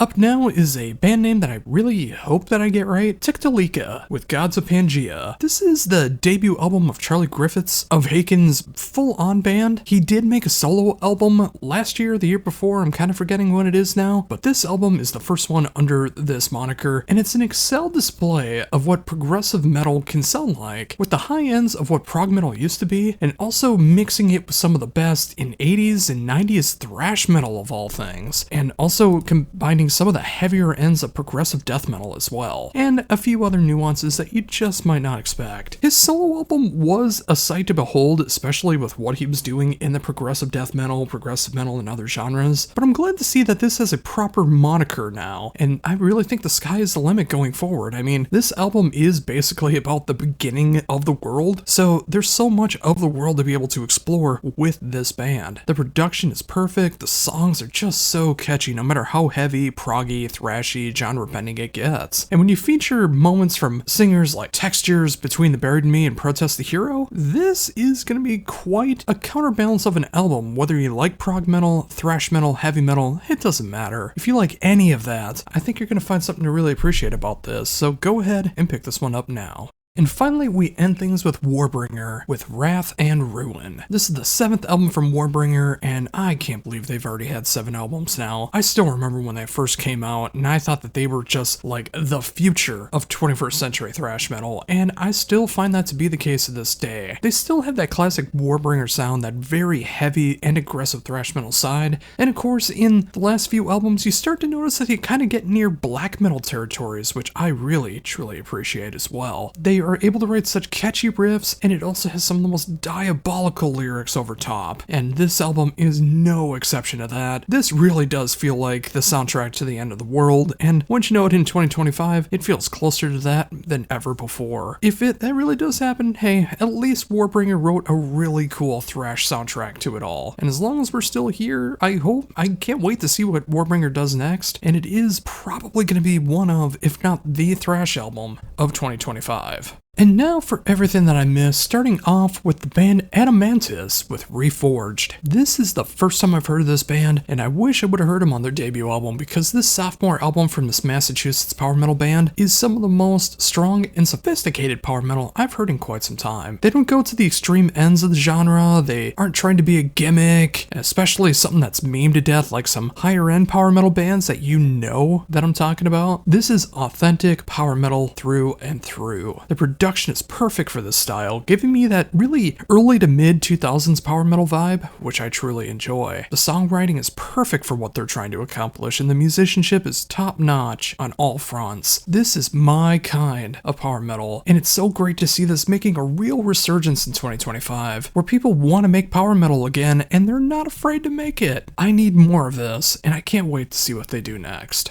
Coming up next is another band and album that I deeply apologize for getting the name wrong. Despite my efforts, I am only really good at English. I'm so sorry. But this is Ande with Die Schmering van Wollten. This is one I've been meaning to cover for weeks now. In fact, going all the way back to January. But I always seem to miss it, and I finally made an effort to make sure that I cover it this week because it deserves your attention. This is a one-man Belgian band that is a pure sight to behold. Pure, unadulterated, atmospheric black metal through and through. It's an album of introspection of the world around us, how we live it, and what might happen next. Mix in with that some melancholic and endearing black metal, and you have an album that is worthy of your ears. As long as you dig the style of atmospheric black metal, that is. The production value is awesome for this, and you can't always say that about atmospheric black metal, and everything that this man known as Jim does on this record is so cool to see. If you are in need of some more atmospheric black metal in your life, or if you want an introduction into what this genre is all about, do not overlook Ande. It's incredible work. Up now we have the self-titled debut album from Border Hills. This is an Italian progressive rock band that is one of the darkest progressive rock bands that I've heard in quite a bit of time. Like, if you mix Pink Floyd, Porcupine Tree, and Goblin, you have Border Hills. Like, this album is so dark with its imagery. Like, all you have to do is look at the album cover, and I think you have a pretty good idea of what this is all about. It's horror progressive rock, and I think that's such a cool thing to see. And I don't think enough rock bands do that in 2025. I really dig the production style on here. The songwriting is so cool and just the right amount of catchy for this style. My words can only say so much for this one. I think you just need to give this one a proper shot, and I think it's going to be a very dark, shining progressive rock album in 2025. Now we have Claymorian with Eternal Curse. This is a very welcome surprise to my ears. A Siberian blend of power metal, heavy metal, and the occasional doom. It's a winning combination for me, and it begs for repeat listens, and wouldn't you know it, I've done that. And wouldn't you know it, I hear a lot of Adamantis in this band, who I just covered a few albums ago. That is so weird that I covered them on the same list without even trying. Mix in some early day Virgin Steel, some Doro type vocals, and the occasional Candle Mass riff, which I was not expecting, and you have me sold. I love the production on this one, just really makes everything fit together. This is how you make classic metal mixed in with 21st century power metal, and again, a bit of doom to create something very magical. If this sounds good to you, you want to check this one out now. Up now we have Crown of Madness with Memories Fragmented. Have you ever thought a brutally extreme death metal album could make you cry? This one has made me very, very close to tearing up. This debut album from this BC duo, they have written some of the most emotionally driven death metal I've heard in this style ever. It feels like the mind of someone struggling through life mentally, physically, and being crushed by the weight of the world and their own mental illnesses. With a production style that is just made for this style, it brings brings the instrumentation and especially the vocal delivery and makes them absolutely devastating. Seriously, how can a band that channels so much Ulcerate, Bluntas Nord, and Portal make you feel so sad that you just want to sit down in the corner of your room and bawl your eyes out? This couldn't fit more of my state of mind if I tried, and trust me, this week is no exception to that rule. This is an album that will hurt, and if you don't feel it in the music, just pay attention to the vocals and look up the lyrics if you can't understand them, and you'll start to understand. This one is a devastator, and it will devastate your mental state. Sometimes that's exactly what you need though, and I'm so glad that Crown of Madness has tackled all of this. If you dare, pick this one up. Now we have Druma with Swords of Our Time. Again, Germany has put out some of the best albums of 2025 so far, and Druma is no exception here. The sophomore album from this post-black band brings in a refreshing take on black and sludge metal by adding the post-black elements to all of it and just making it sludgy enough as well. I just love the raw, aggressive feels behind this, and it just hits at the right times. It's not a constant barrage of sound, which can happen in any of the genres. It's dynamic, it comes in waves, which is honestly how this should be done. It's all about dynamics. It's also very dark and very bleak, which matches the current state of the world. It's moody, dark, and again, those dynamics. What else could you possibly want in this kind of genre? If you dig your black metal on the posty side, or if you want your post metal and sludge with just enough blackened elements, check out Druma. Now we have Erosis with the Sunken Lands. Yes, yes, and more yes. Epic folk metal with a blackened twist is exactly something I've been craving this year. Something that just has excelled production, mesmerizing songwriting, and the talent everyone has in this band is staggering. They are all on fire on this album, and it never lets up that momentum. It does, well, I guess it does in a little bit of time, but really, you know what I'm talking about here. Imagine if Keep of Calcium made a full-on folk metal album in the vein of like Winter Sun or Encephalum without ever losing that blackened side of Keep of Calcium, and you have Erosis. This thing is insane, and it only gets better the more that you listen to it. Seriously, go check this one out.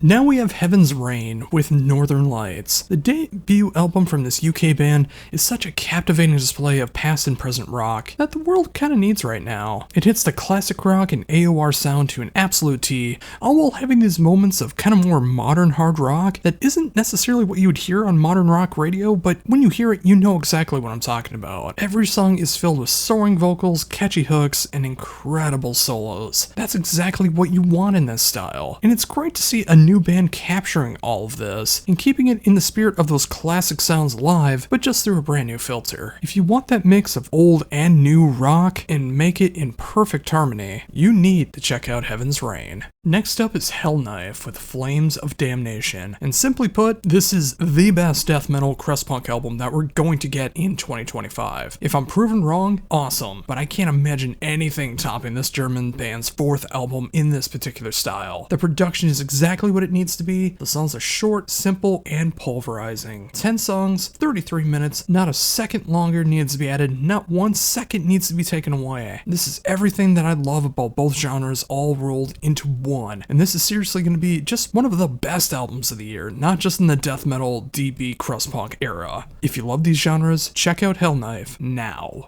Up now we have How to Disappear with As the Sun Could Leave Us. This is a debut album from a Mexican post-black band, and it just combines the best of shoegaze, black gaze, post-black, and cinematics to create an album experience that deserves to be heard. The production is a little more on the rough side of things, like I really think the mix could be a little better when it gets heavier. It's hard to layer these things sometimes, but I think that also kind of adds to the charm of the overall experience. The black metal elements are raw and filled with so much emotion, especially when it's added with the post-rock and shoegaze elements of their sound. It's almost 40 minutes long, and it's quite the trip from beginning to end, but it's a rewarding one at the same time. It hits levels of emotion that you don't expect at all through a band that is making the music that they just want to make. It gets better on every listen, and you'll get used to the sound, but if this sounds like it's your thing, you really should give this a proper shot. I'm excited to see where they go from here. Up next is another time that I need to apologize for my Swedish, as it is terrible despite having a Swedish last name. This is the band Istop with Solter Solta. It's been quite a while since I've covered something that feels like tried and true mellow black, and I'm glad someone's doing it here with the Swedish band's fourth album. A lot has happened in the world since their last album in 2019,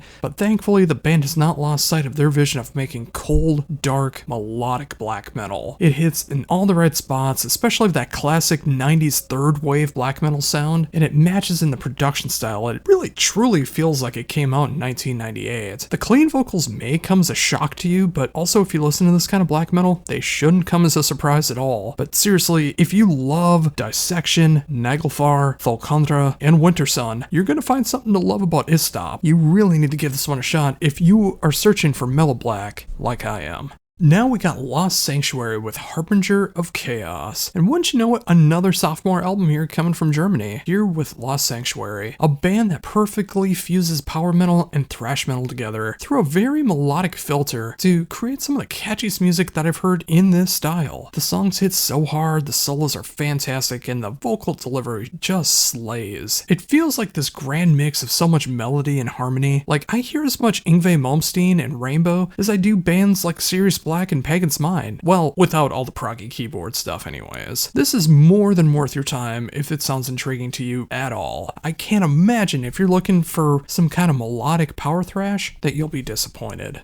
Here we have Magistry with the new Aeon. I'm so glad to see the resurgence of power metal, symphonic metal, and the likes in 2025. I was getting so sick of bands abandoning the genre for whatever reason, but this sophomore album from this Brazilian band gives me hope for the symphonic metal genre. Where other bands are leaving it for more mainstream metal, more electronic music, Magistry is doubling down on their sound and creating some of the most captivating and alluring symphonic metal that fans of early day Epica, Serenia, and Stream of Passion are sure to love. If you want that pure, authentic power metal and symphonic elements here, you have it here with New Aeon by Magistry. Seriously, I can't say enough good stuff here. Pick it up for yourself and you'll see what I mean.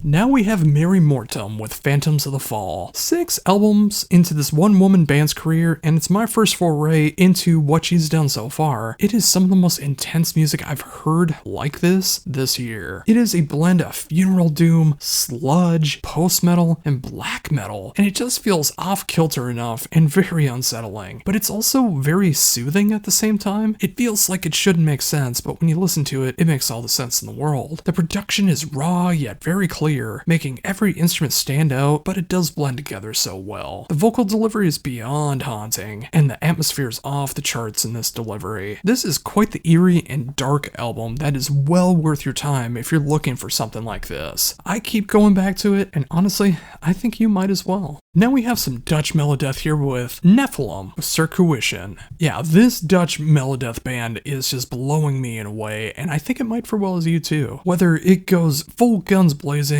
or it's more stripped down and melodic, this band has created a phenomenal display of melodeath that is just filled with as much darkness as it does emotional power. It feels like a grand mix of Omnium Gatherum, Wolfheart, and Belcore. This is a band that has instantly won me over and is easily one of the best melodeath albums of 2025 so far. The songwriting is everything you want it to be, and produced in that kind of Omnium Gatherum style where everything is blended together, but it's so easy to pick out when you're trying to find like a vocal line or instrumentation. You can find it easily. It just keeps getting better on every subsequent listen, and if you love melodeath, there's no excuse. You have to check this one out. Now we have Navain with Queen of Phantoms. Manticora, Nevermore, and Sanctuary fans, arise. Navain is here with their third album, and it's everything that you want in that dark power thrash sound. The sounds are so catchy and filled with incredible riffs and excelled production. And everything from the Warrel Dane-esque falsettos that you especially hear in Sanctuary, to the deep growls, and everything in between in that ever so sweet Manticora style. This Sacramental band is showing everyone around them how it's done. And it's just one of those albums that if you dig the style, it will be impossible not to enjoy. I really can't sell it any better than that. Check out Queen of Phantoms and prepare to be blown away. Now we have Ufnus with Valediction. The sophomore album from this UK band perfectly nails the atmospheric black metal sound by adding just the right amounts of melody and harmony behind it all. The production is quite raw, but it fits the mold of what's going on with the music. The songwriting and the atmosphere of everything going on is truly where this hits. It can get so dark and haunting while feeling quite ethereal and at times otherworldly. It's not the happiest album around, and it gets quite dark musically and lyrically, but sometimes that's exactly what you need. This is utterly solid black metal done right, especially in the atmospheric world. I recommend this to any kind of black metal fan, even the elitists out there. Even those, I think, will find something to appreciate about this one.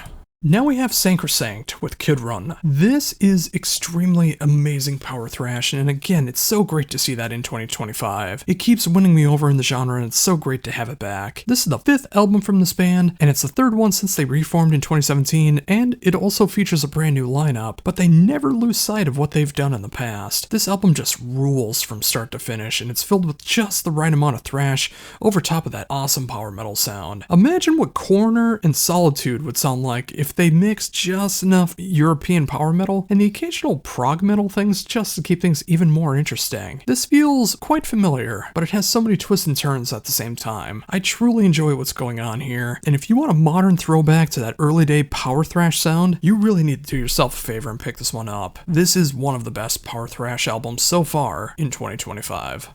Now we have Shireen with Black Halo. Featuring past and present members of Crimfall, Fear of Domination, and Everfrost, the sophomore album from this Finnish band feels like a brand new entity, but it feels all so familiar in the best ways. It's my first taste of what the band has been with their killer hooks, memorable songwriting, and emotionally driven vocal delivery. It's a formula that is sure to win over rockers, metalheads, goths, and everyone in between. This hits on so many levels. It never gets too heavy, never too poppy, never too rocky. It's just perfect in its formula. I could easily see these songs being on modern hard rock radio in the States if FM stations dared to actually take a chance and play some good music. I can only imagine how well these songs would go over in a live setting as well. This is incredible display of music, and I can't wait to see where they go from here, and especially with the lineup that they have, the sky's the limit. Now we have Stygian Path with the Lore Keeper. A genre that I don't see come up in my repertoire enough is epic metal, but thankfully the debut album from this Greek band fills that void. The songs hit just the right feel that you want in this style. The production is a bit raw, but it fits the mood, feeling like a grand mix of Candlemass, Primordial, and a little bit of Latter-day Rotting Christ, and yeah, mix in a little bit of doom and power metal, folk metal, and a little bit of black metal, all of that thrown in together. That is just a winning combination to me. And if you're looking for something that really, truly fits the mold of what epic metal could and should be, you need to give this one a proper listen. Prepare to be floored. And finally today we end with Van Dans with Everything That Won't Remain. This Austrian band's 3rd album is what modern metalcore should be. It just gets heavy enough. It has some really sick breakdowns, but it also has some great melodic moments that are easily the best part of the band. It does all of the tropes that modern metalcore does do, especially in the 2020s. It incorporates all of the more heavy hardcore styles and those breakdowns and screams that are tailor-made for the hardcore styles. I mean, if you like Harm's Way, I think you'll appreciate this. But those melodic moments, like I said, is what seals the deal for me. The mix of both sides coming together, taking elements on stuff that I'm not the biggest fan of, but it wins me over in its delivery and the overall aesthetic of it all. It is the future of metalcore, and I'm all here for it. This is incredible work from a band that just feels like they're about to explode across the world. I hope they're big in Europe, because if they were over here in America, they would be one of the biggest bands around. First up, we have Averst with Erasure of Color. This is a sophomore album from this Boston outfit, and it has Album of the Year material written all over it. It combines some of my favorite elements of melodic death metal and progressive death metal combined. It just can get into this heavy and very brutal atmosphere, while on the turn of a dime, it hits some of the most melodic and beautiful soundscapes that you can imagine in either one of these genres. Imagine Soilwork, Wintersea, and The Agonist all combined together to create some of the best progressive and melodeath that you're going to hear all year. I love what this album has to offer, and if you're interested in what progressive melodeath is all about, check this one out. Next up, we have Cradle of Filth with The Screaming of the Valkyries. Can you believe this is the band's 16th album in 31 years? It's astounding to think about how their first LP came out when I was in kindergarten. That feels wrong to me. But I'll tell you what doesn't feel wrong. This album. Somehow, Cradle of Filth has written one of their catchiest albums to date while never losing that symphonic and gothic black metal that put them on the map. Like, so much of this album does kind of remind me of Nymphamphetamine, but it's also a bit more commercial than that. But again, it doesn't lose that symphonic and gothic metal sound to it, and it feels so very authentic. This feels exactly what Danny Filth and company wanted to write. And if you couldn't tell that by the singles, I don't know what to tell you. And I'll honestly say, I like this direction that they're going into. I love when they get more off the wall. I love when they get more grandiose, but sometimes you just want something a little more laid back and simple, and that's what this album is, while still sounding like Cradle of Filth, and it easily has some of their best material to date.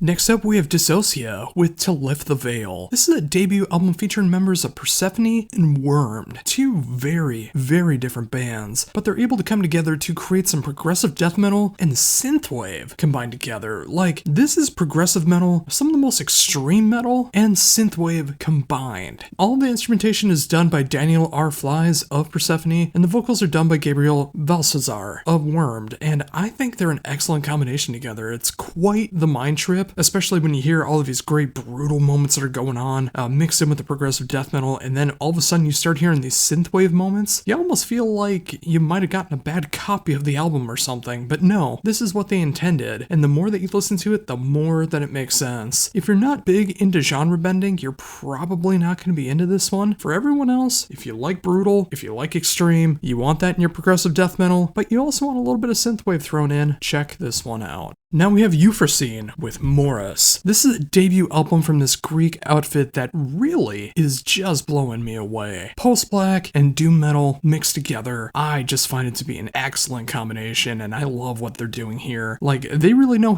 how to hit the dark, evil moments of black metal, but they can also mix it up with some post-metal elements, some doom metal elements, and they also know how to mix in the right amount of post-black in there and post-rock going on with all of it. Like, if I had to describe it, imagine Oceans of Slumber meets Rotting Christ meets Cult of Luna. If this sounds intriguing to you at all, you need to give this one a shot. This is such an amazing discovery. I'm so glad that this came out, and again, Greece has some of the best metal bands out there that you might not be thinking about, so seriously, if you want a winning combination, check this one out.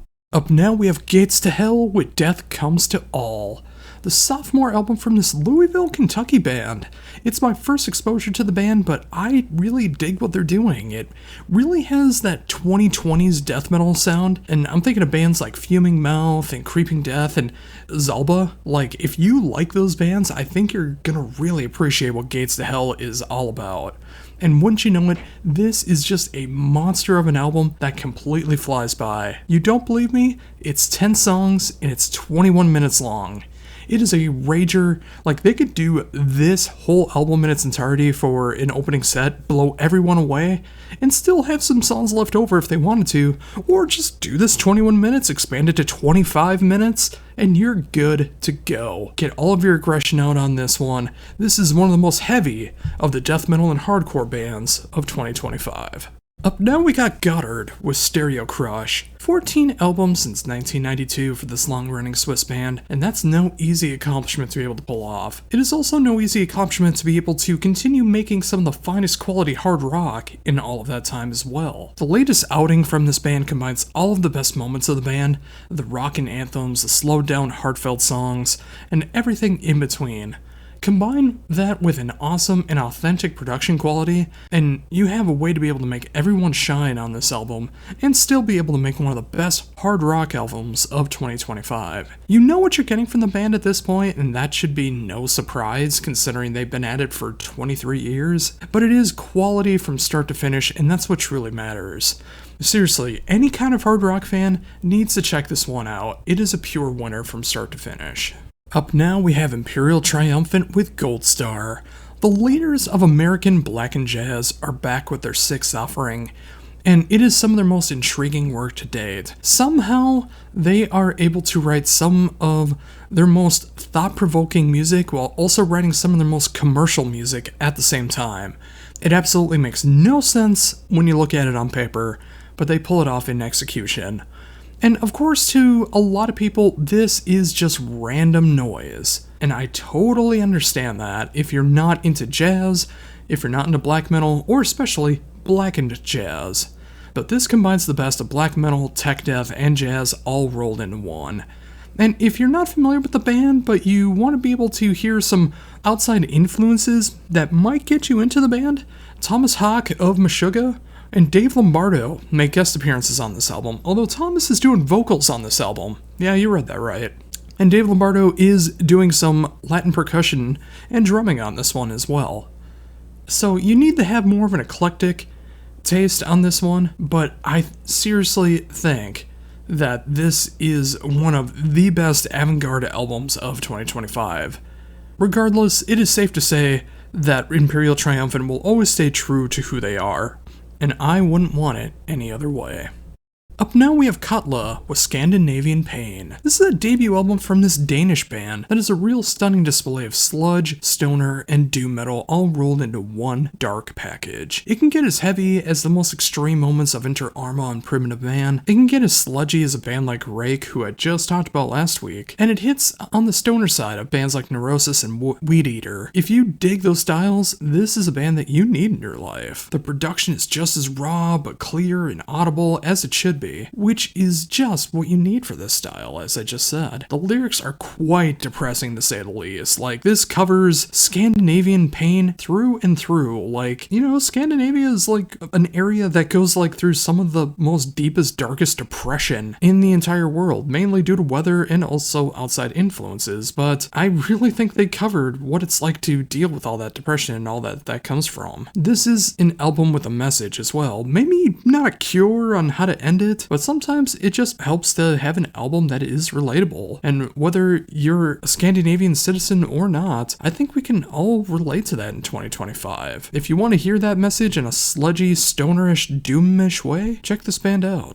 Next up, we have Lordi with Limited Deadition. In what is technically their 19th album for this long-running Finnish band, they did release a collection a few years ago of 7 brand new albums, so yeah, technically 19 albums. Lordi has returned with one of the most diverse albums in their catalog. It's hard to keep up to date with every single style that they've ever done, especially if you haven't checked out every single album and known that they've changed sounds, but knowing what they're doing here with a mix of heavy metal and AOR mixed together, like, this is not the Lordi that I remember from years gone by. Like, they've changed things up, and I love the fact that they have become so diverse in their sound. Like, you never know what you're gonna get on every album. You never get the same Lordi album twice, and you wouldn't think that from a band like this, but it's so true. The production on this album makes it feels like it was made in 1987, but it was remixed and remastered in 2025. And have I mentioned how really, really catchy this album is? Because it truly is. As you may have noticed with my reviews lately, I've been trying to cover some AOR every week, as I really do love the genre, and I'm so glad to see a band like Lordi is continuing to do this. Like, they hinted at it and did more of it on their last album, but here they're adding some metal tinges to it, which I think is just the perfect combination. And if you want to hear AOR and metal mixed together through the filter of Lordi, check this one out. Next up, and I do apologize for my pronunciations of both the band name and the album title, I swear I'm trying, is Night Wind with Telluria. This is the 4th album from a French pagan metal band that feels like the most authentic Scandinavian pagan metal that I've heard all year. And it's been a great year for some pagan metal, let me tell ya. This sounds like the best of Erebaltar, Enslaved, and Unleashed, all thrown together, add just even more folky elements into it at the right moments. Lots of great clean elements going on through it as well, and of course those blackened elements that make it that real pagan black metal that we all know and love. Despite this being from France, it really does feel like it's from the deepest, darkest forests of Scandinavia. This is for any kind of pagan metal fan. Maybe not a Pagan's Mind fan, but a pagan metal fan. I can't imagine you wouldn't find anything to love about this one if you are a pagan fan. This is just how the genre of pagan black metal should be made. Up now we have Orc with Fire Hose of Falsehoods. And let me tell you, this is my first foray into this band, but I am quite mesmerized by what I'm hearing, and I think I'm gonna have to go back and check out what these guys are all about. It's Soundgarden meets Tool meets Riverside meets Porcupine Tree in this weird but very intriguing mix of prog rock and alternative metal. Like, to break it down even further, like imagine the In Absentia or Deadwing era of Porcupine Tree mixed with Super Unknown by Soundgarden, and that's what you have here. It's like progressive alternative rock, and that is such a weird thing to be thinking about. And hey, even John Wesley, who was a part of the touring lineup of Porcupine Tree, even makes an appearance on this one. And wouldn't you know it, he's in Vertical Horizon these days. I truly enjoy their take on what they're doing with these styles, and I can't wait to go back and check out their past catalog. If you think you might dig this one, I think you will. Give it a shot.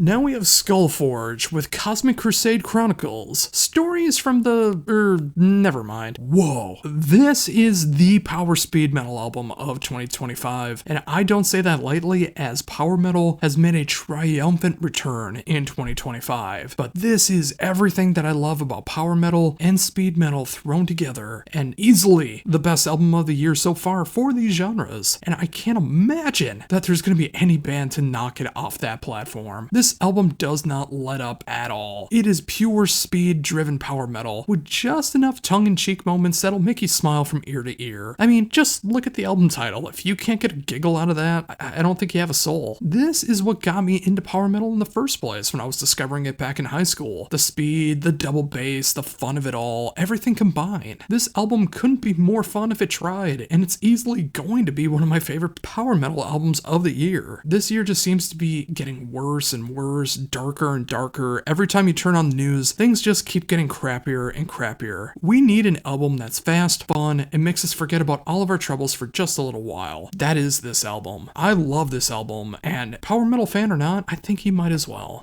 Now we have Soul Demise with Against the Abyss. 7 albums in the past quarter century from this German melodeath band is some of the most incredible work, and yeah, Against the Abyss is some of the best work this band has ever done. With an obvious love of 90s Gothenburg melodeath, I mean, you can hear so much at the gates in this, it's not even funny, but they also combine it with enough contemporary melodeath band sounds, and that has a lot to do with lineup changes and new members and new influences, but I think that is absolutely for the best. This is my kind of melodeath, and it's done with such an authenticity. You can tell this is what the band wants to make. It feels like a modern, but a throwback style of melodeath, and we need to welcome that in 2025. And if you enjoy that kind of stuff, you need the latest offering from Soul Demise.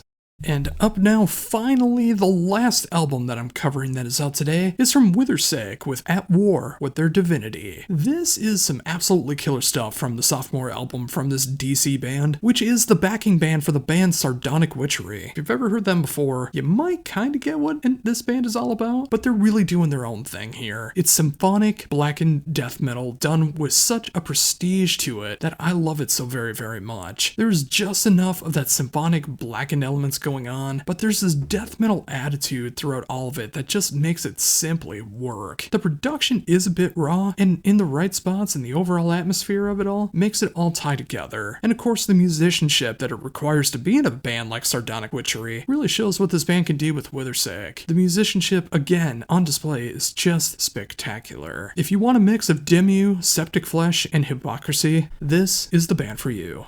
And now for everything that I've missed. And wouldn't you know it, again, there's only 6 albums that I've missed in the past week that I'm covering, starting with the band Accident with Endless Devastation. This is the debut album of a Belgian thrash band that just combines my favorite moments of that late 80s thrash sound, but it's mixed in with just enough 21st century crossover thrash, and it just feels like it's done in the right way. Like, this still feels like an album that came out in 1988, 89, maybe even 90, but it was unearthed in 2025. 8 songs, just about 34 minutes, and it's just that mixture of Testament, Death Angel, Toxic, and some Municipal Waste thrown in for good measure. If you want a good mix of that, you need to check out Accident.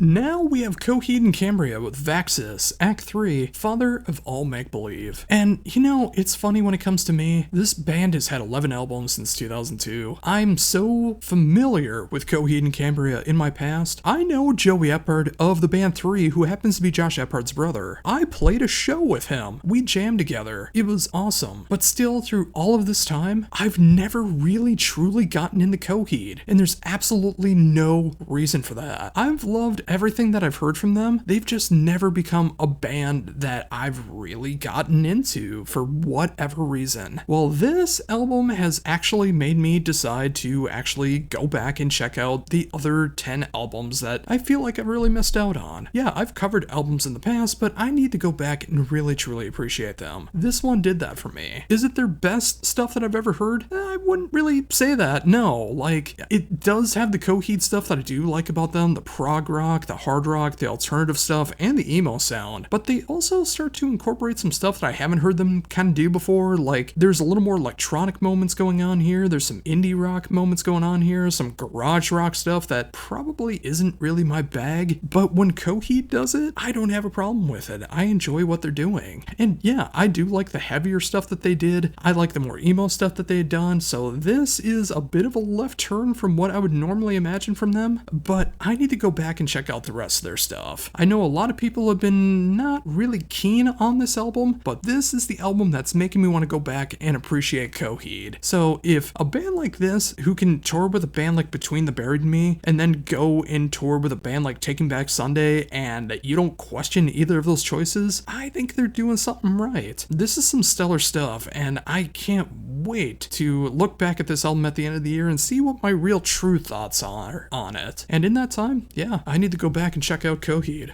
Now we have Deha with Nethermost and Absolute Comfort. And now we're getting to what a lot of people know me for, Funeral Doom. Yes, there hasn't been a lot of Funeral Doom that has come out this year, mainly because it's mid-March, and a lot of Funeral Doom comes out in the second half of the year, mainly in the dark, spooky time of October. But that doesn't stop Deha from putting out music whenever he feels like it. Don't believe me? This one-man project started in 2018, and this is the 38th LP. Not including EPs, not including splits, not including singles. This is the 38th LP, and this isn't even his only band. I can't even imagine what it's like to write that much music in 7 years and still have it sound authentic, never sounding the same, and still having its own spin on everything. This band has gone through so many different formations, from black metal to drone, funeral doom, mixing all of those genres together and incorporating some other stuff as well. It's not only flabbergasting the quality and quantity of this music, but it's just fantastic to see that it constantly changes from album to album. You never know what you're going to get next. And this time around, it is that pure, unadulterated funeral doom in its deepest, darkest form. It's slow, brutal, depressing, and it makes you feel like you're sinking into the grave. There's only 2 songs on here, and it's an hour and 12 minutes, so yeah, that's funeral doom in a nutshell. It will tear your soul apart in just the right ways, and maybe not the best album if you're mentally struggling, unless you're looking for an album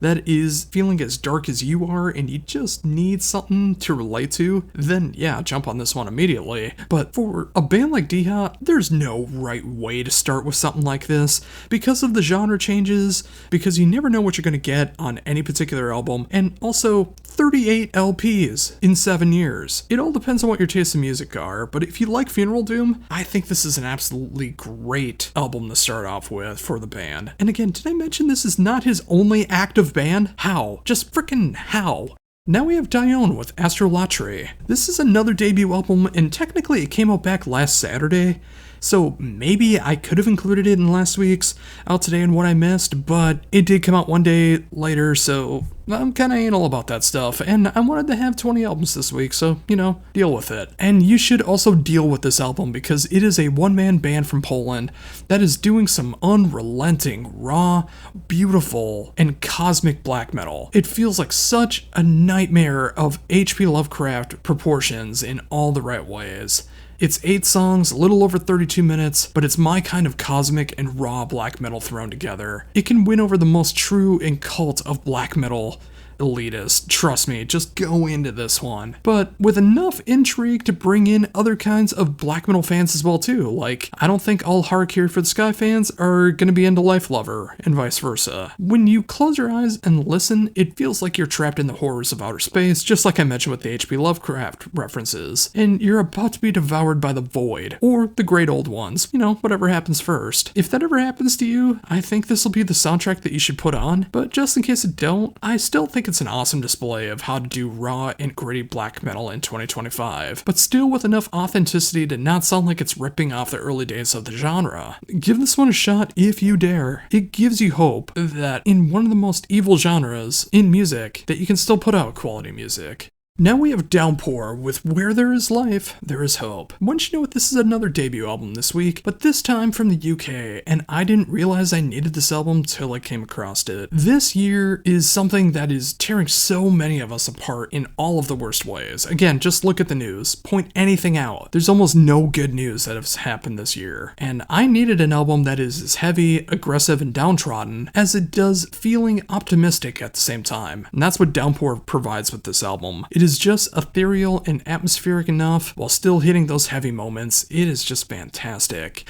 It reminds me of the album Brave Faces Everyone by Spanish Love Songs that came out in 2020. Of course, that is a different style of music, but it still hits me in kind of the same way because that came out during the pandemic, the early days of the pandemic, where it feels like life could not get any worse. And once you know it, in 2025, that is exactly how we're feeling right now. It feels like things could not possibly get any worse, but it has some optimism to it, to where you should not give up. It's one of those hard things to describe in music unless you're really battling mental health issues and seeing for yourself what's going on with the music, but I will describe it as if it can hit this heavy and you can relate to it, it gives you hope. And it really feels like we need that these days. We need to keep trying. And if you dig melodic hardcore, melodic metalcore, you need to check out Downpour. They deserve to be huge in the genre, and given time, I think they will be. And finally today we have Sepulture Curse with Crimson Moon Evocations. This is one I've been meaning to get to for a little bit of time as well, but I'm glad I'm finally getting to it now, because it is one of the most brutal albums in blackened death metal that I've heard in 2025. And of course, where else can you get blackened death metal like this other than Finland, combining the best elements of the haunting elements of black metal with the punching displays of death metal all rolled into one incredible album. The songs know when to go into a full-on assault and when to slow back just enough to show off some melody while never losing sight of what they're trying to do. This is a magnificent display of what blackened death metal is all about in 2025, and the band just continues to improve on every album that they do. This is easily some of the most intense music of the year so far, from its production to the heartfelt musicianship and everything in between. Plus those vocals. Wow, those vocals. Yeah, this is blackened death metal, and this is the album to beat in blackened death metal for 2025. I really want to see the heavy hitters try to beat this one this year.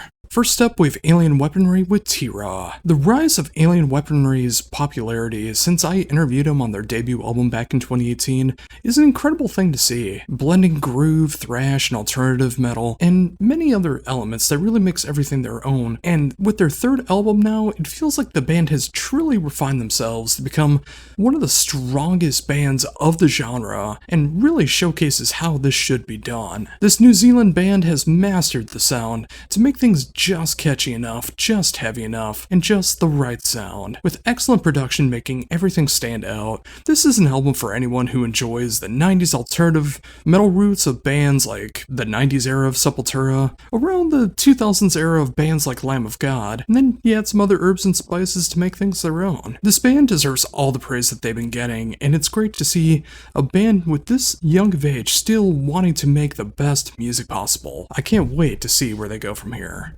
Next, we have Alliance with Before Our Eyes. When you combine members of bands like Boston, Sammy Hagar, and Point 3, you have a band that has been around for quite a bit of time, but the band's fifth album is out now, and it's their first since 2008, which is a considerable amount of time, but also considering the bands that they're also a part of, it's completely understandable why. This band has been blending hard rock, melodic rock, classic rock, and just the taddest bit of prog rock into their sound since the 80s, and it's it's so great to see what they're doing here. Every song on here is catchy, whether it gets full rockin', whether it's a little more subdued, or they just do things a little bit varied. It's a classic sound that doesn't do a lot to update the sound that they're looking for, but they also really don't need to. You know what you're getting with a band like this. It takes you back to simpler times, and it makes you just appreciate the musicianship on display. No flashiness, no gimmicks, just straight up good music. If you dig any of the bands that these artists are a part of, you should love what they do together. Give this one a proper shot if you love some good old melodic hard rock, and prepare for one great album from start to finish.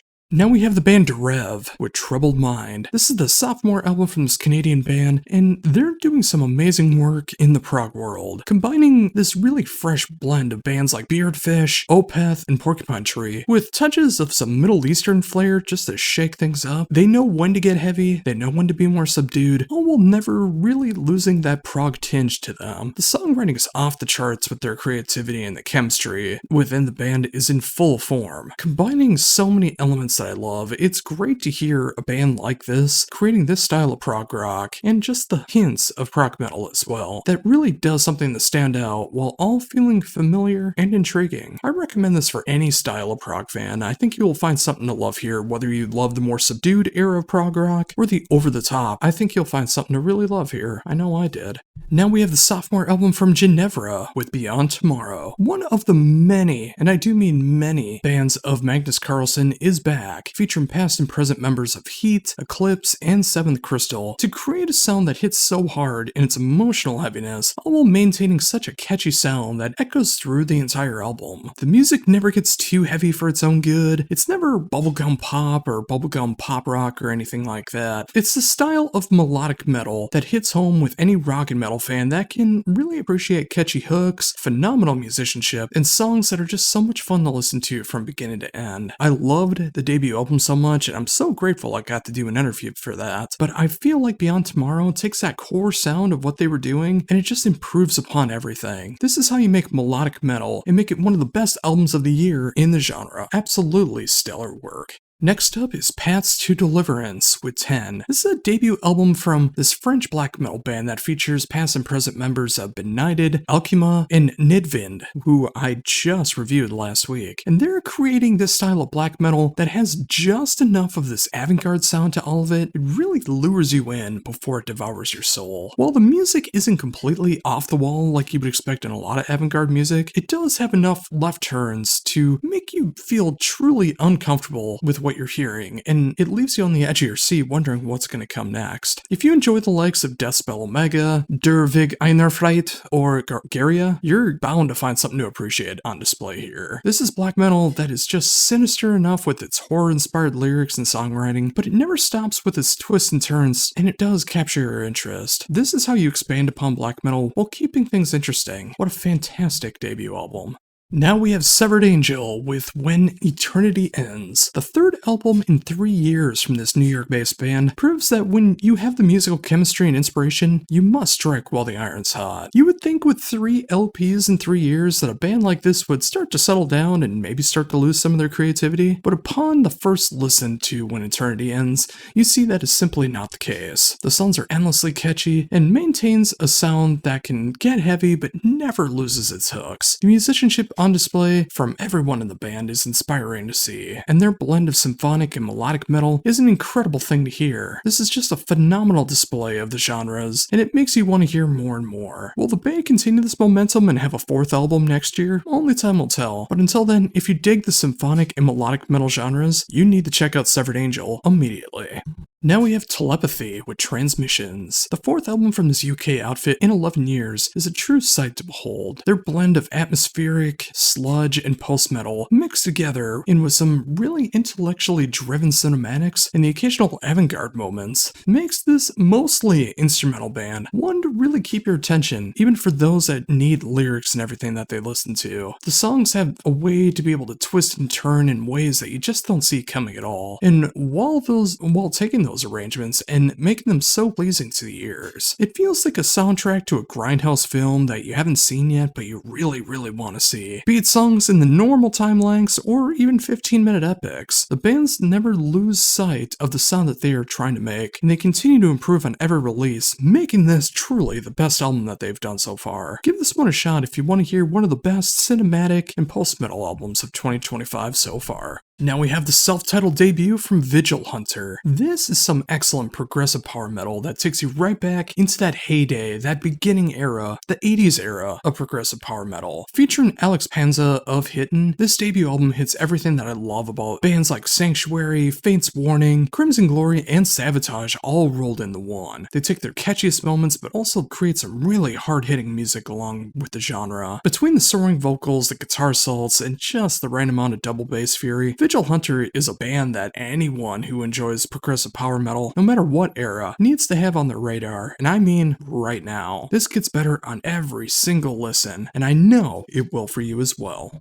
Up now, we have Wolverine with Fastlane, and this is a band that we all need in 2025, and I mean that seriously. This Austrian band takes the best elements of hard rock, punk, and the occasional metal moments and creates a sound that feels familiar to the past, but it's updated just enough for today. It's just endlessly fun to listen to over and over again. When you think of a mixture of bands like Girl School and The Runaways, and some other mixings that just feels right, the chemistry on this album is insane, and the songwriting just keeps getting better and better the more you listen to it. This is just an album that makes you want to rock and roll no matter your era, no matter how heavy or light you like it. It just has something for everybody. Sometimes it's all we really need to have a good time. And if you need a good time, and in 2025, who doesn't, check this one out. And finally, for brand new albums out today, we end things with Wet and Apex. I've said it before, I've said it to Jeff Scott Soto, and I mean it every time I say it. This is my favorite Jeff Scott Soto band, and I'm so glad to see that they're back with their 5th album, and it's everything I love about the band, and even more. The songs are endlessly catchy, and they're done with just enough melodic rock, melodic metal, modern metal stuff, and just the catchy elements to create this winning formula. I also appreciate the fact that Eric Mortensen of Eclipse and Nordic Union is doing more vocals on this one. He has such a great voice, and he does such a magnificent job along with Jeff. This is just an excelled way to make melodic metal from start to finish, from lyrics that have true meaning behind it in the songs, and they're also just fun, and they are meant for that live setting. I hope they give this album some proper live promotion. Wet continues to create some of the best work in melodic metal, and I can't imagine this won't be considered one of the best in 2025. I know it will be for me, but will it be for you? You'll have to check it out for yourself. And now for all the albums that I've missed along the way, starting with As the World Dies with Nebula. The sophomore album from this UK outfit is truly something I needed right now. Don't get me wrong, this is not a cheery album in the slightest, and I think the band name more than gives away what kind of music this is, but between the gripping vocals and the astonishing music on display, this is just that mix of metal that just, well, it doesn't soothe the soul, but it makes the soul feel heard, if you know what I mean. It's that balance of old school death metal and its many subgenres with just enough progressive death metal elements behind it and this layer of atmosphere that's kind of hard to describe until you hear it. You hear all these other elements of like pure death metal, hardcore, and grind, but it's those layers of the progressive death metal elements that seals the deal for me. It might sound like a hodgepodge on my description, but I swear when you listen to it, all of it makes sense and it works so well in execution. It's an emotional trip, many parts will grip your soul in just the right ways. Just go into this one with no real preconceived notions, and I think you'll discover an album that just shows that metal should have no boundaries other than what works for the sound being created. It's heavy in just the right ways. Seriously, check this one out. Next up, we have Beyond the Animus with Somber. Now, this is a band that comes from Trinidad and Tobago, which I haven't heard of a lot of metal bands coming from that area since Orange Sky, and that just makes me so happy to hear. This is a band that's taking the elements of progressive metalcore and they're making it their own. Of course, there's going to be the down-tuned guitars, the occasional electronic moments, and it's unrelentingly heavy when it wants to be. The band still finds a way to add just the right amounts of melody and harmony into their sound, which makes makes it stand out. The production is pristine and crystal clear, and the musicianship on display is just top notch. I wish more bands of the genre were capable of writing music in this way, knowing what the music calls for, and executing upon it. This is how you make a genre work and continue to innovate upon it. Considering this is just their debut album, I can't wait to see what's next. Next up is Kalesis with Fleshy Waves of Probability, another sophomore album, but this time coming from Greece, and it's a band that's combining the best of progressive, post, sludge, and alternative metal into this gumbo of music that is instantly intriguing and leaves you wondering what happened and where to get more of it. In what feels like when you combine bands like Mastodon, Intronauts, and even bands like the Mars Volta, well, at least musically, not really vocally, this is a band that is truly innovating what progressive can be by never writing the same song twice and playing for what the music calls for, all while exploring what's possible. It can be catchy, heavy, left of center, all at the same time, which is no easy feat, especially when you want to push forward in a genre that is always in need of innovation. This is a fantastic album, and anyone that's looking for something in that progressive sludge genre will find something to appreciate here. Now we have Christian Mistress with Children of the Earth. The band's returned album after breaking up, and it's their fourth one overall, but it is such a welcoming thing to see. The band's first 3 albums were killer, and it was sad to see them break up when that happened at the time, but it looks like that time off did some really good stuff, as the band is now put out their best album to date with Children of the Earth, combining the best of their styles and that heavy metal, doom, and the occasional occult rock riff, and other fun elements all just rolled into one. It really has this rejuvenated sound, and I hope the band is here to stay. It's just dark and evil enough without ever losing its catchy elements that has always made them stand out. This is how you recreate that 70s and 80s momentum, but it feels so fresh and authentic in the 2020s. Again, I'm so glad they're back, and if you like this style of music, you need to experience the new chapter of Christian Mistress. Now we have the band Citadel with Dissension. This is the 3rd album from this New Jersey band. It's my first foray into checking out the band, but I'm already craving more. Hitting the extreme ends of progressive death metal, like really hitting the mellow death, mellow black, and that progressive death metal genres, all in this raw, dark, and emotional track that is worth hiking. This is the first album as a full-fledged band with a full lineup, and I really think it comes together quite well like that. I don't know if these songs were all written with the full band in mind, or if it's all Amir's solo work that's coming together as Citadel, but regardless, I really love what's going on here. And I only imagine with the other bands being able to incorporate stuff here, it's only going to get better from here on out. I can hear Edge of Sanity, Neoblascaris, Rivers of Nile, a little bit of Necrophagus in there, and it just seems to get better on every single repeat. If you need some progressive death metal in the more raw and emotional side in just the right spots, this is the band that's more than worth your time. Now we have another self-titled debut, but this time coming from the German OSDM realm, with the band Curse of Katru. And yeah, this is like pure old-school death metal in all the right ways. It explores just enough melodies and harmonies to prevent the music from being monotonous, but yeah, that old-school death metal sound is here on full force. The riffs on display are pure earworms, and the solos are just outstanding, and they fit the music perfectly. The vocals are so brutal, and the whole band just has this chemistry of making that classic death metal sound and just updating enough for today without losing any kind of integrity. If you want your OSDM filled with just enough melody and harmony, you need to pick this album out, and I do mean immediately.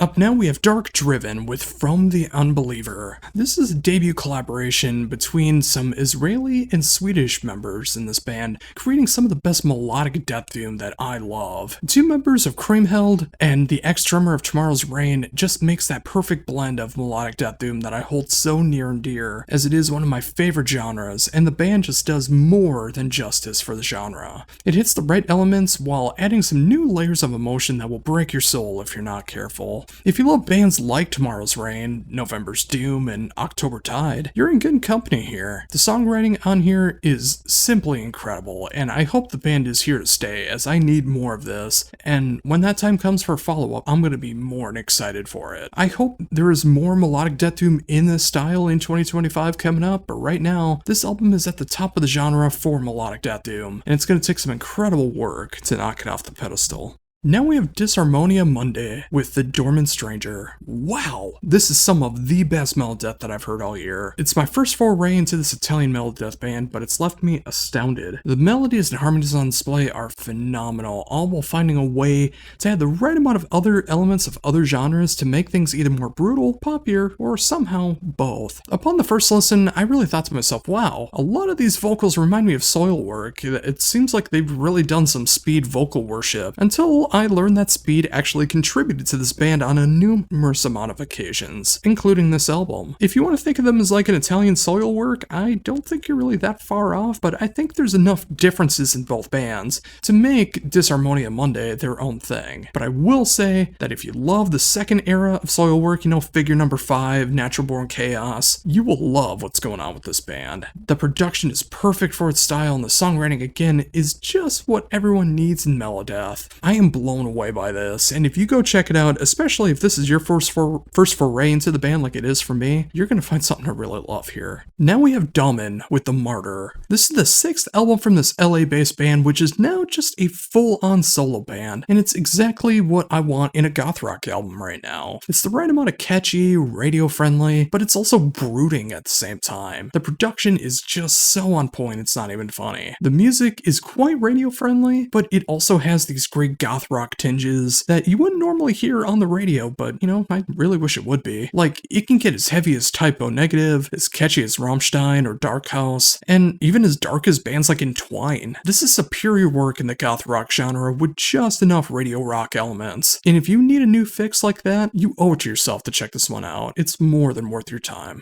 Now we have the band Eternal White Trees with Prelude of Loss. Doom is really starting to come into its own in 2025, and I am all here for it. And this sophomore album from this Italian trio is hitting my dark, broken soul in all the right ways. It just gets slow enough in Doom, while having songs that are closer to, I dare say, mid-tempo, well, at least for the genre. The lyrics and vocal delivery are just spellbinding, and it punches you right in the gut with emotion. There is enough elements here to make this gothic Doom, while there's not so other genres as well, so if you like the likes of Agalloch, Swallow the Sun, and the gothic doom eras of Catatonia and Woods of Ypres, this is a band that you need in your life. This is going to be one of my favorite overall doom albums of 2025, and that's not even a question. It is a heartbreaker and a tearjerker of an album, and I wouldn't want it any other way.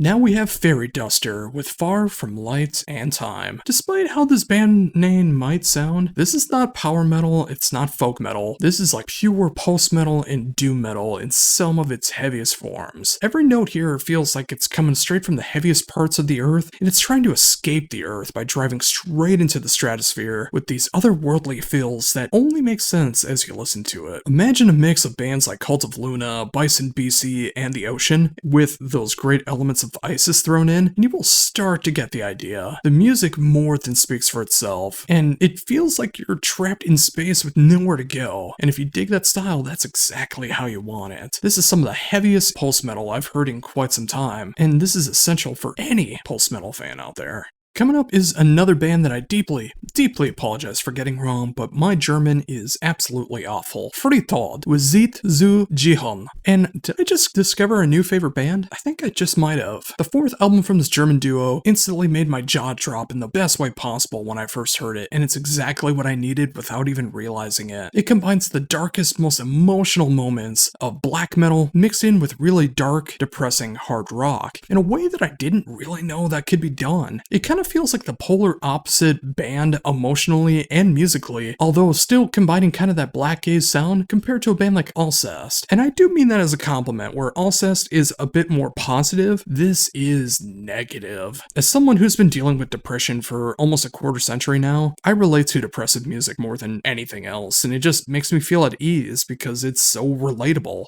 Even without understanding the lyrics, despite having some heritage of the German persuasion, it's disappointing that I don't know enough German, but it is the vocal delivery that sells this, and that's what makes it really heart-wrenching. I love this so much, and if you want to hear how black metal and black gaze can be mixed together with depressing hard rock, and it somehow works together really, really well, you need to check this one out right now. And now in the polar opposite direction, we have Heartline with Falling Heaven. I have been covering a lot of AOR in the past few years, and it's with a good reason. I really love the genre, and I love it more and more as time goes on. It's rare for me to find an AOR band that I can't at least enjoy, and the brand new album from Heartline is no exception. The third album from this French band is everything I love about that 80s AOR sound, from the vocal range to the guitar work, the superior and catchy songwriting, and of course the aesthetics. It's a style that is tailor-made for those that just love fun, hard-driving AOR. It just gets heavy enough without ever losing that 80s touch. It's just poppy enough without getting into full-on bubblegum pop. This is an album that you put on and you escape the world around you. And in 2025, that couldn't be more needed. If you love AOR, you're gonna love Heartline. Up now we have Honey Bombs with There's an Elephant in the Room, another excellent sophomore album from an Italian band here, and it's with Honey Bombs, a band that combines the best of past and present with a mix of AOR rock and heavy metal that feels just modern enough for the 2020s. This feels like a band that traveled back in time to 1984, Back to the Future style, put out one of the best albums of the genre while keeping that 21st century sound, and it was just on Earth Now. Like, again, you have that classic 80s AOR sound, but there's some double bass thrown in there that feels very rockin', and I occasionally hear some screams on here as well. This feels like an album that was made for the White Lion and Armored Saint fans in all of us, and they also just discovered Slayer before recording. It's an awesome combination, and I love what I'm hearing. If you can appreciate both sides of all of that, I think you're really gonna love what's going on here with Honey Bombs. Coming up now is another band name and album that I'm just going to completely butcher as my Finnish is not up to snuff. But this is the sophomore album from Kituma with Musikjaki. I am so sorry for pronouncing that wrong. Again, this is a sophomore album from this Finnish outfit and it's winning me over every time I listen to it. Somehow they are able to combine melodeath, melodic metalcore, and the occasional melodic metal moments to create a sound that is uniquely their own, all while hearing elements that you already love from these styles. It's an odd thing to say that I can hear as much Winter Sud and Gladenfold as I do Killswitch and Gage, all while being done with finished lyrics. It hits both sides of the equation so well while staying true to what the band wants to write. It has stellar production for the style, songwriting fits so perfectly. This might be falling under the radar for a lot of people outside of Finland because again, it's in Finnish, but it deserves to be heard by your ears no matter what kind of melodeath, second wave metalcore fan, or just a fan of metal that you are. I think you just might be won over by this one. Up now, we have the latest album from Kasuge Hashida with Outrage. I'm gonna keep this one short and sweet, as this is 11 tracks and a little over 20 minutes. This is just a brutal assault of the senses. It is death metal, grind, and thrash all rolled into one, and it's easily one of the most angry and slaughtering albums that I've heard in 2025 so far. Death, grind, thrash, punk, like this thing just gets in, destroys everything, and gets out, and it's in the finest form in 2025. Short and sweet brutal music. If you love that style, you need to check this out for yourself.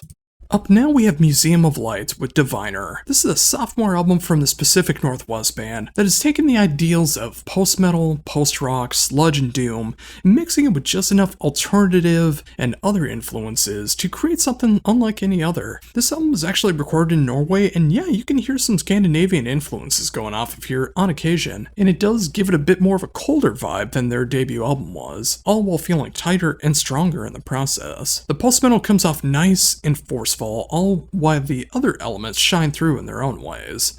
There's the occasional spoken word poetry as well that seeps into the music at just the right spots. The production is huge, and it strikes hard, all while the songwriting fills out that space quite nicely. This is my kind of post-metal, one that just expands on what is possible while never sticking to one ideal for too long, and if you like the idea of that, you should give this one a proper listen.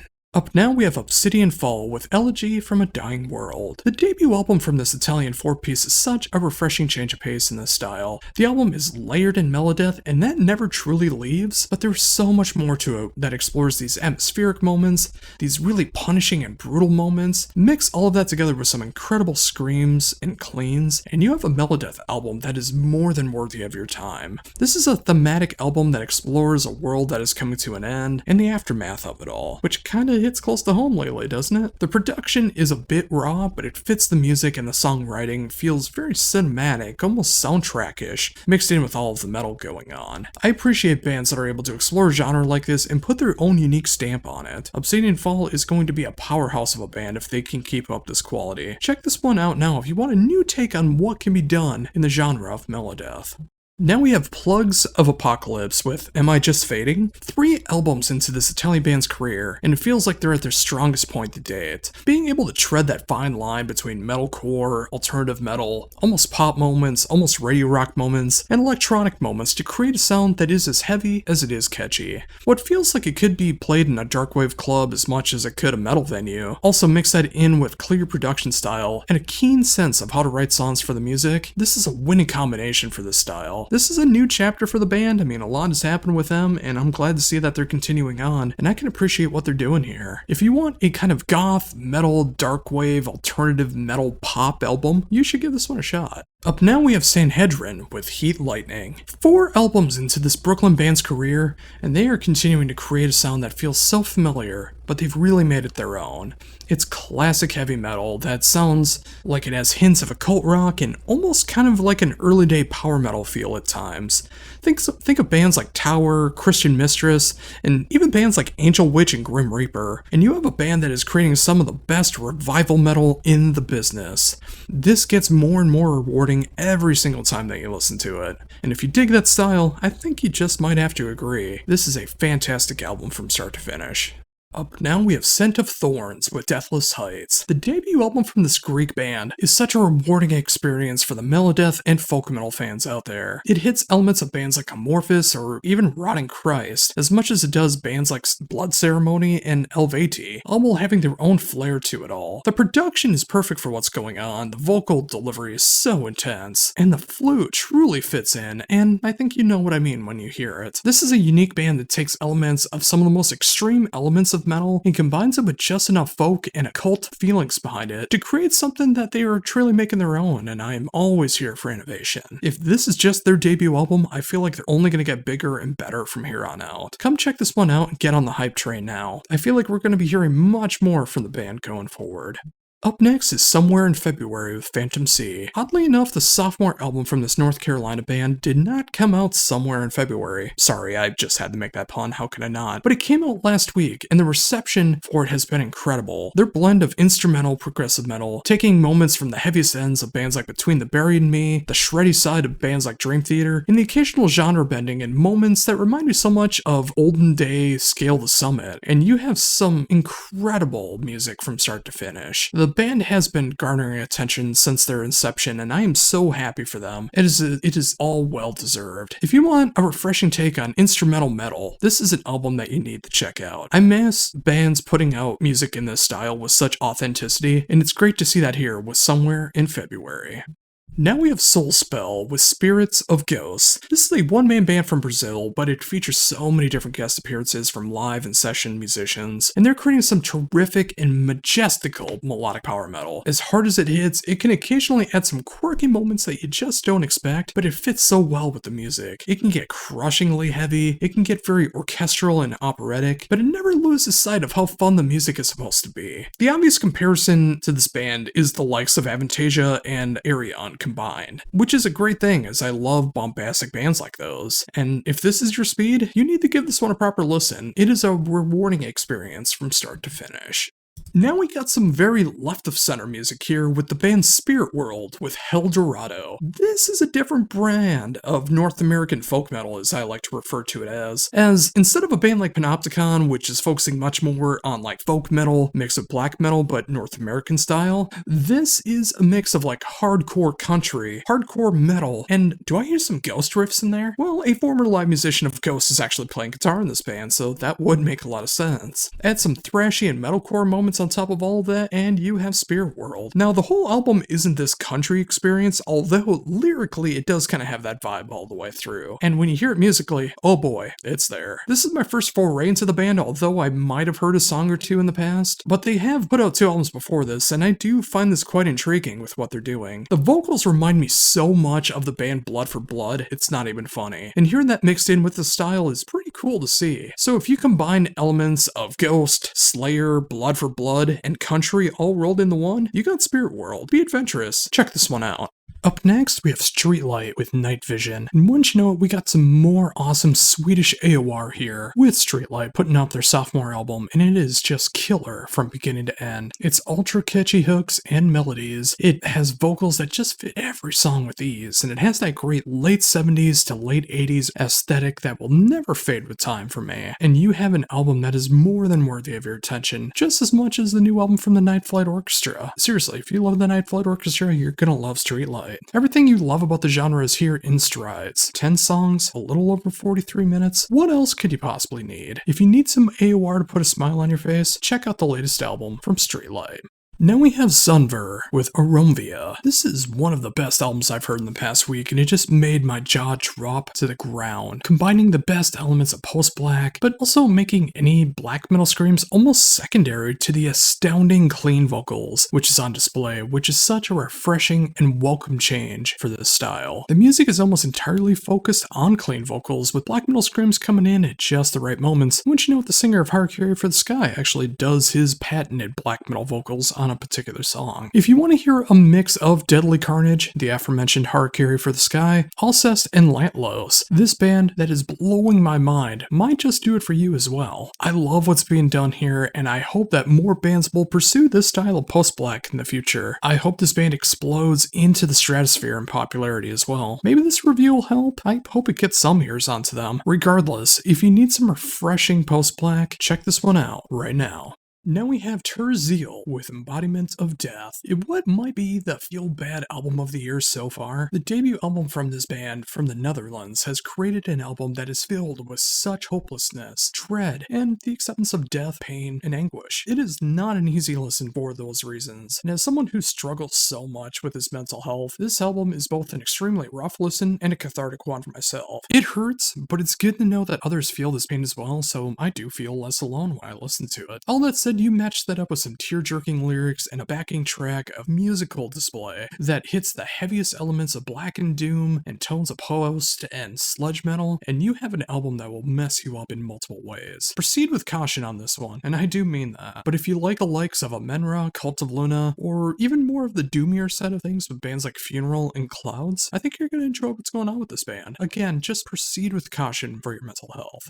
Up now we have Tiberius with Singing for Company. 2 albums into the Scottish prog metal band's career, and this might be the album that sets him to the stratosphere known as modern prog metal. It has everything that you want from the style, the crushing guitars, the odd time signatures, the over-the-top moments, and song structures that are just so satisfying to hear. All of this comes with one key difference from bands like Haken, Periphery, Tesseract, all of those stuff. 100% clean vocals. That's right, all clean vocals, and that's what makes it stand out amongst the rest. Sure, there's plenty of spaces that could have used some screams or growls if that's what you're looking for on the heavier side of things, but it's so refreshing to hear a band just use clean vocals, and it's quite needed in this genre. And those vocals are so powerful, and they hit in just the right spots. Mix that in with the occasional genty moment, but more akin to the likes of Haken than anything else, and you will find a band that any prog fan, I think, will appreciate. Even the ones that don't like heavier music, I think will still find something to appreciate with Tiberius. These guys deserve to be huge, and I hope this will be the album to make that happen. If you love prog, again, just one listen, and I think you'll understand why this might be one of the best prog metal albums of 2025.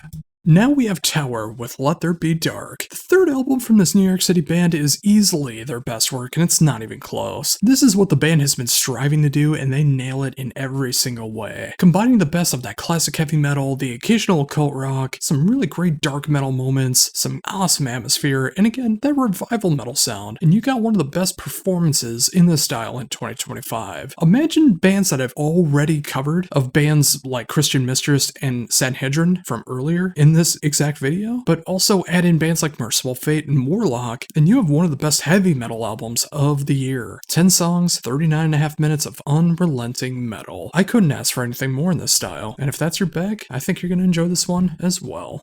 Finally, we end things with Valork, with The Circle. And again, we end this with the third album from this Italian folk metal band, and this is my first foray with the band, but I really wish I would have heard them sooner, as this is my kind of folk metal. The vocals are just so powerful and they hit in just the right ways. The music accompanying everything is just majestic and gorgeous. The songwriting is just what it needs to be effective, and the production is so rich and so full. This has everything that I want in folk metal, especially in this style. The clean vocals, the engaging instrumentation, and just an otherworldly feel that you just can't duplicate. I need to go back and check out their other two albums, but until then, if you are a folk metal fan, I think you're really going to appreciate what Valork has in store.